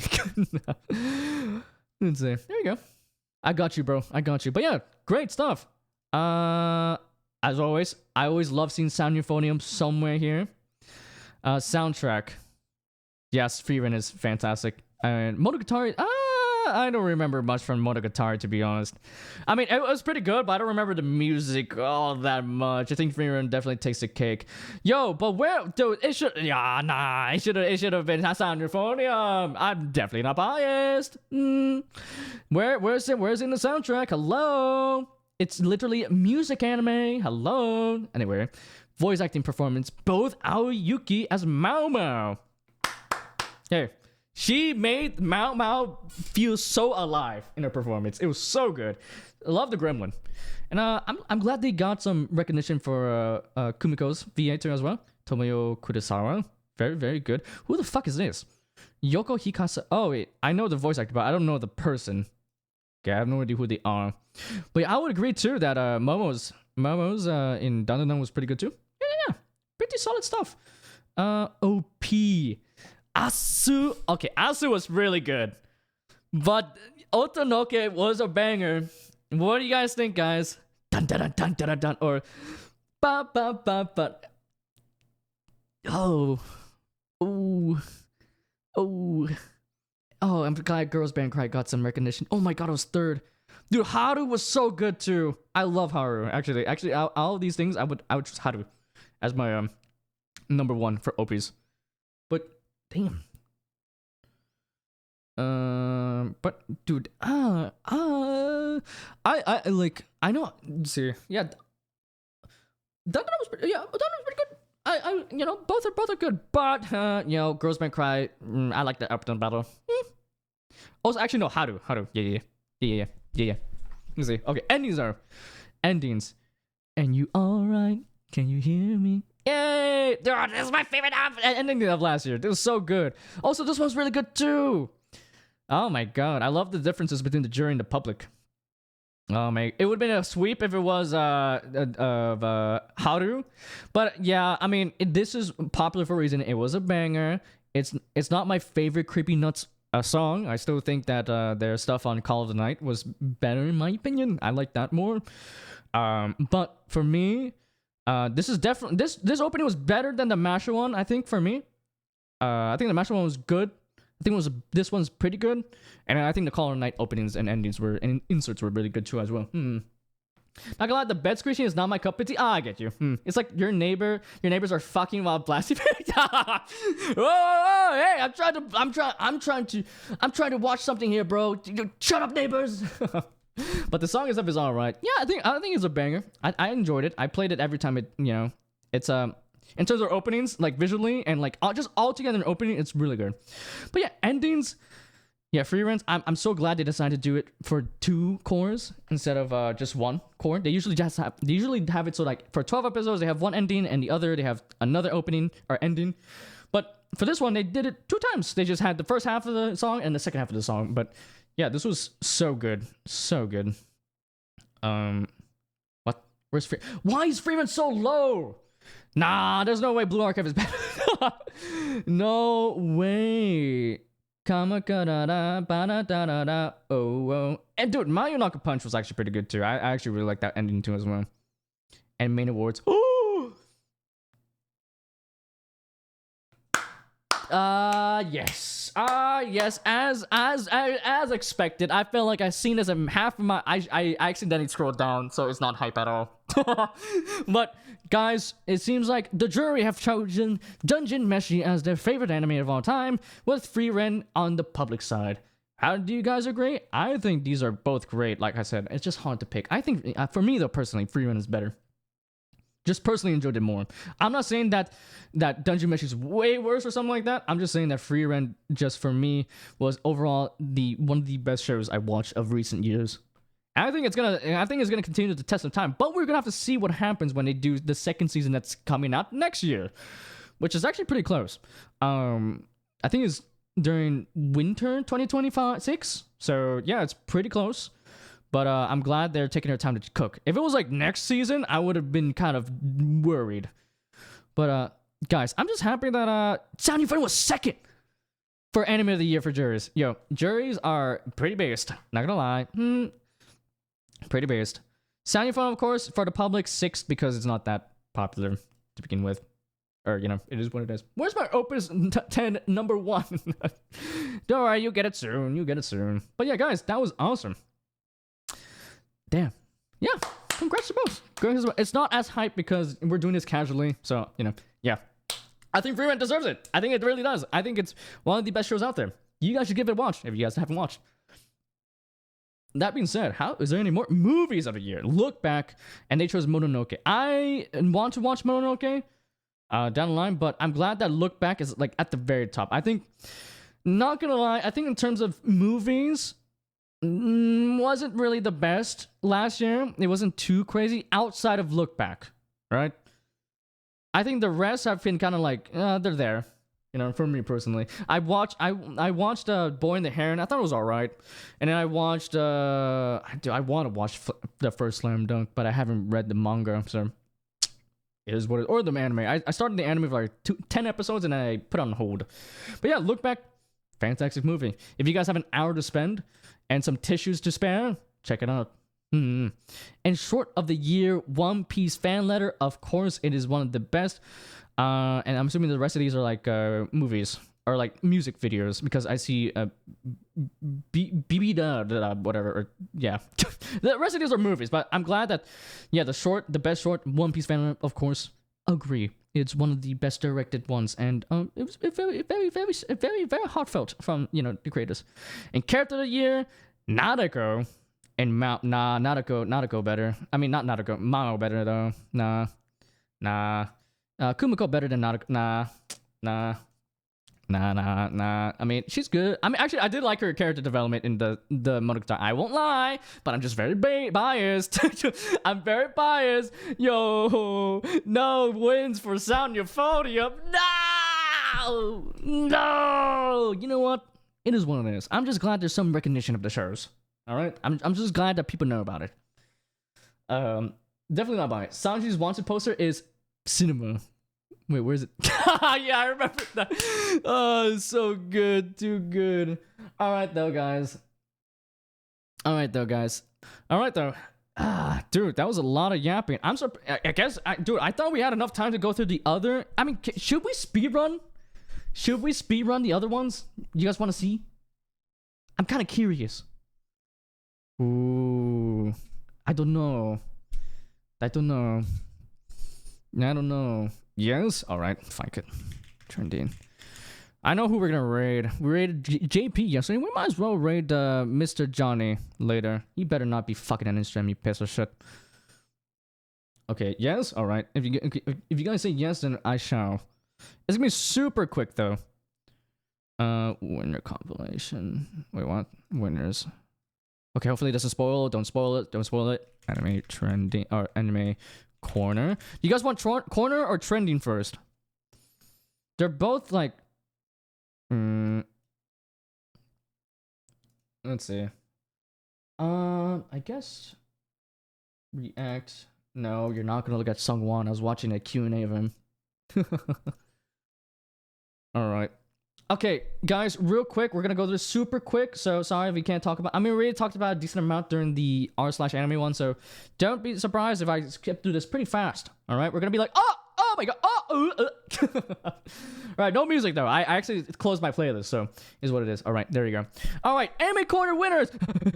Anime of the year. We go all the way to the bottom. Best world building, free rent, based. Let's see, what's this one? Storytelling, Days with My Sister, sir. That's surprising. I'm surprised.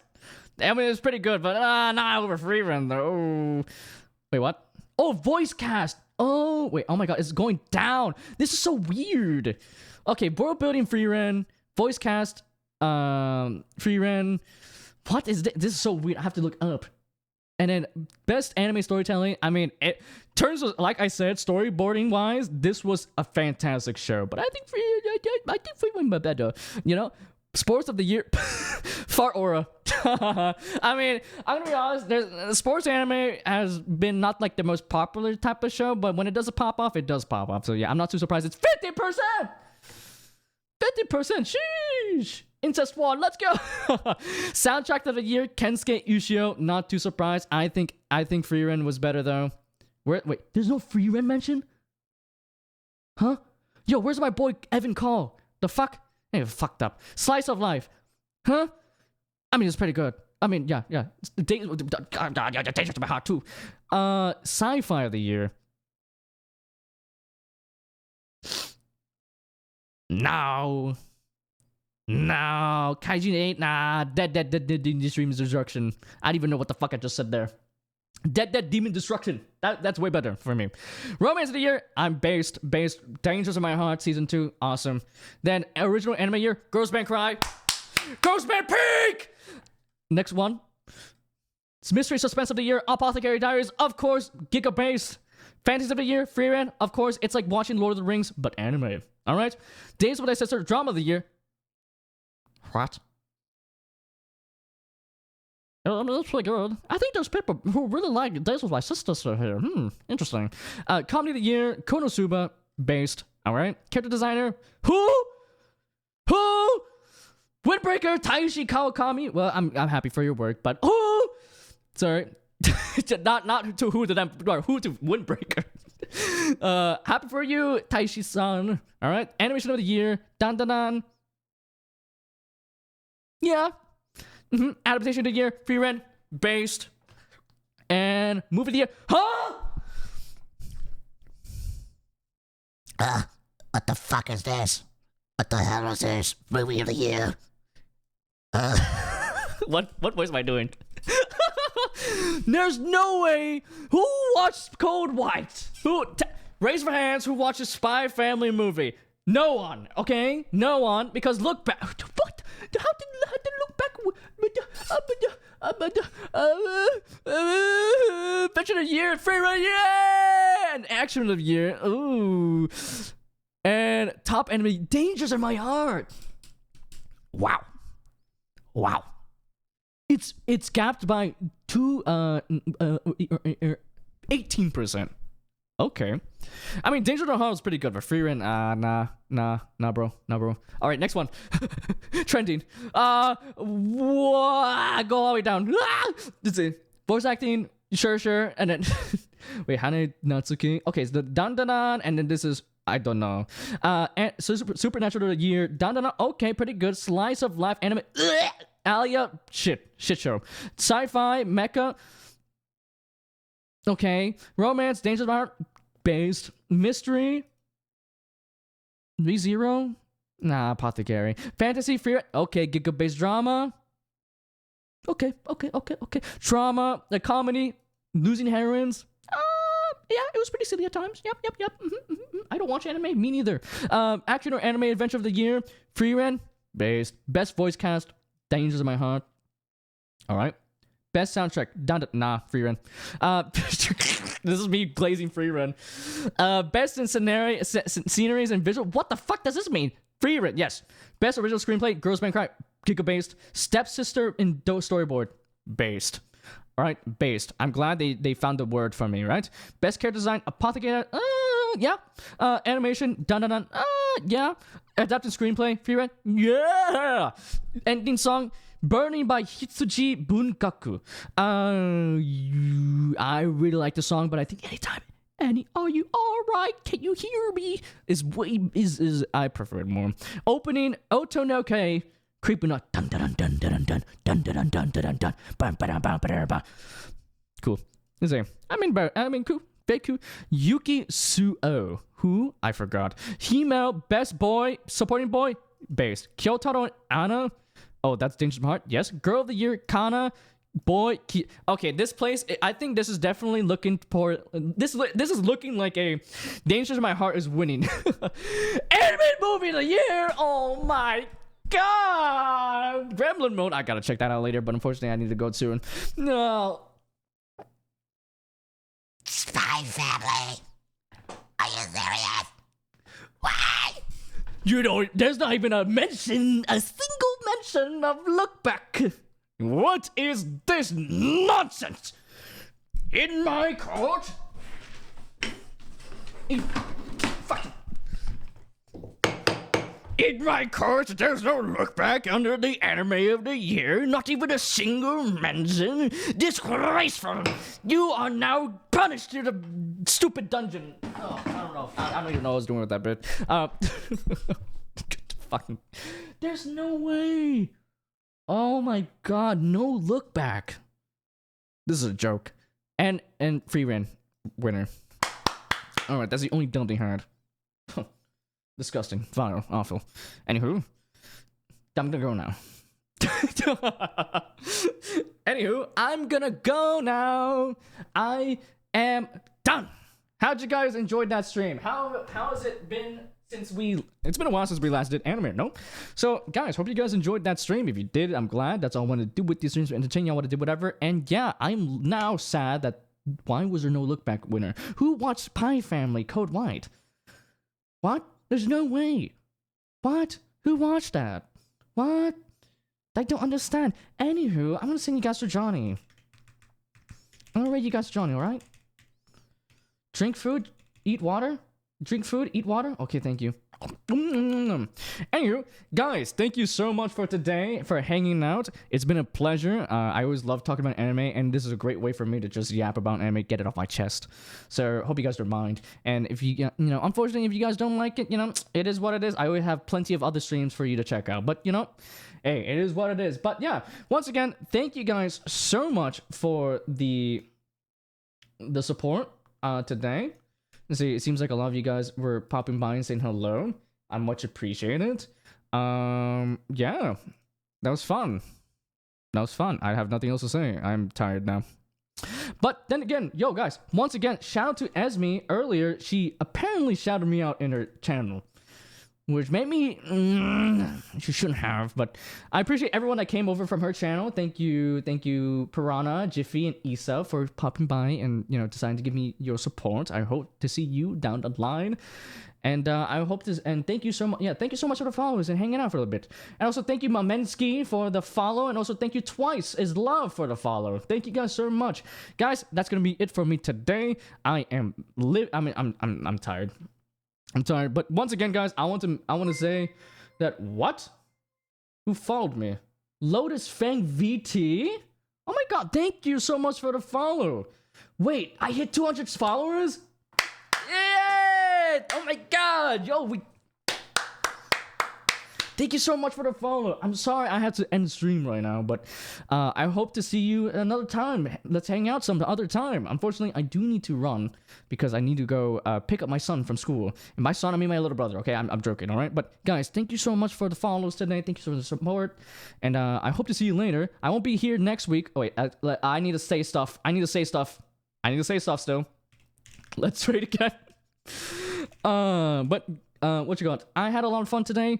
Unfortunately, next week I won't be here for what you got? I won't be here because I'm gonna be hanging out with my older brother who's coming to visit for spring break. So yeah, what you call it? I'm excited to see. You know, I'm excited to hang out with him. Also, I gotta entertain my friend. She's also visiting too, so I have to go entertain her.